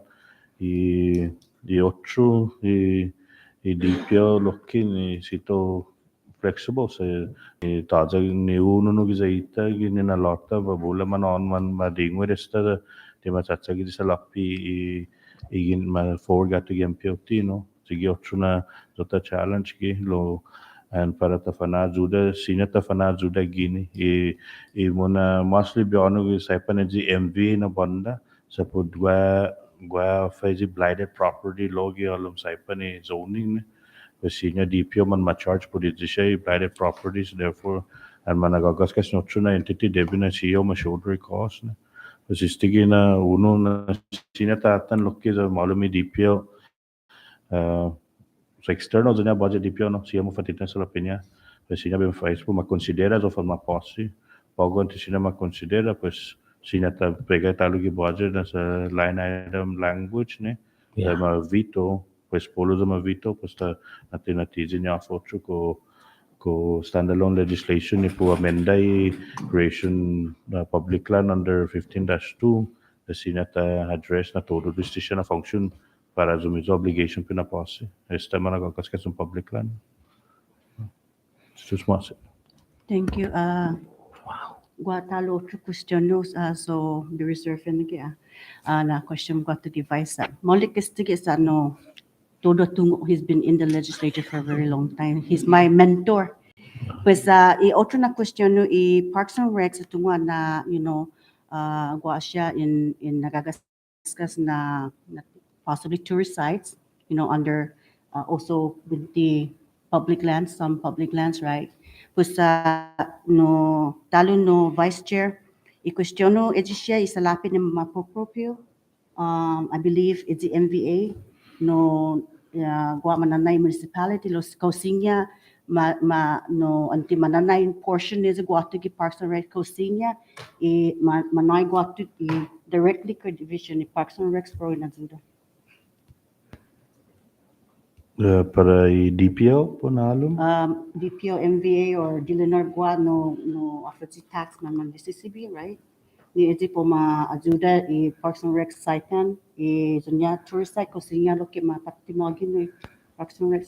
Actually, the Parks and Recs no tabi gua legislation is in the process gi the saipan ay gi sinamay para sinamay why is na statute ni po da Kuri mafananan tow booth or tow fee no whether wagi tow booth but my embed alum gi tour package siya para turista para malu gi sina mai the jigina legislation gi guna masign into law ne asedi teniki kada senatorial district ma implement dunya on loco ne sa sta gwagi sina mai level presina pagu gini an offer malum gini sino titun man charge ki tour package or na company or ki hotel ne ki guna man alum ki hotel sinon na damage na cost ne ki package so ito ta challenge ki ni pudi FA ne ti sinon man charge ta na sa exit fee then offer otro na option sina ta na alum ki ticket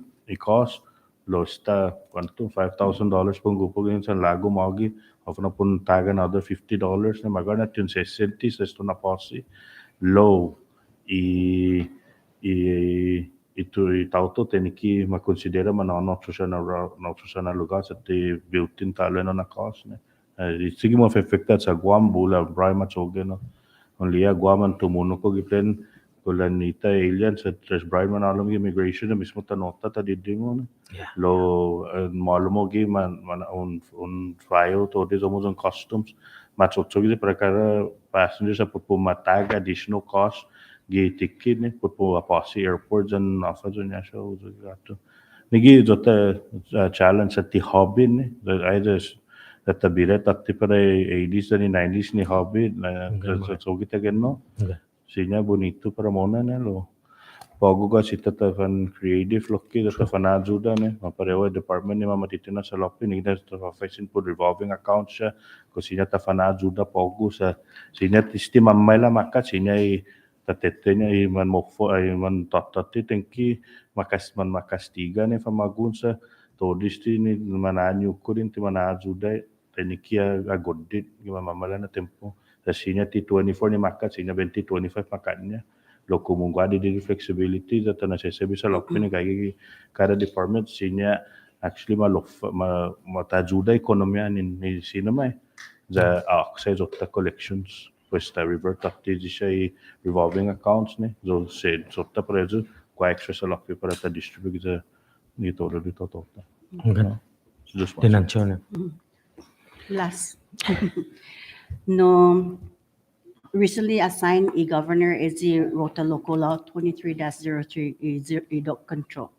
No, based upon my ito man information in the mayor, my grant for ni Dilinar, it's the deer, Samber deer na grant, right? So I question no, is na grant ma-include that personnel to para ano na programa?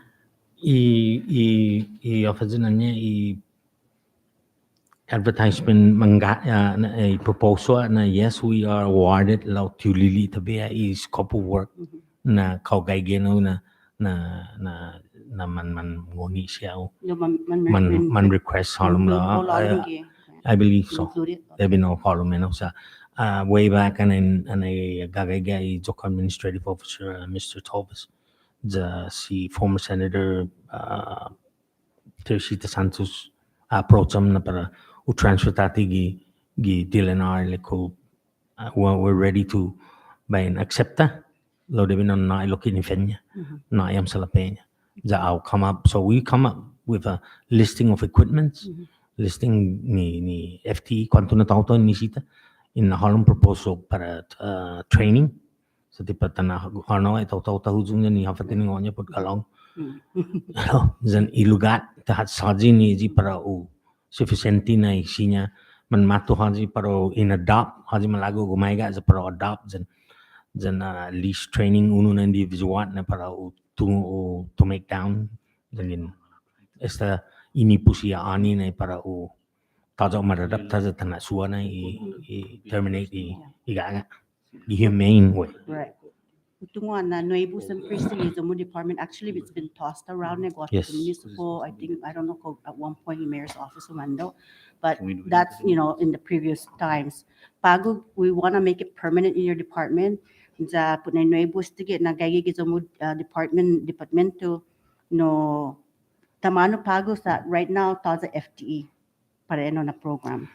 Pues, no, Ufaisan, actually, vice chair, Ufaisan no na question nesti Nuevo na lo ti ma-include gini ke budget ti atrasasa manahalam nito. So, So stay main na masasign na yeah, I know. So takikigatsa pues kumusinya inajuda din na nayo dos taon any niya additional proposal alam gi dumito that share what the committees and the administration na. Okay. thank you bonito Thank you very much. Destiga agapao na anay video humando mama di pero western na pahujungan daw pa 22 agi papa di ba Sige pa no na de Sampino dinilala ko sa rep EPROS visa Sampino.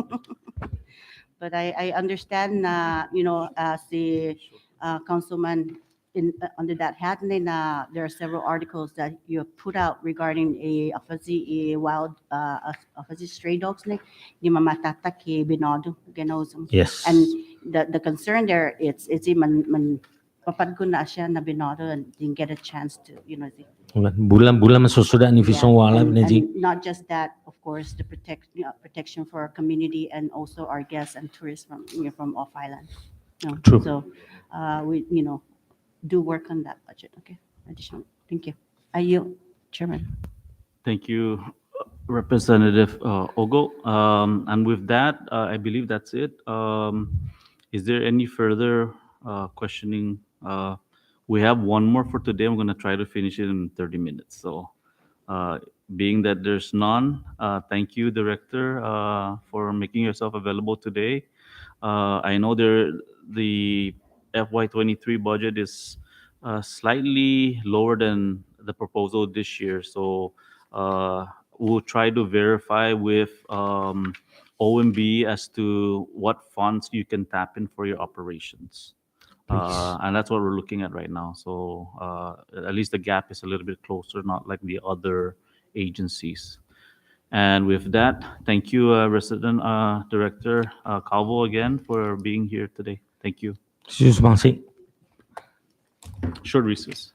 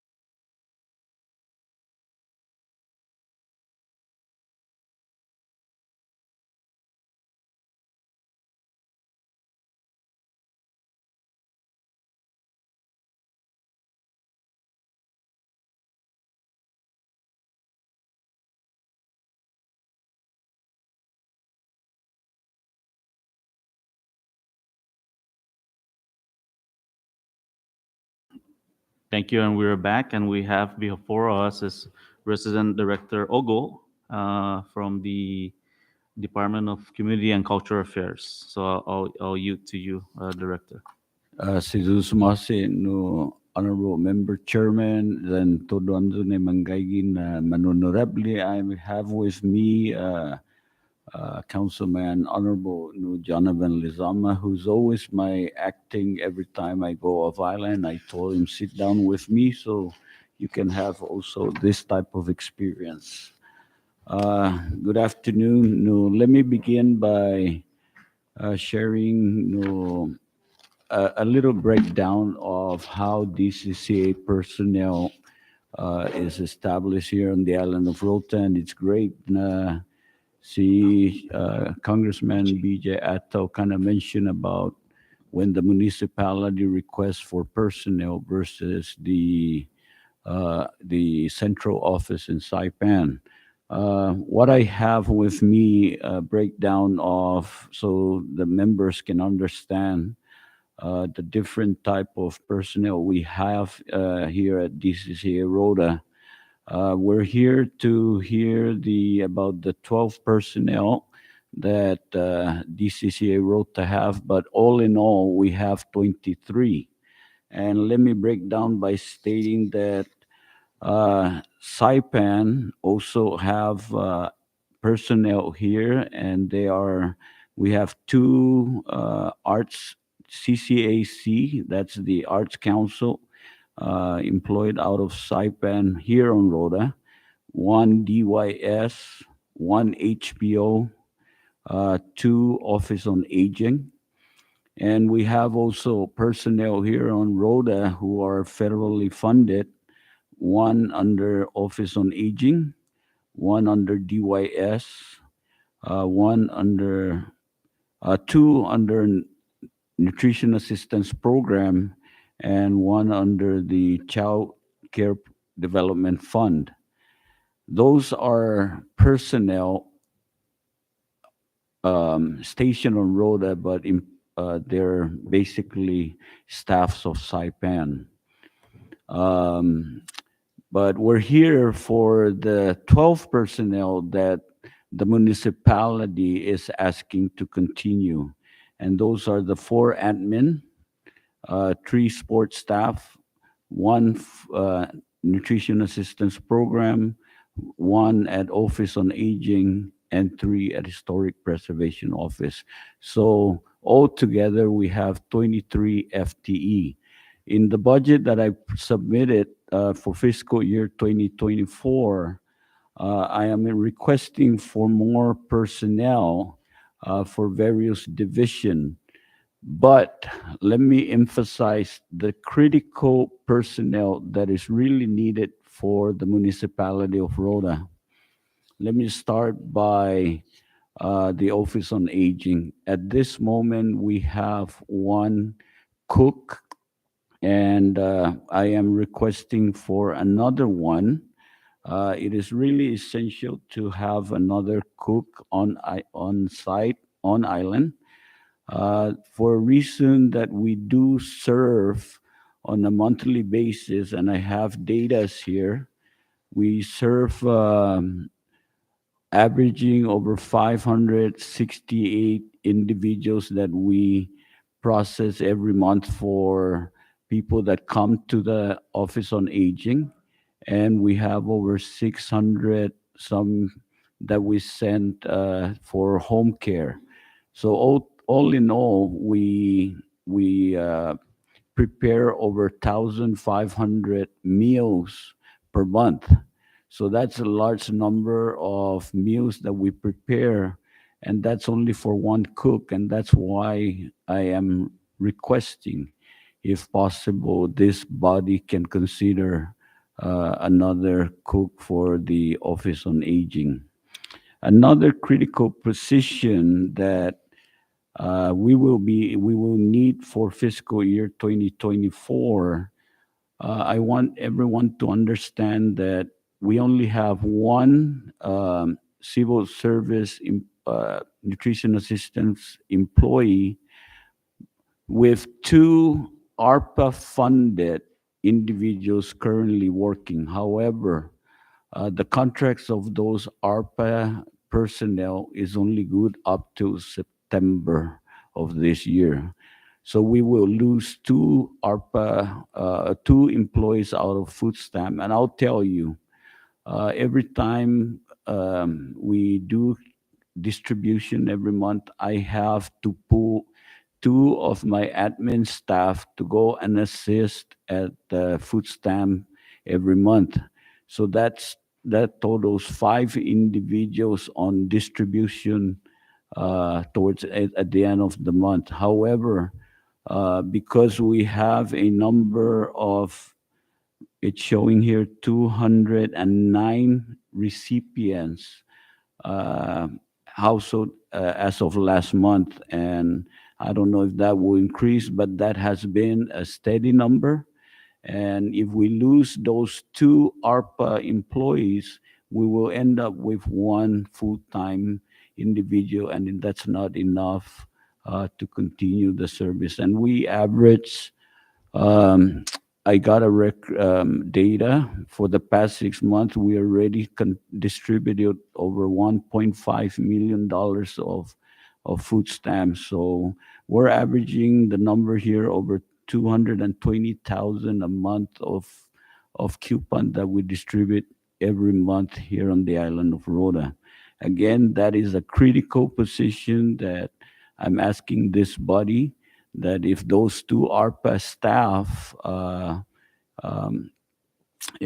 contract is ends this year, we're gonna have only one staff. So I'm asking for one eligibility worker, and we can supplement that with our administrative on a monthly basis. Those are the three areas. I have key initiatives that I would like this body. They're included in my proposal, but I'll just run down the positions that I requested. And I'll tell you, we've been actively promoting sports in the island of Rota, and we only have three sports personnel, and we pull volunteers or we ask the mayor for support when we do have events at night. And we've been having sports activity prior to Mawar, and we plan to continue having more sports event after school and in the evening. So three staff will not cut it. Again, every time we have activities, we pull personnel from the mayor's office. So one of the positions that I would like to have is a sports coordinator.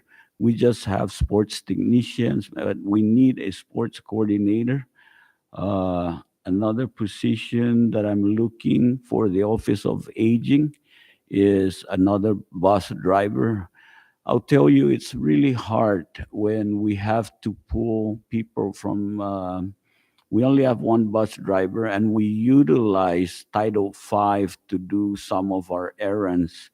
And I'm asking this body to consider another bus driver because we only have one and we need extra help. Like I said, we deliver food Monday through Friday, and when a bus driver is sick or is off for personal reasons, we have to pull the Title V to come in or switch people. So we try our best to accommodate the needs of our Manamco, but I am here to ask for another bus driver. Another another personnel that I'm requesting in that budget submission is an HPO trainee and an HPO clerk. We don't have any admin over at historic preservation, so we really need to have someone at historic preservation to do their administrative work. We try to multitask, like what Governor Palacios say, that this is the time to do multitasking, and we've been doing that at Community and Culture Affairs. The critical needs, Councilman Ivan, can you put the critical needs? I have it up there, and I'll try to go quick on that. Number one, and you've heard from all the directors, fuel is the number one issue that we have. And as I present a video to you, all of you, you'll be able to understand why we really need fuel. It's really critical for the operation of historic preservation and sports crew. Repair and maintenance, I include in my proposal. What are the things that we need? We need to upgrade the Tanquindo baseball field. There's a lot of electrical faulty in the facility that we need to fix. We have 3 riding mowers that are just sitting down at the main office that needs, we're just doing Band-Aids, and that's why I included in my operational need. We're recommending to have at least a zero-turn lawnmower. That's what Councilman requested when I was doing the budget. Our lawnmowers are down right now. We're just asking other departments to assist us, but we really need that because we have plenty historical sites that we are maintaining. Also, the Tanquindo and the DYS sports complex, huge area that we're doing. And one of the needs too is communication, office supplies, operation and supplies. So those are my critical needs to stay afloat for 2024. I have a lot of key initiatives that I want to do, but I'm also considerate after reading Governor Palacios' budget proposal to the submission to the legislature.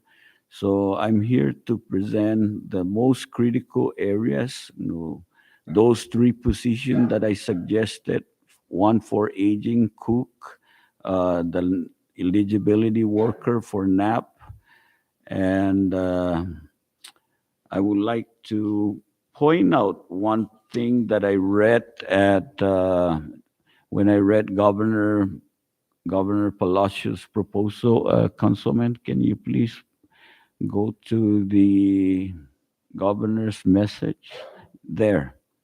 And I know this has been brought up from the previous questions and to the directors, and I don't need to say much about it, but on page 6 on governor's message to the legislature, it talks about the memorandum of agreement between DPL and DLNR, and you guys have spoke about funding provided to Parks and Rec, and with the things that that DCCA does to maintain HPO sites and the sports and recreational facilities, it seems fitting after reading that provision that may be applicable, that can be also considered by this body, considering the things that we do.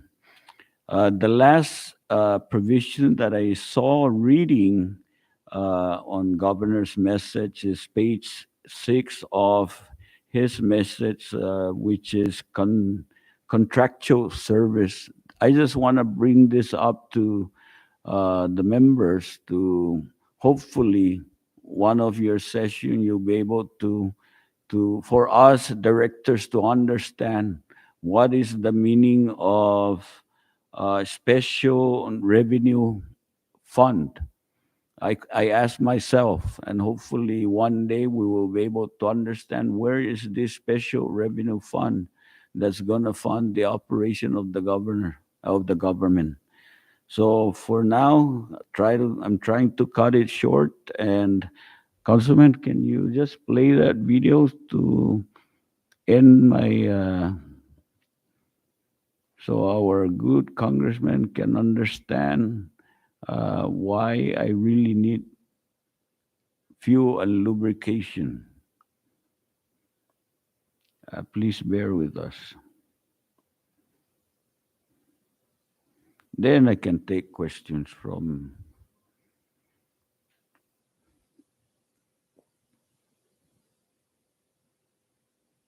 Well, while Councilman is preparing that, I don't know if that's going to be. Is Wi-Fi working? If not, I can. Is there any question that anyone would like to ask me? Oh, it's almost.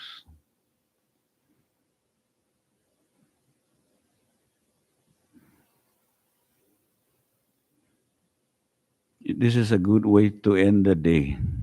Watch video.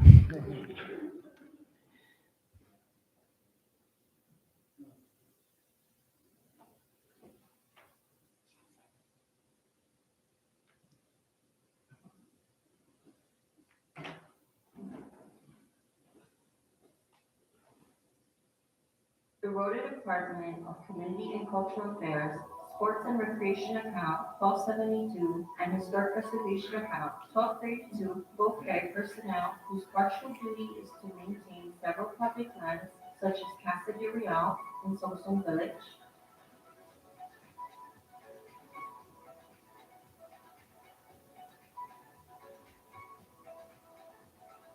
the Tatsu Japanese pre-war rectory,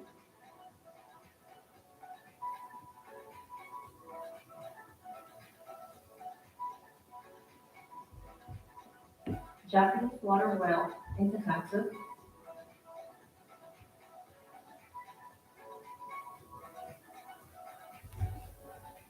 Multi-Missionary Village,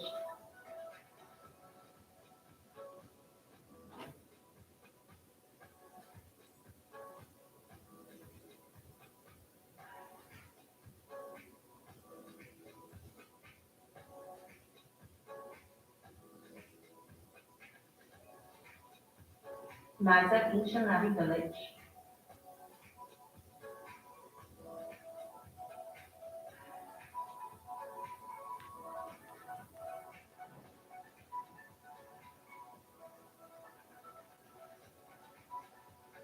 and the most visited site in FY 2023, the Tubay Picturaki. As you can witness, a hardworking crew of the Historic Preservation Office, Arts Council, and Sports team, after tackling a work cleared the way to the picture.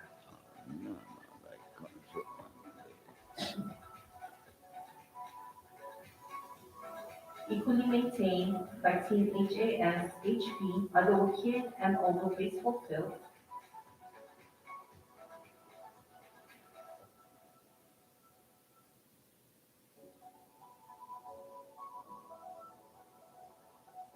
DYSU Center and Sports Complex,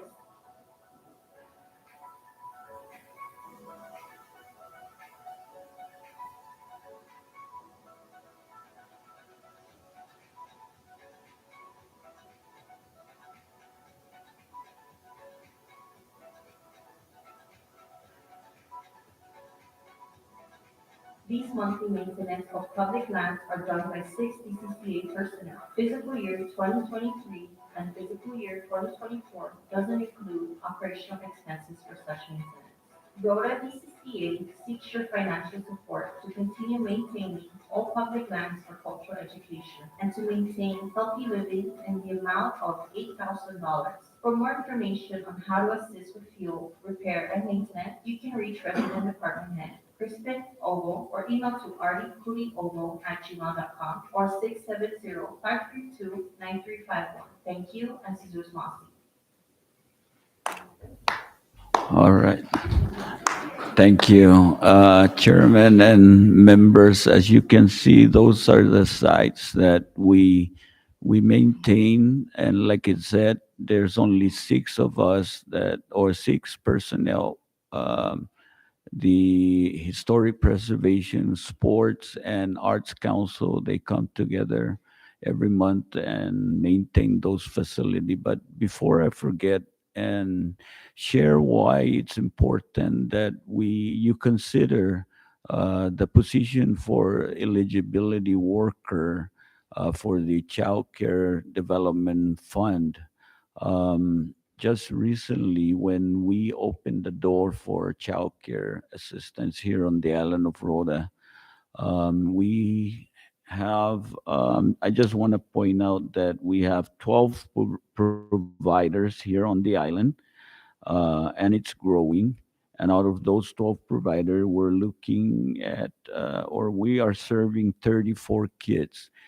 And I just recently asked the individual that's working at CCDF. Again, that individual is ARPA funded.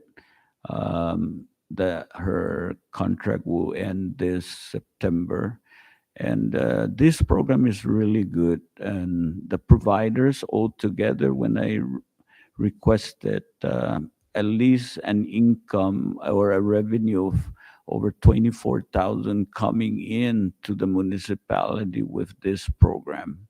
So there's money to be made by individuals who are providing service to all these kids. And I see the importance to continue such program. And if we lose an FTE due to ARPA funds, I'm trying to figure out how we're going to fund this position once that ARPA contract expires. And that's why I'm asking one eligibility worker position for this division of DCCA. Thank you. I'm ready to take any question. If not, my 30 minutes is up. adjourn. Thank you, RD Ogo. Before I open up to the members for questioning, I'd like to note now that the DCCA, when they did their budget hearing on Saipan, they actually mentioned the positions that you have mentioned.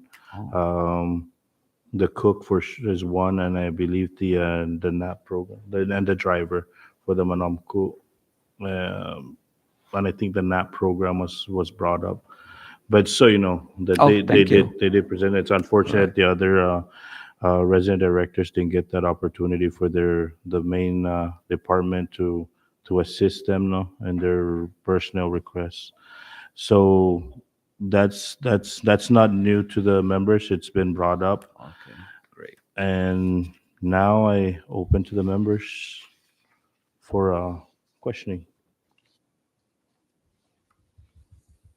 You guys tired? Rep Julie, please. I missed to take my high blood pills this morning, and I think it's getting there. Thank you, RD Ogle and Councilman Lizama, for your presence today. Basically, the vice chair did just mentioned earlier, just a second ago, regarding the request for the additional cook and driver. And yes, it has been brought up by the main, office in Saipan. But just for an additional information on that, how many Manamcos are you guys serving right now? Homebound and those that come to the center. 75 for homebound and 45, and it fluctuates, averaging 45 during the day. Okay, so 75 homebounds only. Homebound, yes. So overall, how many About Manamcos enrolled? 150 altogether. 150. Okay. And right Serving. now, so right now that one driver serving 75 deliveries. Right. Daily. Yes. Monday through Friday, right? Yes. Okay. And so for the cook also, I understand that you only have one. Yes. And I can imagine, the stress level, the challenges, because 150, to cook for 150 people, we can barely cook for 10 people. Yeah. Just myself, I have 3 kids, I can barely cook for my 3 kids, but just imagine, 150 Manamcos and only one cook. And it has been stressed out, or been brought to my attention regarding the need for an additional cook, because, the cook will come in exactly 7:30 or 7. I was just about to say, Congresswoman, because they have come to early. prepare, but then imagine how Yes. much meals they have to prepare within, let's say, 30 minutes to an hour. Right. So, no, your director in Saipan, Walter, brought up the need for that, and as also an additional driver, so it's duly noted. Thank you.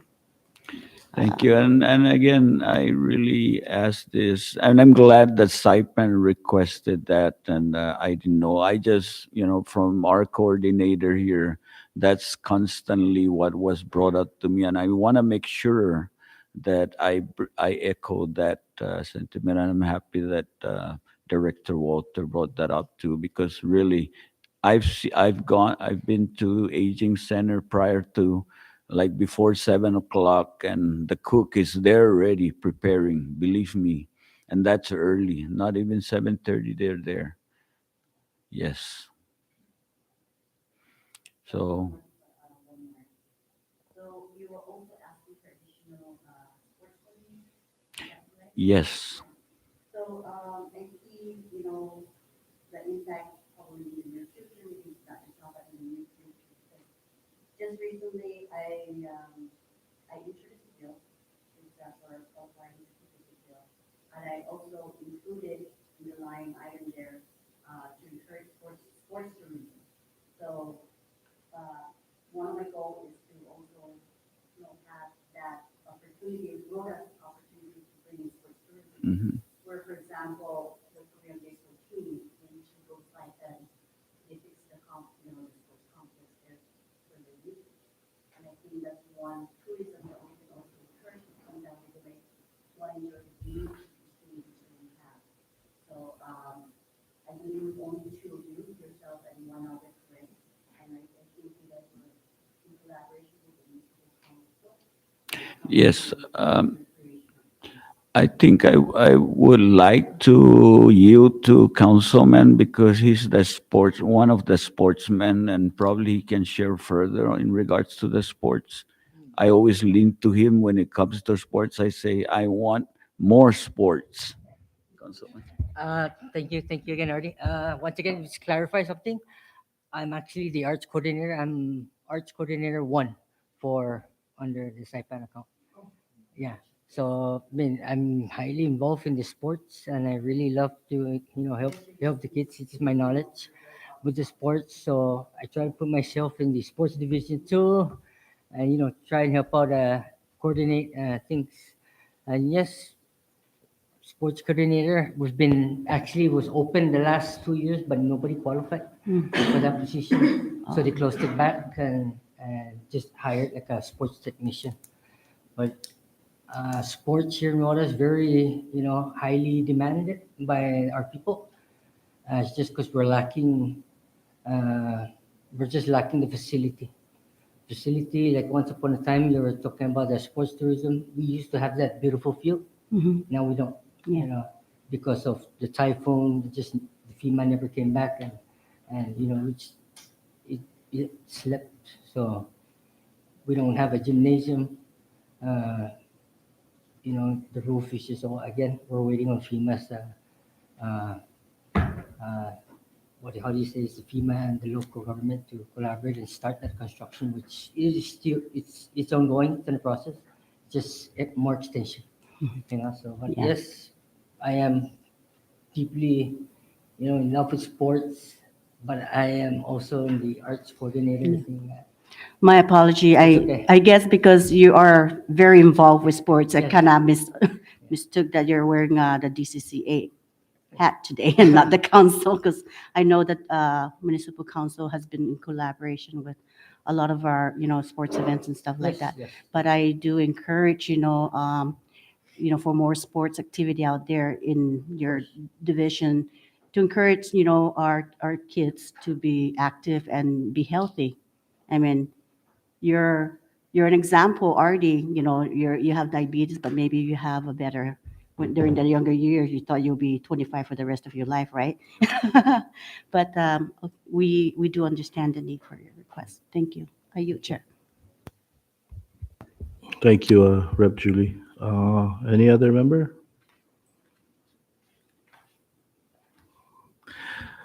RD, how many revolving accounts you guys have within the Department of DCCA?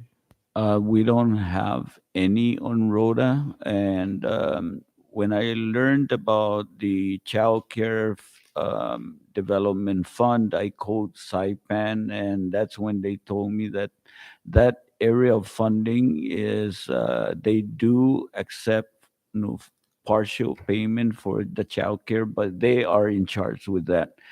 Under DCCA Rota, we don't have any. I asked HPO, they don't, so we don't have any under DCCA Rota.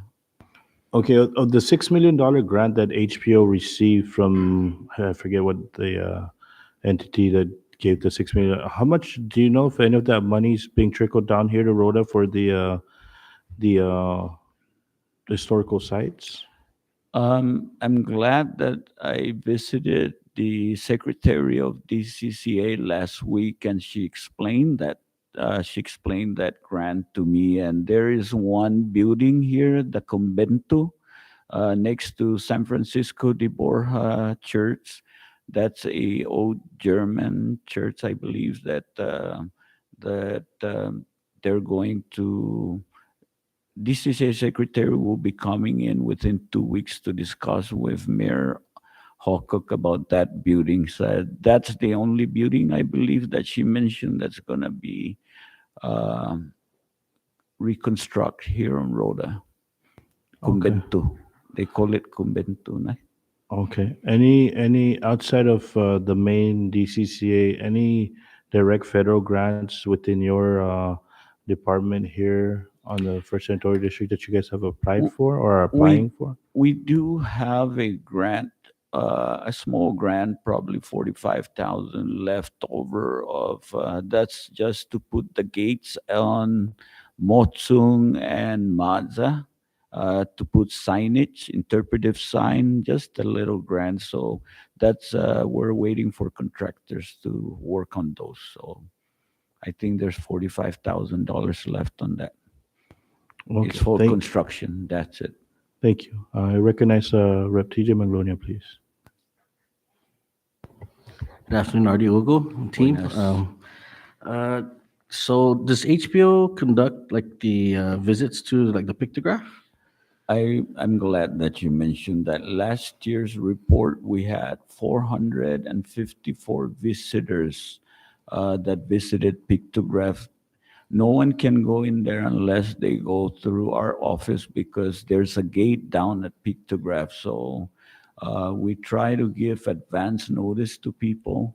And now we're putting up signages, and we haven't have enough funding to get the frames for them. We have signages waiting at the office, but without funds, we cannot put up our signage because a lot of times people might they want to go to pictograph. They end up seeing the gate, so they ask around, how do they get into the pictograph? So just for your information, I look at the sign-in sheet, and there's people from New Zealand, America, many different places. I'm surprised that they come to Rota to see the pictograph.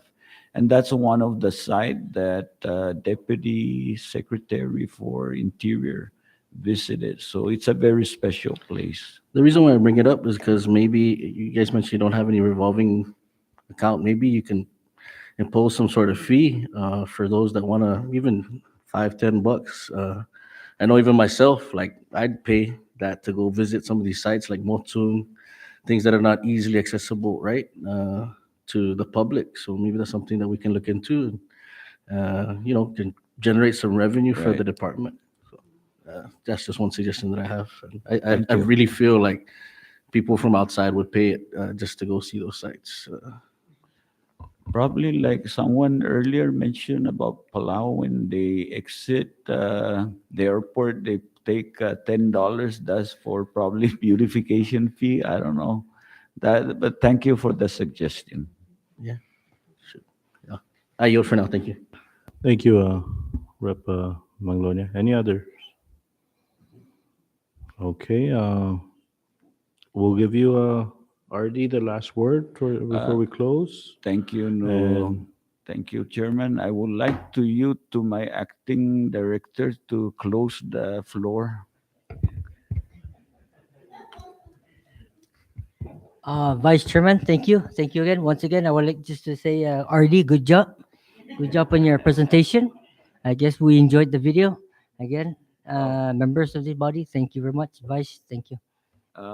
Before I forget, I'm glad that Councilman mentioned about the video, and I just want to say thanks to the Mayor's Office PIO team who did the entire editing and the whole feature. So, Mr. Ivan Merib and your team and Mayor Hokok, thank you very much for a wonderful presentation to the House members. Si Zeus Mofsi, enjoy sagan mizulutan, uhungong nagwati te tubits mangong bibida.